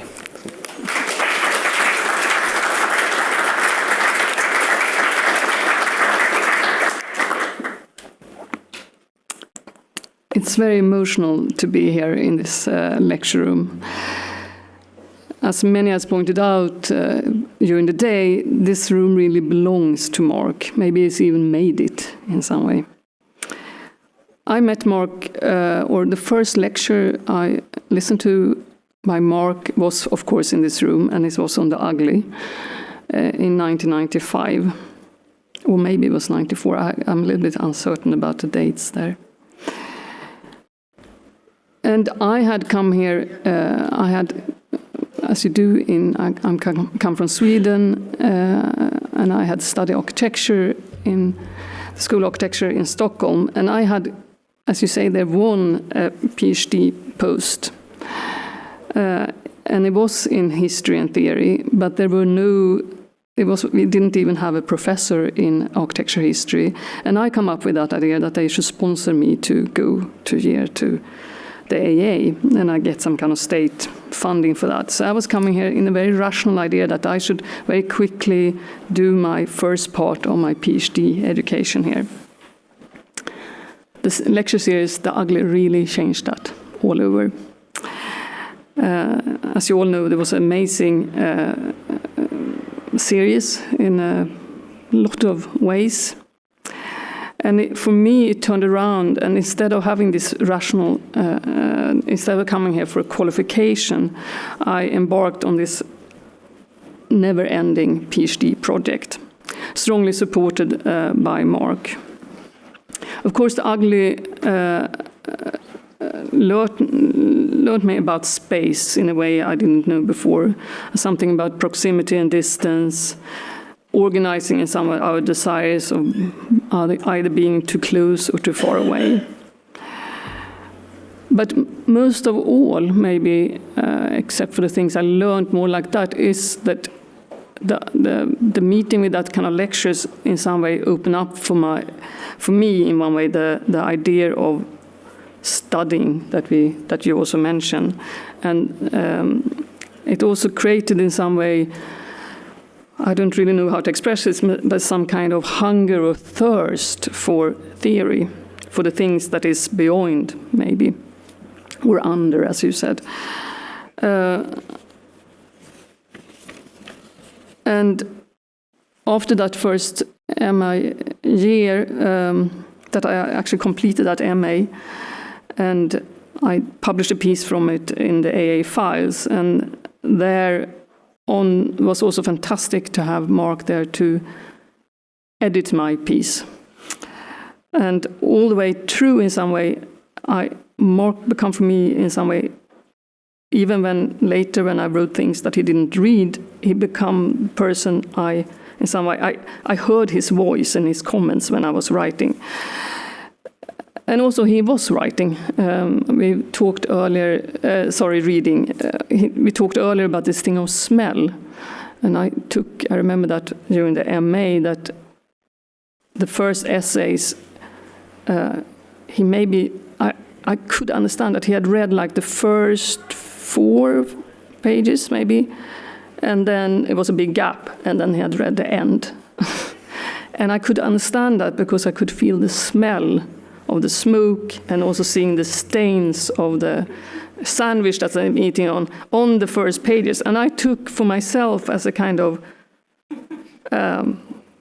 I should also say I hadn't written very much before I was coming here, that I took for myself a kind of challenge in some way to get him to read through the whole things by the way I worked my texts.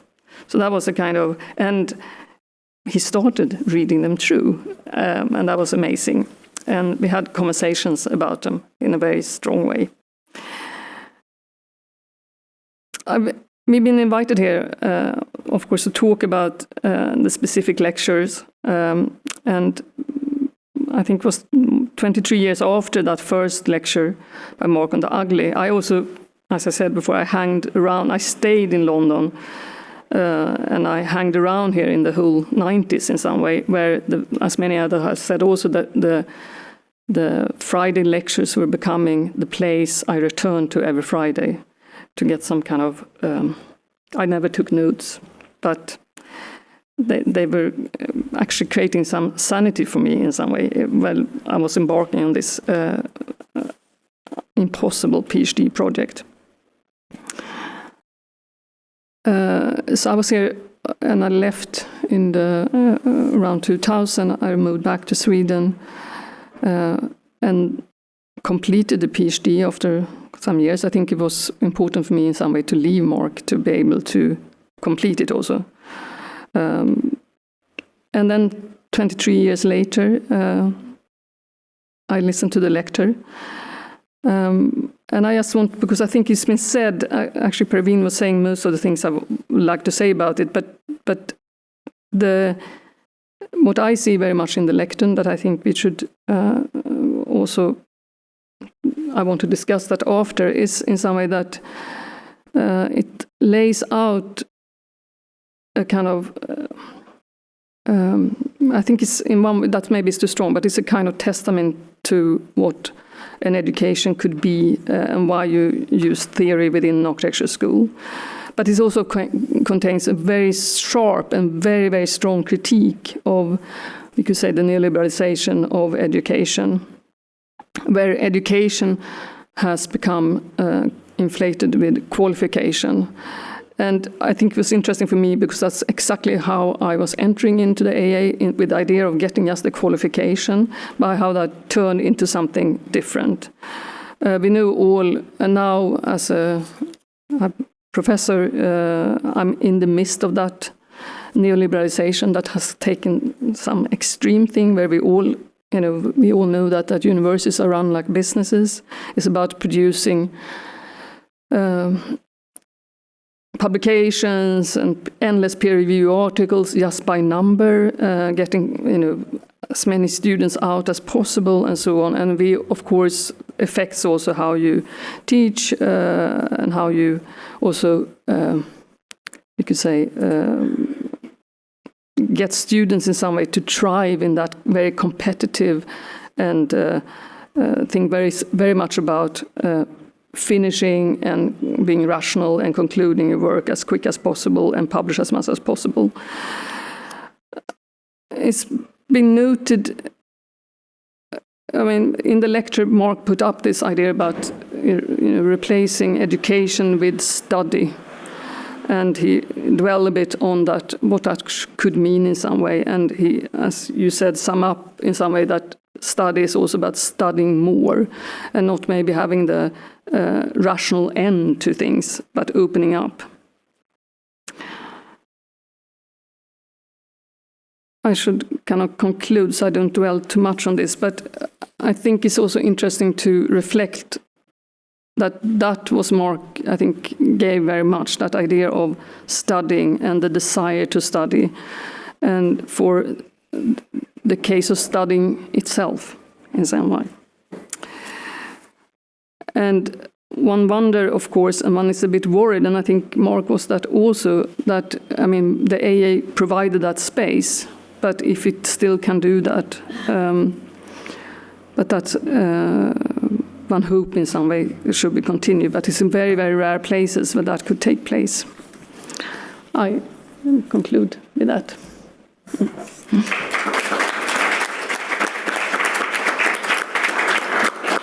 Thank you. I think I heard Ryan earlier say that he was really intimidated to write a 3,000-word essay for Mark. I did the same degree as Ryan a year before him, and our essays were 4,000 words. So I think Ryan got off easy. We had to write way more. I'm the last person presenting or talking here in this long day, so don't worry, I'll be short. It's also really nice to look over, Tom, and see the sketches on your page, because we started the day with Jeffrey talking, and behind him were Leapskin's Chamber Works, the drawings behind him that appeared, and I look over and I see similar drawings there. I wanted to be sure first to thank Parveen and Manijay and Catherine and everyone at the AA for organizing this, but also making my presence here possible. As an alumnus and a former tutor here, I have this immense gratitude to even be in this room speaking again, and there's like a crippling humility that comes with it as well, so bear with me. In my capacities as a student and teacher at the AA, I think it would be fair to say that I witnessed in this lecture hall an abundance of misunderstanding. And certainly I probably contributed to that myself a little bit as well. I think that one of the gifts that Mark gave us was the recognition that the value of something like reading, for example, a value can be found not so much just in understanding, but in misunderstanding. So we see in his defense of Derrida and the playing with words piece that Mark argued whether it's play or puns or a silly misunderstanding, what one gets is a lifting of repression in the reader that yields pleasure. I recall one of Mark's favorite puns. Indeed, it was the first pun he had ever heard, he said. And it goes, "There was a tap on the door, so they sent for the plumber." And Mark said even on a bad day, he could tell himself that, and it would sort of work. In the lectern, Mark made the association between this kind of pleasure and daydreaming, as has been mentioned, fantasy, and in his elaboration on studying which he is very clear to distinguish from working, from thinking, and indeed from education as well. And the pleasure that comes from studying is, of course, deeply subjective, certainly very reflective. And Mark has also said, as we've noted, it resides below the threshold of consciousness. And it is felt in your body, he said. Elsewhere, Mark has said that the kind of truth that comes from studying does not belong to the philosophy of science, but rather is something that, quote, pierces you.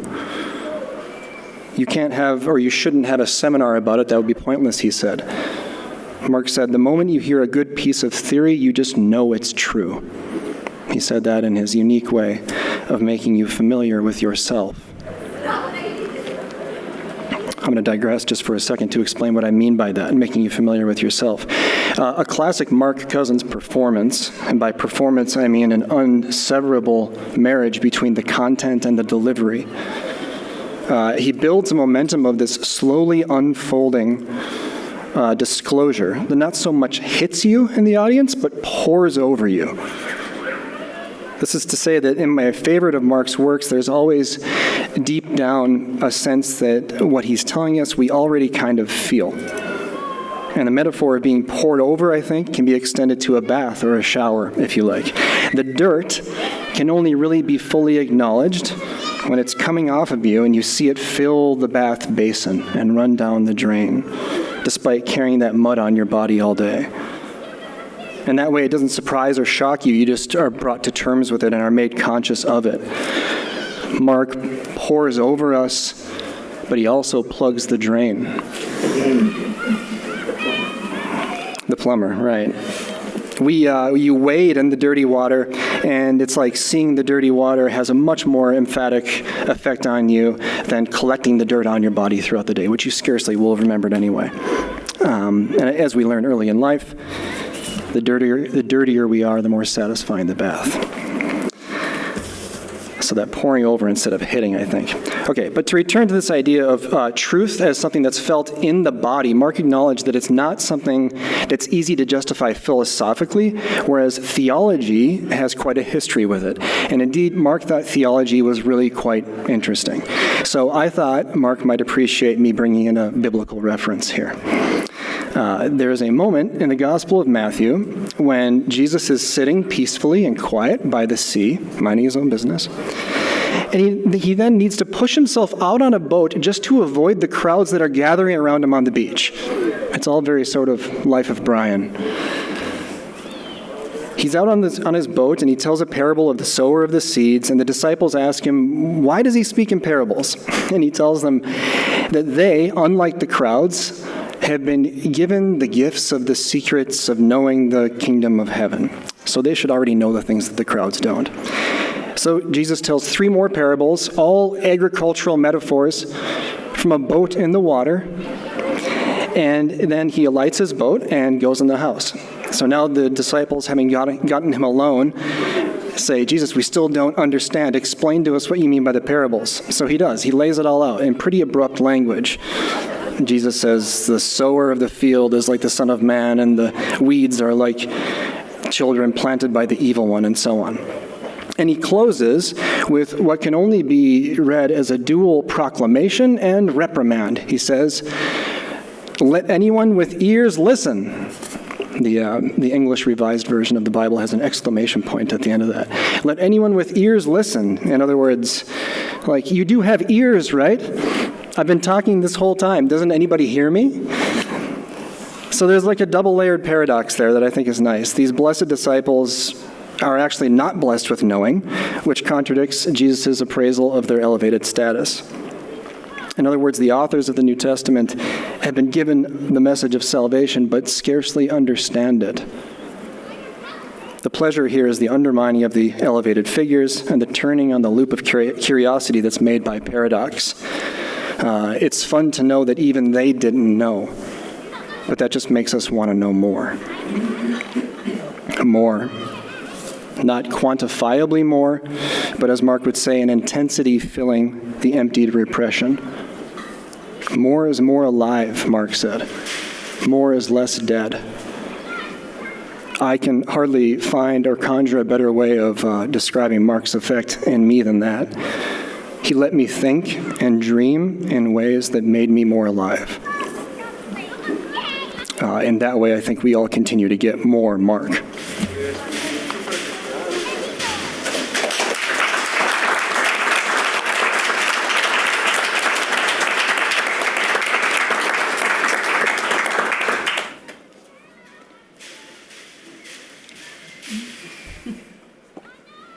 So we've had Mark as Odysseus, Mark as Homa, Mark as Jesus,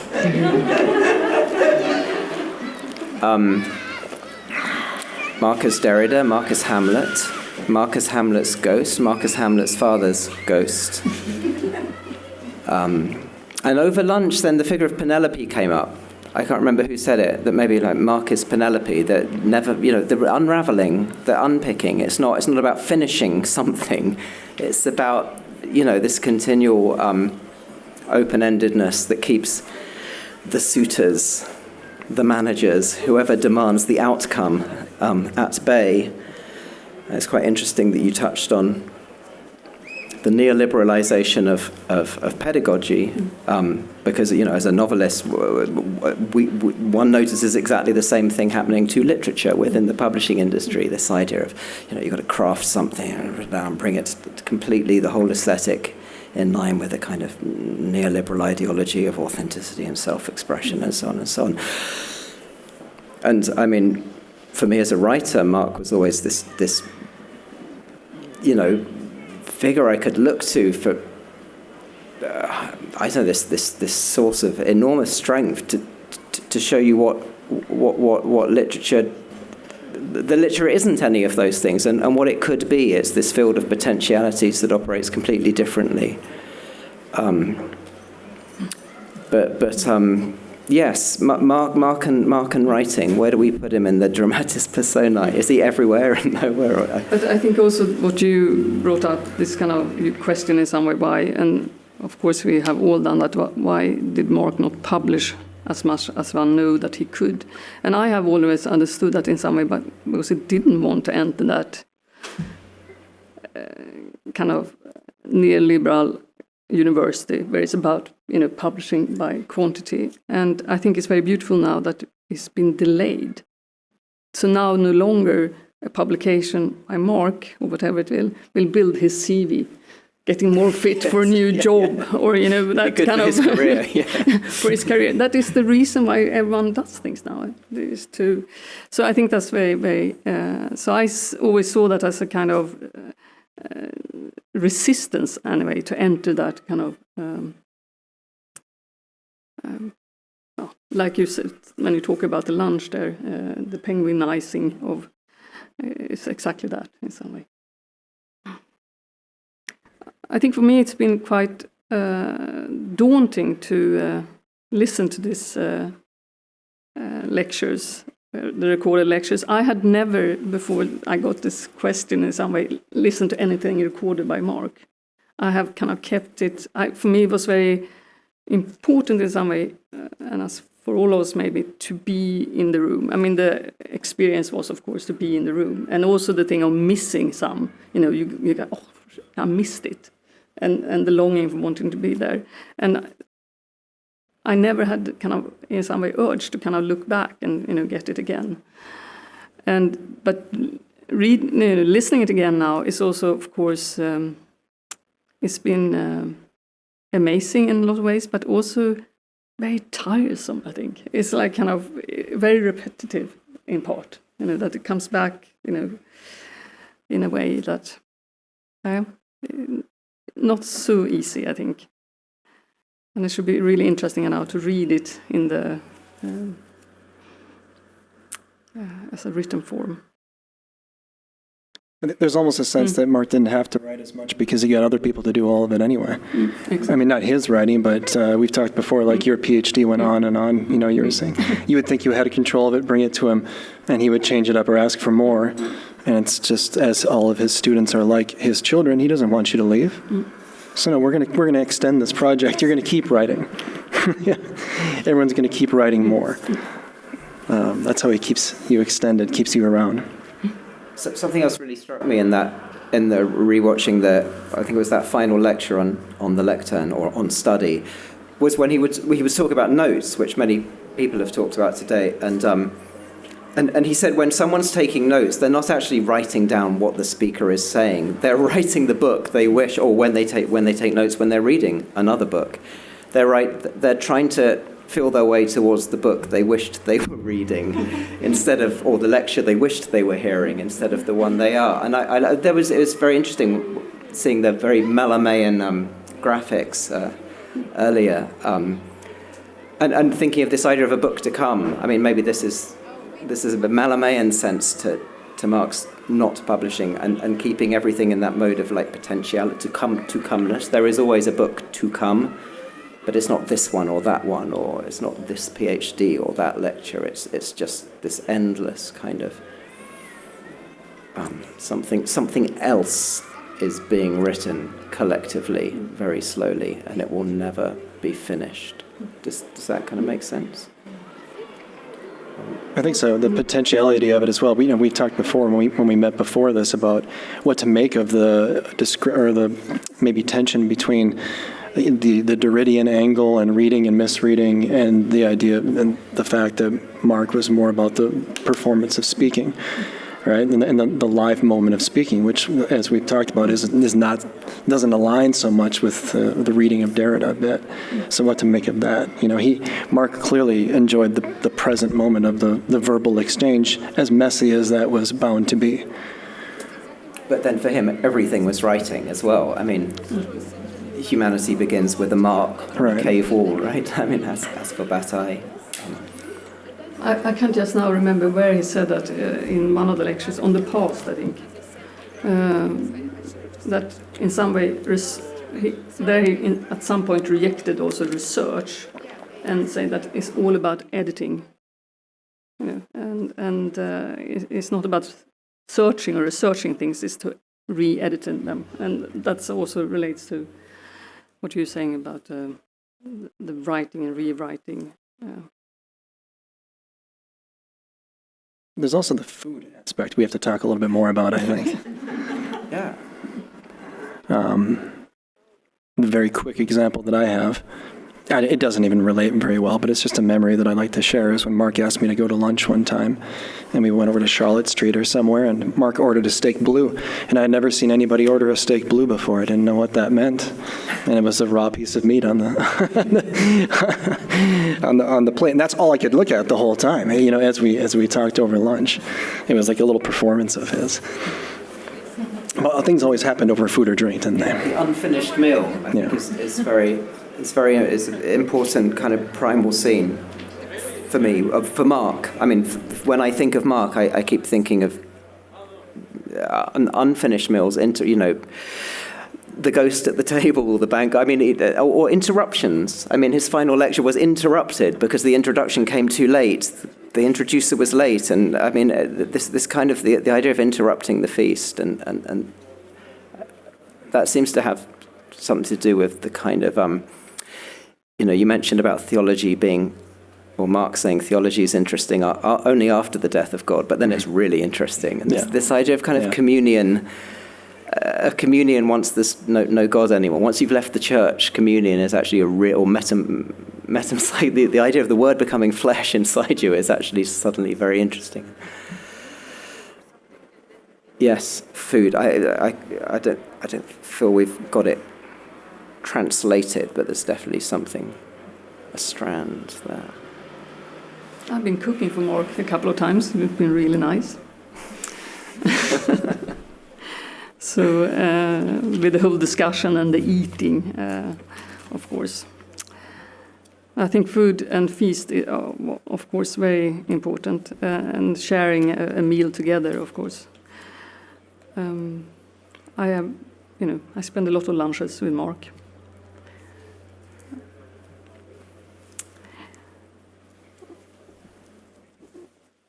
There's also the play with words and the puns, and the chicken camel story. This comes up in many different lectures. Was it in one of the ones that we were reading? Yes. Yeah, I think so. It pops up a few times. Should we relay the story again for everybody? There's the event that was held, right? There were a bunch of children at the AA, and then Mark is teaching everyone to design homes for animals, right? And it's homes for lions and homes for tigers and things.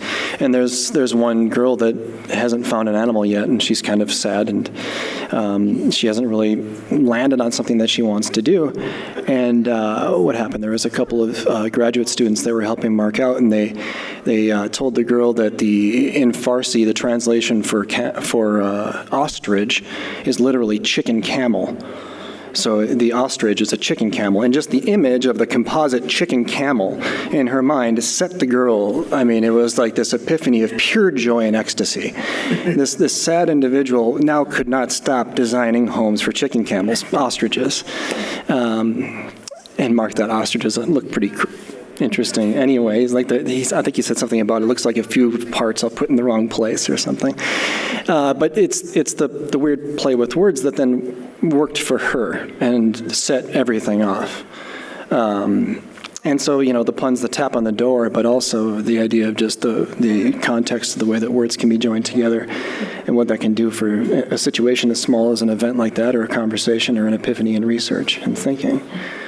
I think Mark was good at enabling us to recognize those things, because, anything that was very straightforward or bureaucratic feeling in an educational setting, he was very much against. So he would try to bring in moments like that, chicken camel moments. Mm-hmm. Should we wrap up with that? I think we're probably out of time. Yeah. Thank you. Yes. Thank you, Manager, and everyone. Thank you.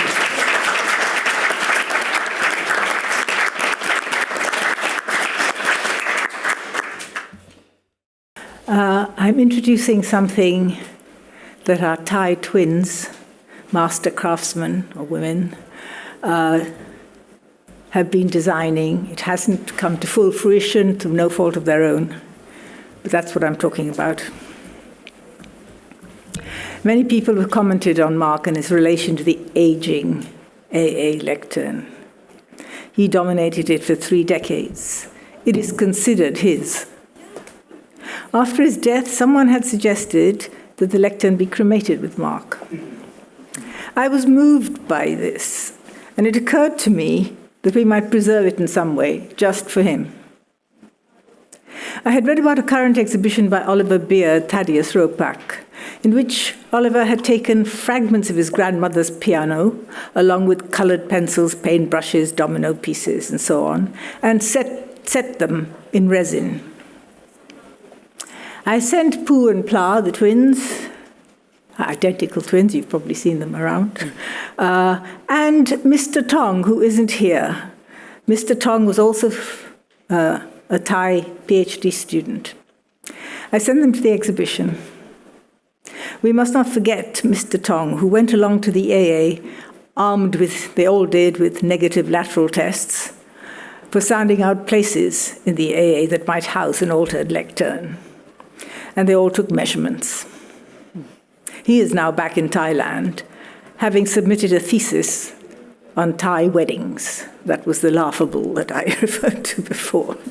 Laughable topic, but apparently it's very good.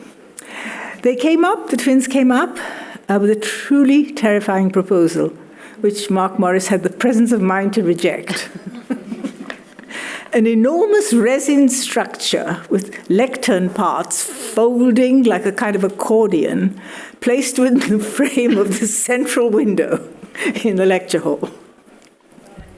Back to the drawing board, where the next developed scheme, and there were hundreds of these, turned out to be the top of the lectern, but in a suffocating frame. I think the twins had made a frame that was shown at the Royal Academy, and they decided to plonk it, like over the lectern lid. I decided that since we had not decided to bury Mark in the first place, now was not the time to do it. A few months later, jubilant twins informed me they had the answer. But what they showed me looked like rather weak mobiles by Alexander Calder. The final idea was the simplest. The top part of the lectern to be detached and tilted forward, and part of the back of the lectern to be cut away so it could fit in the alcove at the back of the lecture hall. This is what's been stymied, because somehow the AA can't give up the standing part of the lectern, apparently. Don't ask me why. Mark Morris had this wicked idea of the alcove, so that all future lecturers would be speaking at the other end of the hall, but they would be looking directly at Mark's lectern. The twins did all the designs, and they are expert at working with wood. They will tell you of their preparations, both here and in Thailand, with a famous abbot who does very special coffins and with whom they've worked. And not only have they worked, but he has discussed with them every single cut that was to be made for the lectern. So the twins will now take over.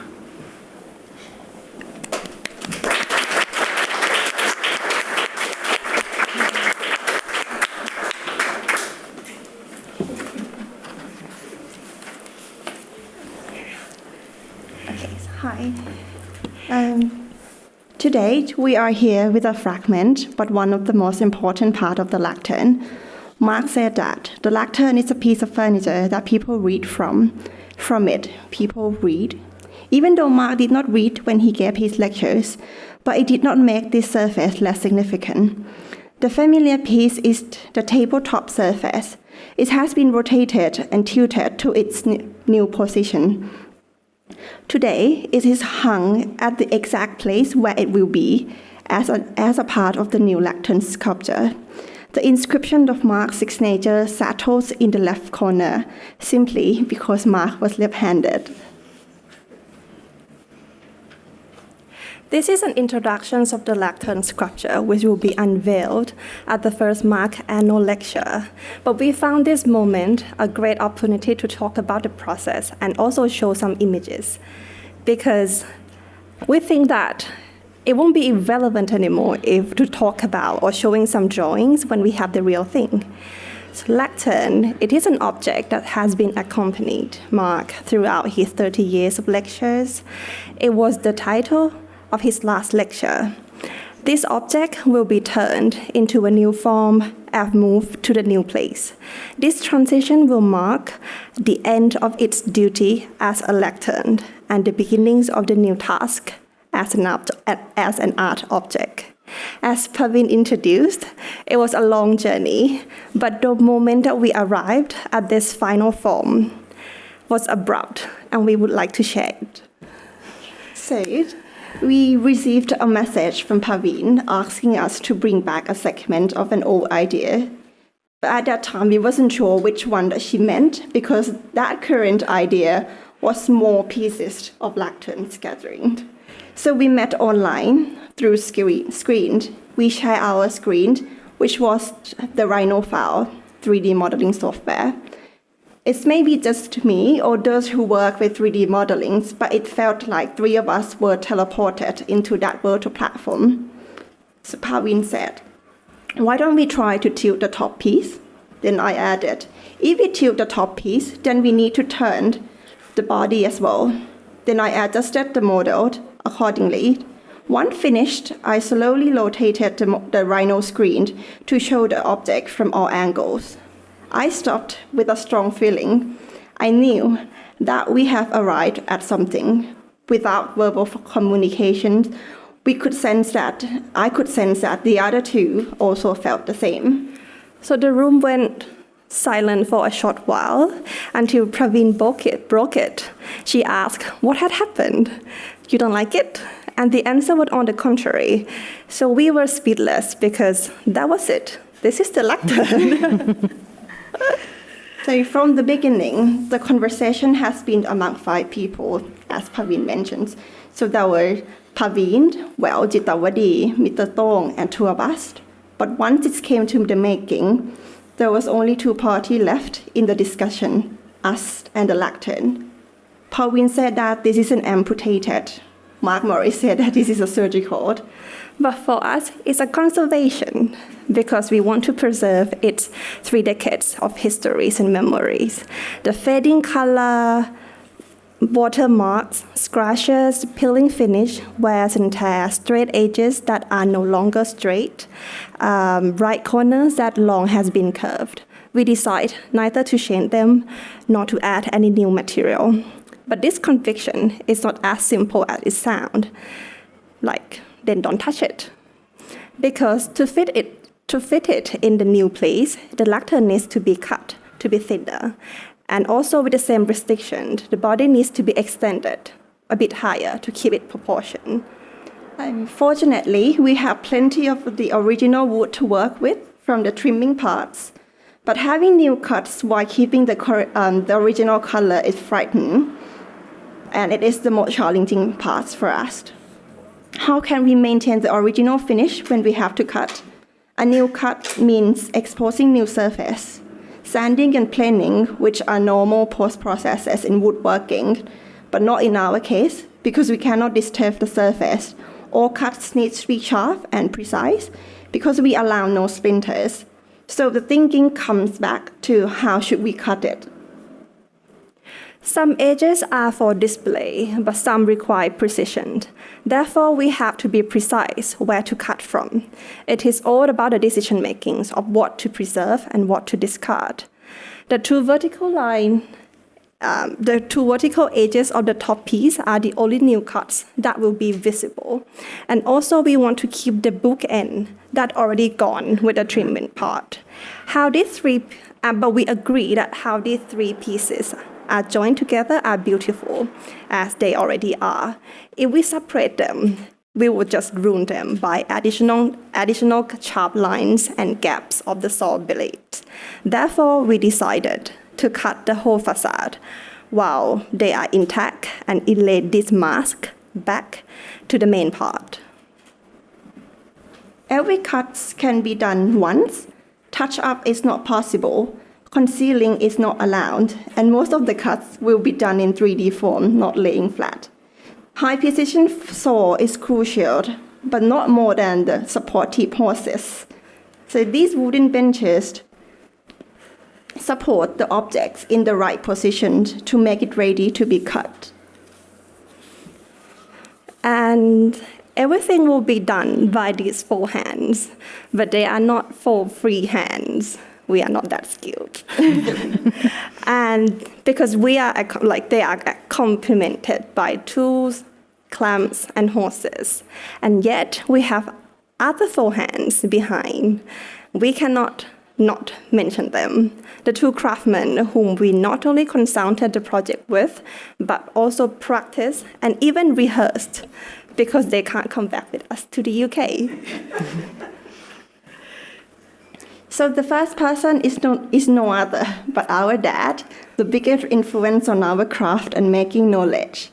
And the other person, Parveen mentioned already, Ajahn O. He is a forest traditional monk in Thailand, who is also one of the best craftsmen among the Thai traditional monk. Ajahn O worked on the projects in the forest monastery in Kanchanaburi. We were there as part of our research fieldwork, but at the same time, we discussed with him about the making of the lectern. Both of them asked the same first question, how they are joined. We didn't surprise and also kind of expected the questions because that's matter. They pointed out details which we overlook. They help us solve problems that we concerned. Ajahn O gave us many options to try, and Dad packed us many special tools and guides to make sure that we will cut straight lines straight or drill perfectly perpendicular. And that saved our life because it really mattered for him. And another person, without him, this project won't be possible.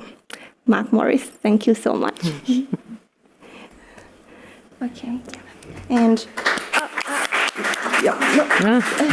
and only its preparation process, we have gained a lot of knowledge.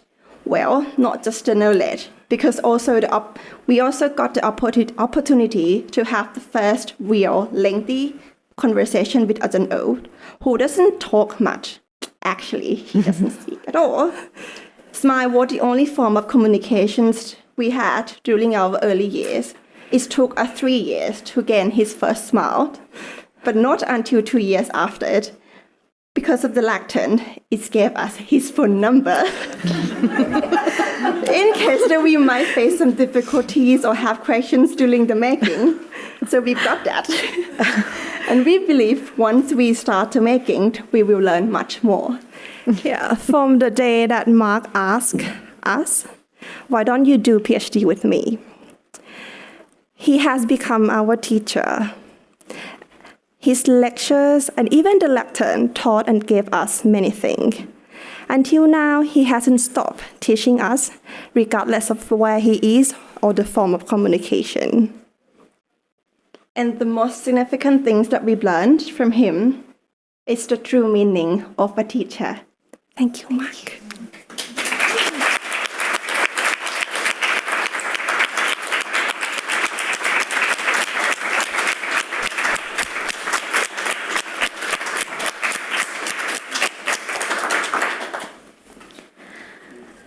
It's a very hard moment to follow. Such an amazing moment, and thank you to the twins for a very moving account of what you've been through. But I think an amazing moment in an amazing day that we've spent physically here in the lecture hall after far too long away, or welcoming those who are joining us online, which has become yet another new norm.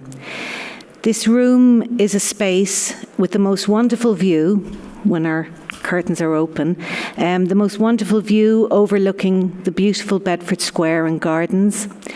It's a short walk away from the front door of 36, where we all loiter a little too long when we're entering or leaving the building.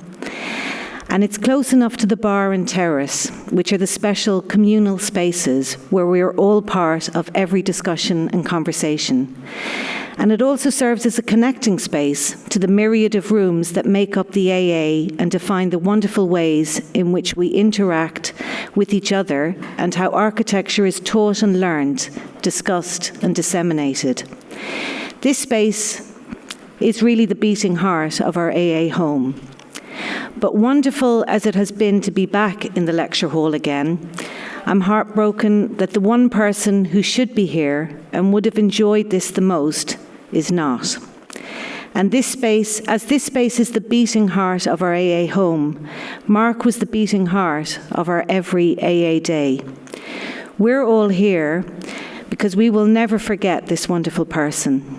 Mark, who filled this room with his thoughts and words, who inspired generations and challenged all of us to think and question, who spoke and didn't show slides or images, who most definitely didn't read from a script on a laptop, and who didn't need any of those things to express himself and to converse with and engage with every audience and every individual. The timetable for today has particularly resonated with me, that today, Mark's birthday, the AA's birthday, Friday, between 5 p.m. and 6 p.m., we've arrived at the moment to dedicate this space to the only person it could ever possibly be dedicated to.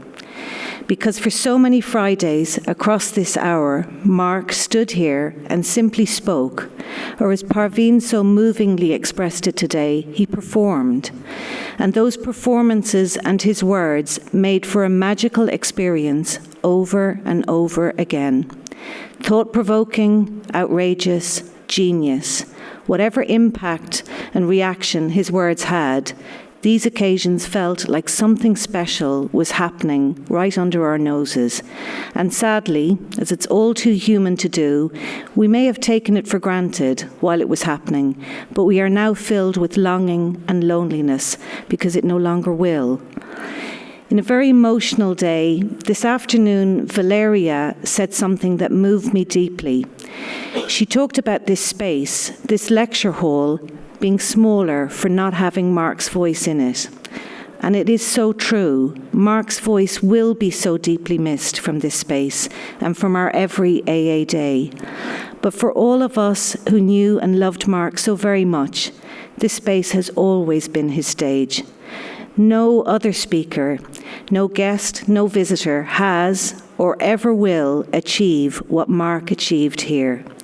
And so from today, I'm both humbled and deeply honoured to announce that this space, this room, this holder of the most wonderful memories will be forever known as the Mark Cousins Lecture Hall.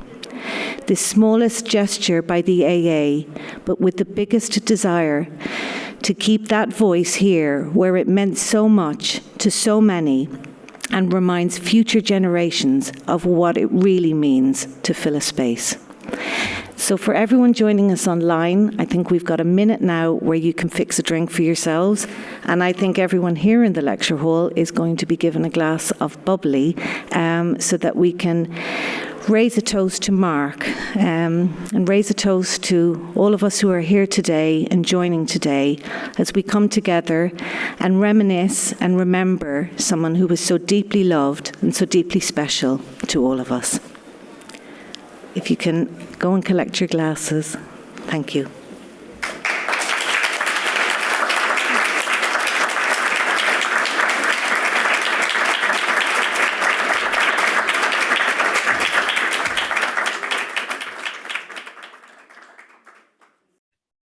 Hello, I'm Reinhold Martin, and I am recording this in New York with regrets that go without saying and with much gratitude and love to Parveen for the opportunity to commemorate Mark's life with you remotely. With more to say than time and distance will allow of the many memories of Mark as a teacher, a thinker, and a friend that come flooding back, I'd like to share just two. Both are personal and both reflect the immense gratitude that I feel for having been lucky enough to learn from Mark and to laugh with him for more than 3 decades. Most importantly, I think these remembrances offer a glimpse of a monumentally caring human being who was made so by virtue of, and not despite, the equally monumental intellect to which others will have eloquently testified. I first met Mark where I suspect many of you did, in the AA's main lecture hall, where he delivered his Friday lectures. It was the fall of 1989, and I was a student newly arrived from New York in the Histories and Theories graduate program directed at the time by Roy Landau. I'm pretty sure I attended every one of Mark's lectures on psychoanalysis and space that year, both fall and spring, and regularly asked what were no doubt the most annoying questions, eagerly raised from the back of the room.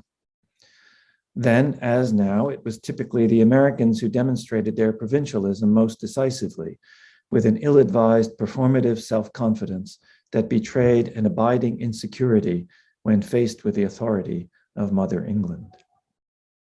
In any case, my questions from the back were apparently enough to gain the lecturer's attention, and soon enough I was admitted into the circle that gathered afterward in the bar.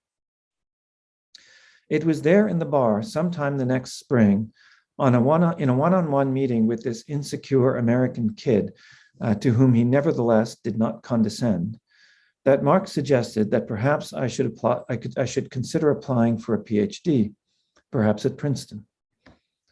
Not only did this advice, coming from such a formidable figure, give me the courage to do just that, the sheer brilliance of Mark's effortless, extemporaneous walks through the Freudian woods with Zeuxis, Parrhasius, and the rest gave me a model of what real thought really was, one that replays in my mind's eye to this day. Although technically, therefore, I only studied with Mark via his lectures and over drinks, I owe an enormous debt to his gentle mentorship. He remains for me among those rarest of teachers, the ones with whom you are forever in a running internal dialogue, wondering what they think. Fortunately, and here's the second bit, we were able to pick up that conversation some years later, mostly during Mark's regular trips to New York as a visiting faculty member at Columbia and on my own periodic trips to London. It was on one of those London visits, the internet says it was 2011, that we, my partner Kadambari Bakshi and our son Neelan, had lunch with Mark somewhere near Bedford Square. Amid the usual catching up and the caustic banter, Mark insisted that we make sure not to miss the big animation show that was on at the Barbican, and that especially we must see the Warner Brothers cartoon there called Duck-a-Muck, in which Daffy Duck engages in a wild mise en abîme with his sadistic animator. Why? Because it was funny, but also because it perfectly illustrated the principles of modernist reflexivity on which Mark proceeded to elaborate with art historical precision. Needless to say, we saw the show, and Neelan, who was 7 at the time, became transfixed by Duck-a-Muck, replaying it incessantly on YouTube until he memorized every frame.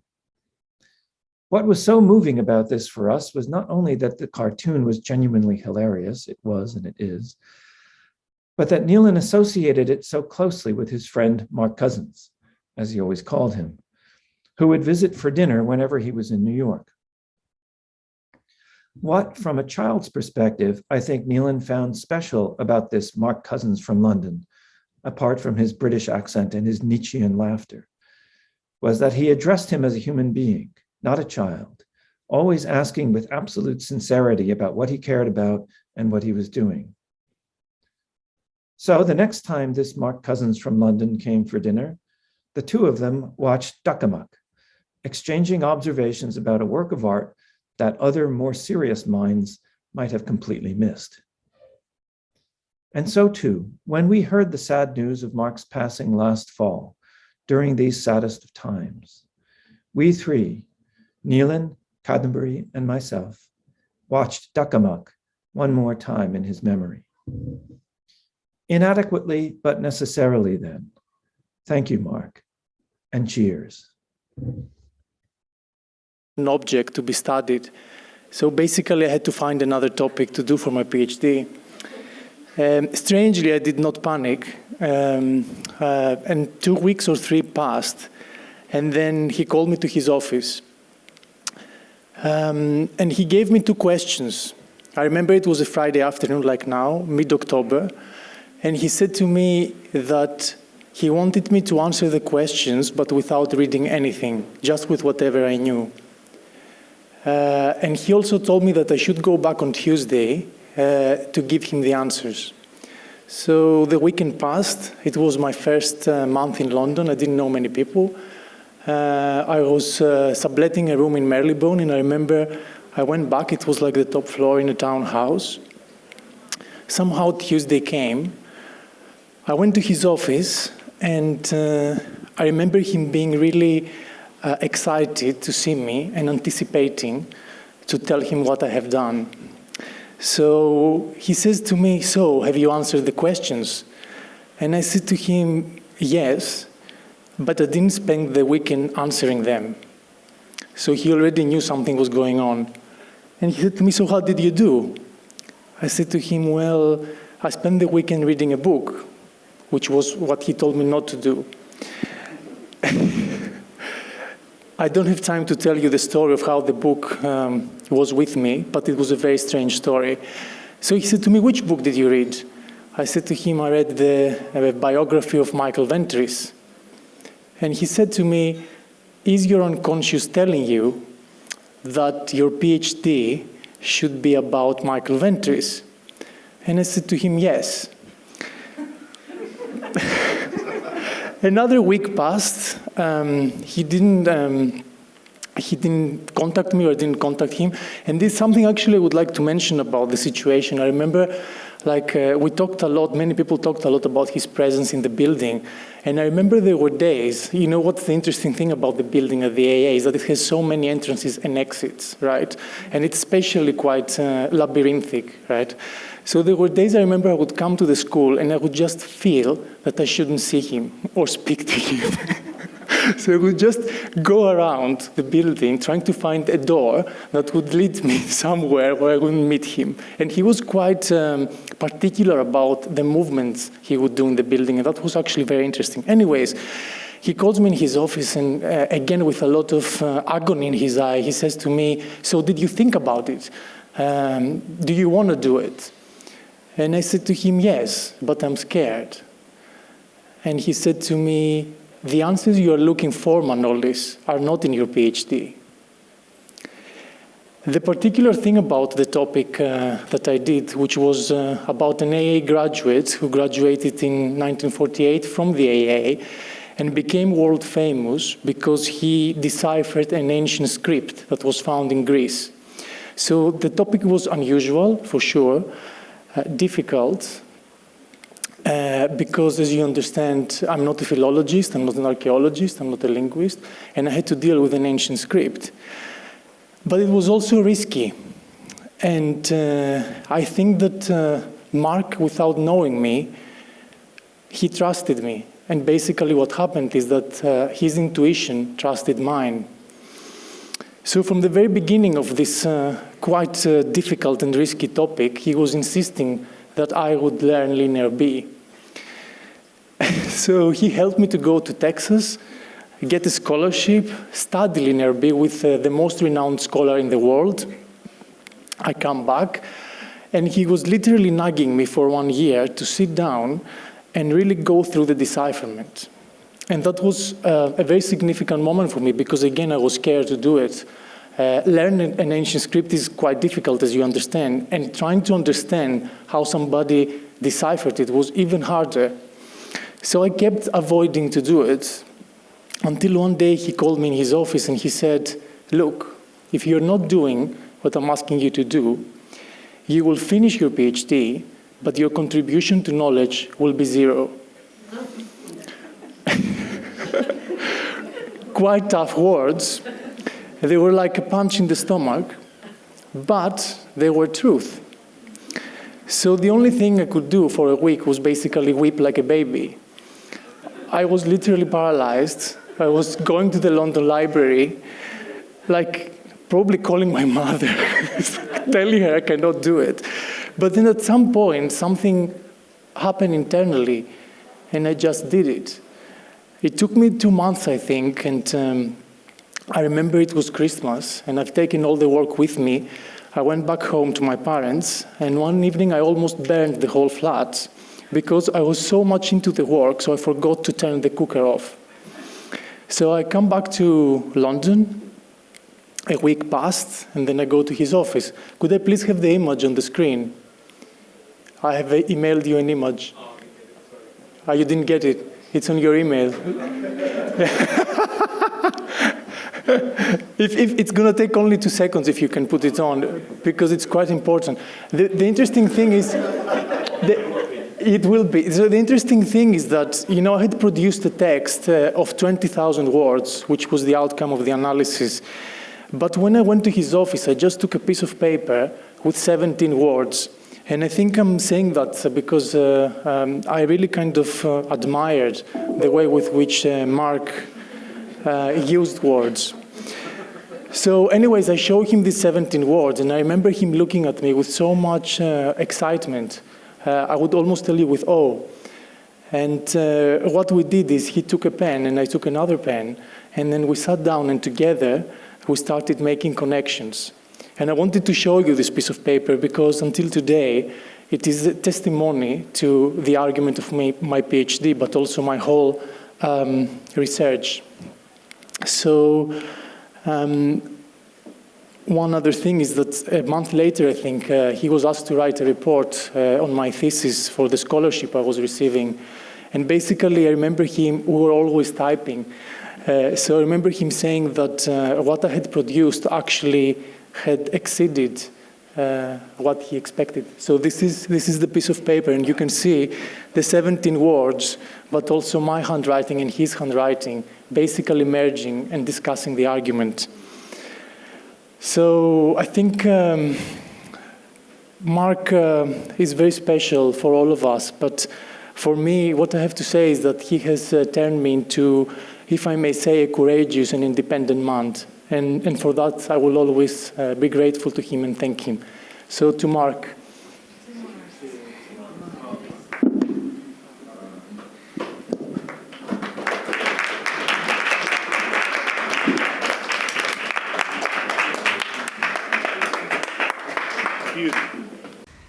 Mark is the best teacher. He teaches with the voice of an angel. He speaks to those inside and outside the lecture hall. He speaks about anything, everything, and nothing. He gave me the confidence that I could write a PhD on excrement and dead bodies. Anything is possible with Mark. I know of Mark's teaching beyond the AA. We worked on AA visiting school in Bangkok together with Jing Rakpanya for several years. The final year, Culatistry trees in Bangkok was a great success. The number of participants was overwhelming, and the work was exhibited at the Royal Academy. Special thanks to the twins, Pu and Pla. Mark's teaching remains important to my life. My favorite lecture in Bangkok is Art at the End of the World. He began by sketching out an image of the apocalypse, such as the mushroom-like smoke of a bomb. He predicted that the end of the world would not be a single image, but a series of events. He then talked about the trees, and finally he asked the students whether they saw the trees or the universe when they looked at trees. Mark was fantastic. The whole room of more than 100 students was quiet.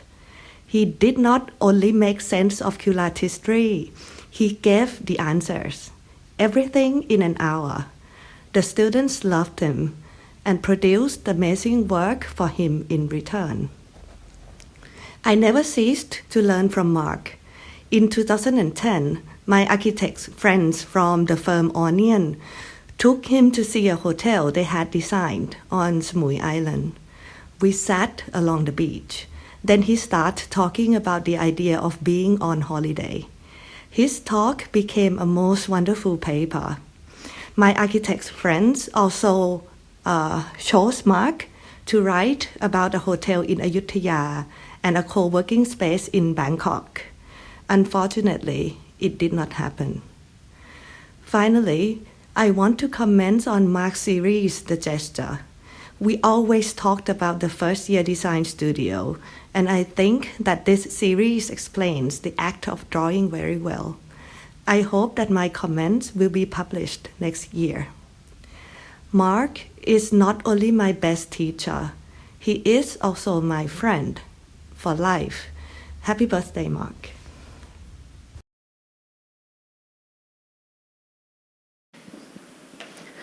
I would like to celebrate Mark by speaking about his remarkable lectures and his teaching, which shaped all of us at the AA and beyond.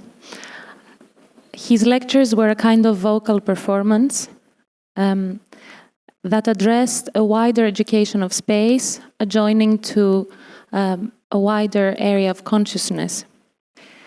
During his lectures, hearing and sight became one. The ears saw and the eyes listened. He made the building of the AA breathe. In thinking of how to describe his teaching, I looked up for the etymology of his name, Mark, as he would always suggest in the Liddell and Scott dictionary. So Mark means sign, something that foretells or foresees something, a point through which the identity of someone is confirmed or his mission is shown.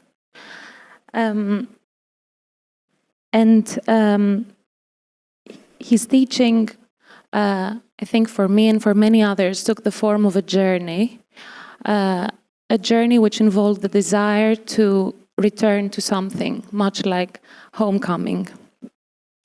Mark identified that point and urged you to find it by looking into yourself. He saw behind the words and before the words and allowed for intuition to play a very important role in the research process. And he gave all his students the miracle that everyone wants. As he said in his public lecture at the Serpentine Gallery, everyone needs to feel that they are recognized. They need a sign that proves to them that they are special. And for that, I'm sure we all thank Mark deeply, and for so much more. He's in his presence, in his absence, he's present, and his voice is inscribed in our soul. Big thank you to Parveen for the opportunity to speak about Mark here.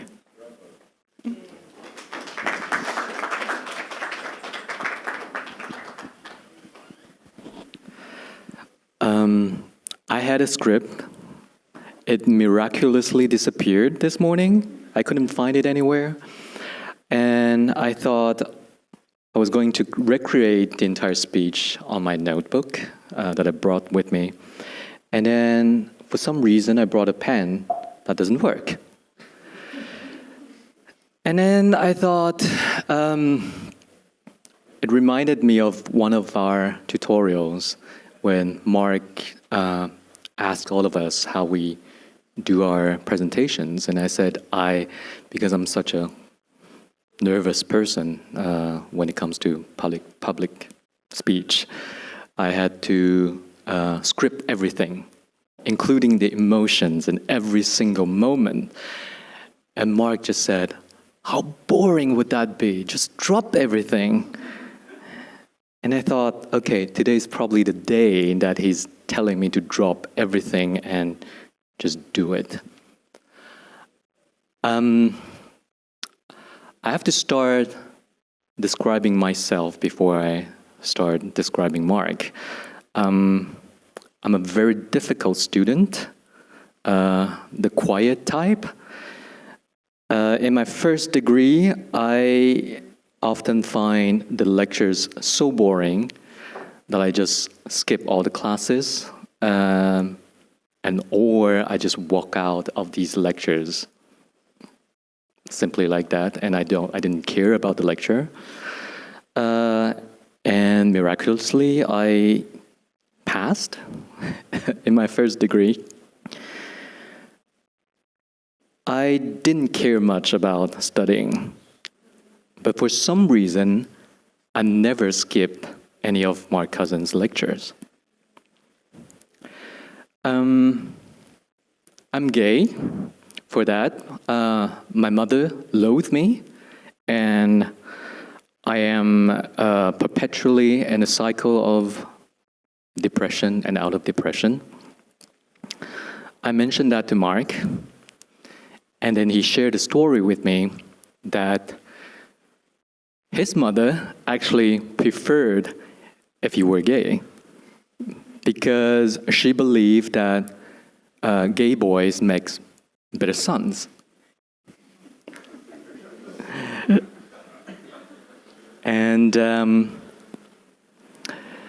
And then from time to time, he would share with me some of the stories of his really cool, talented gay friends. And I think it's his way of telling me, you'll be fine. You'll do fine.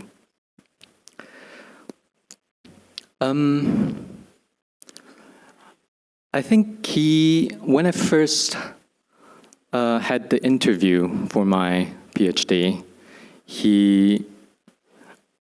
I prepared everything about my topic, and I was ready to tell him about my research and everything. And then we sat down, and we started chatting, and then I started describing about my research. And then he stopped me. He said, well, what about your family? Let's talk about your family. We talked about my family. And then he asked what I did before I came to the AA. I said, well, I was a radio presenter and I was a radio producer of a program in both Canada and Taiwan. And he said, really? And then I said, at some point of my life, this gets more peculiar, that I was signed into an agency to become an Asian pop star.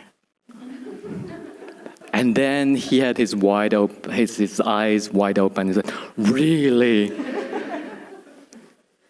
And I thought he probably was very, very excited to have a student like this. It's so weird to have a student like this.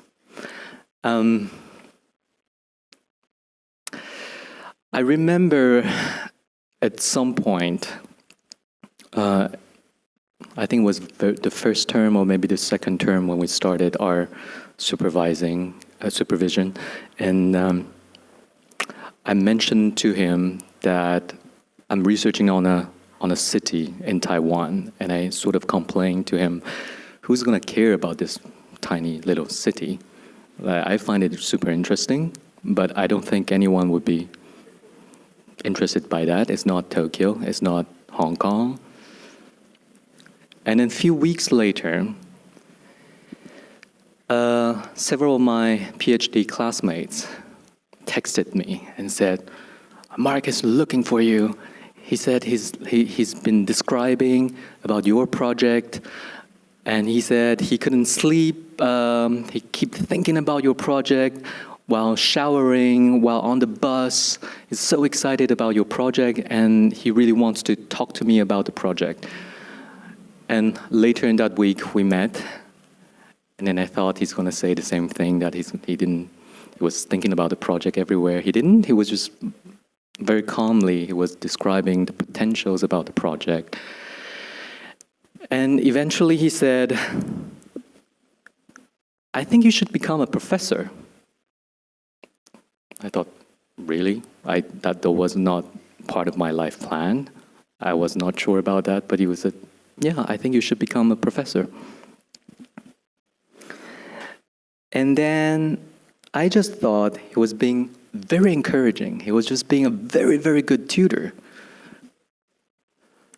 Last year, during summertime, he asked us again, I think he asked everyone, to send him our career plan.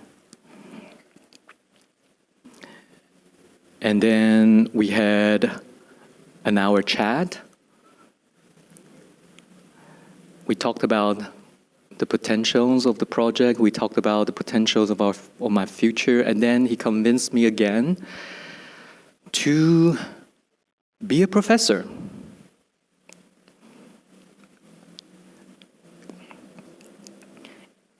And then he said,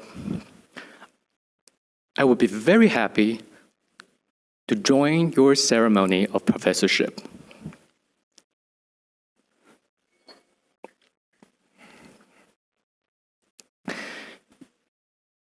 It was a month before his departure, and I think that idea sort of got rooted in me.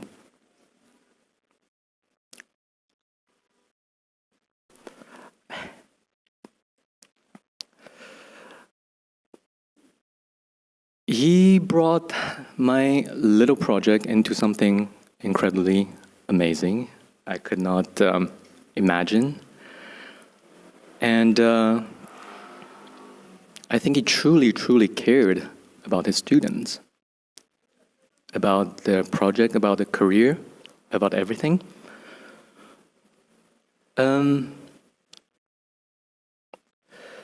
Since last year, I've joined the Mark Cousins digitalization project, and I started listening to all his previous lectures. And one of the earliest lecture I listened to was in 1988.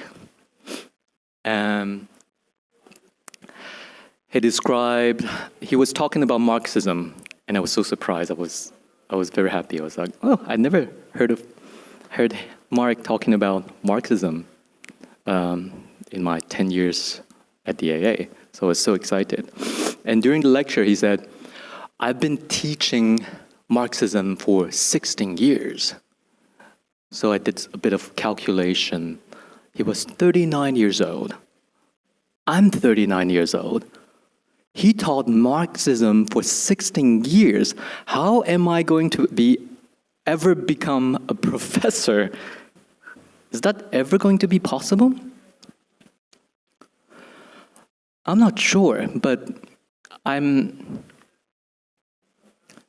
still studying. I'm still learning a lot from him through the digitalization project. In a month's time, we'd be able to listen to probably 2 years of his lecture.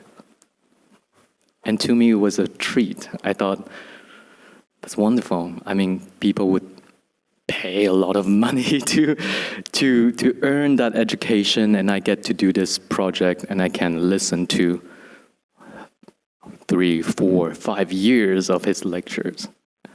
And I'm still learning, and I still feel that he is educating me every single moment. And I don't know if I've ever become a professor, but I do hope that he's going to keep his promise that if I ever become a professor, he's going to be there on the ceremony.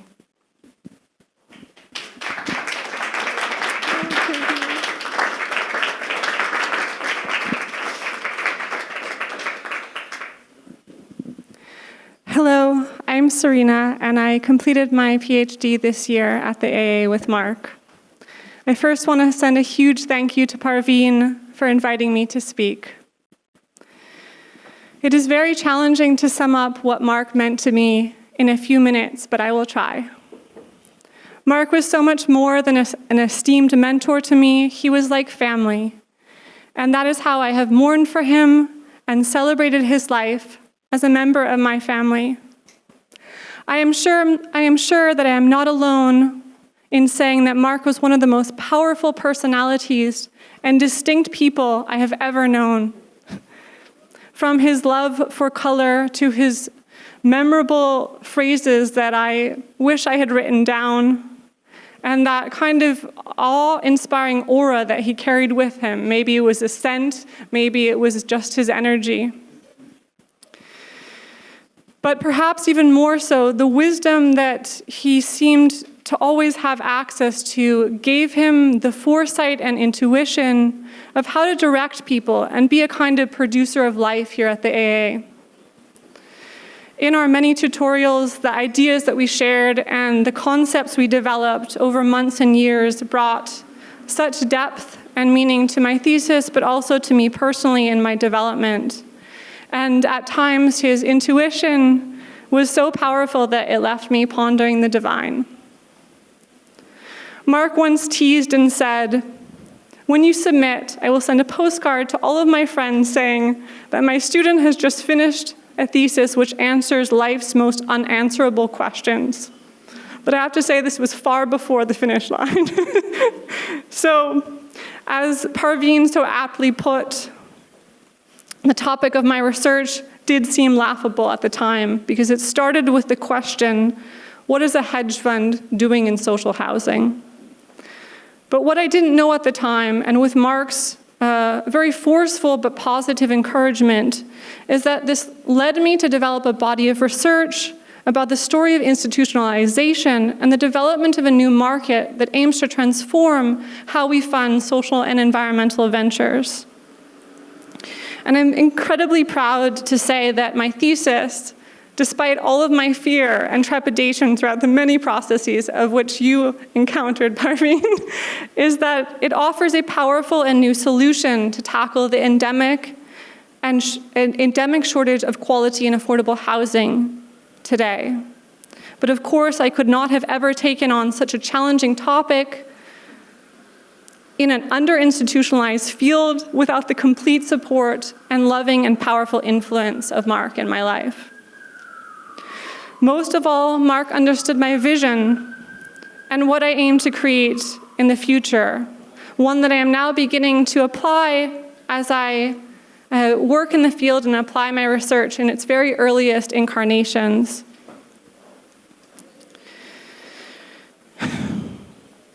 So what he has helped me to see is that even though it began at something so seemingly absurd, it led to a solution in perhaps one of the most surprising but powerful places, and that's where we fund our housing. So this led me to develop a body of research on this emerging field of impact investing, or what's also referred to as impact real estate. I cannot overstate my personal debt to Mark. I know that I would not be here where I am today if it were not for him believing in me. Having Mark in my life for nearly the last decade is one of the greatest blessings of my life, and I know that many of his advisees and other students feel quite similar. We are now part of his living legacy, and that is a powerful and inspiring feeling I carry in my heart each day. To end, happy birthday and 1,000 humble thank yous to you, Mark.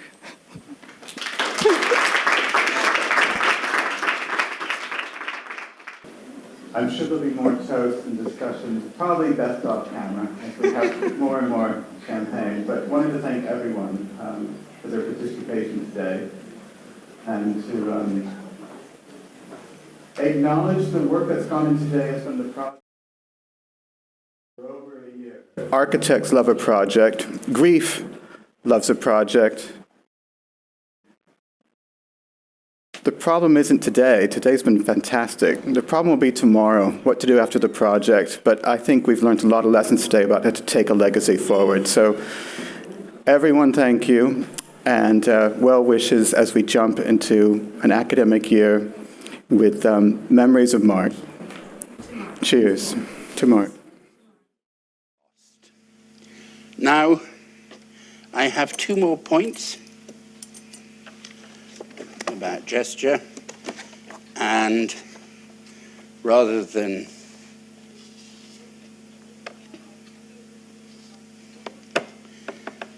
make the argument, I want to read 2 short passages from Wallace Stevens. One, the beginning of The Man with a Blue Guitar, which poses at least a preliminary way of thinking about this in terms of art. The man bent over his guitar, a shearsman of sort. The day was green. They said, "You have a blue guitar. You do not play things as they are." The man replied, "Things as they are changed upon the blue guitar."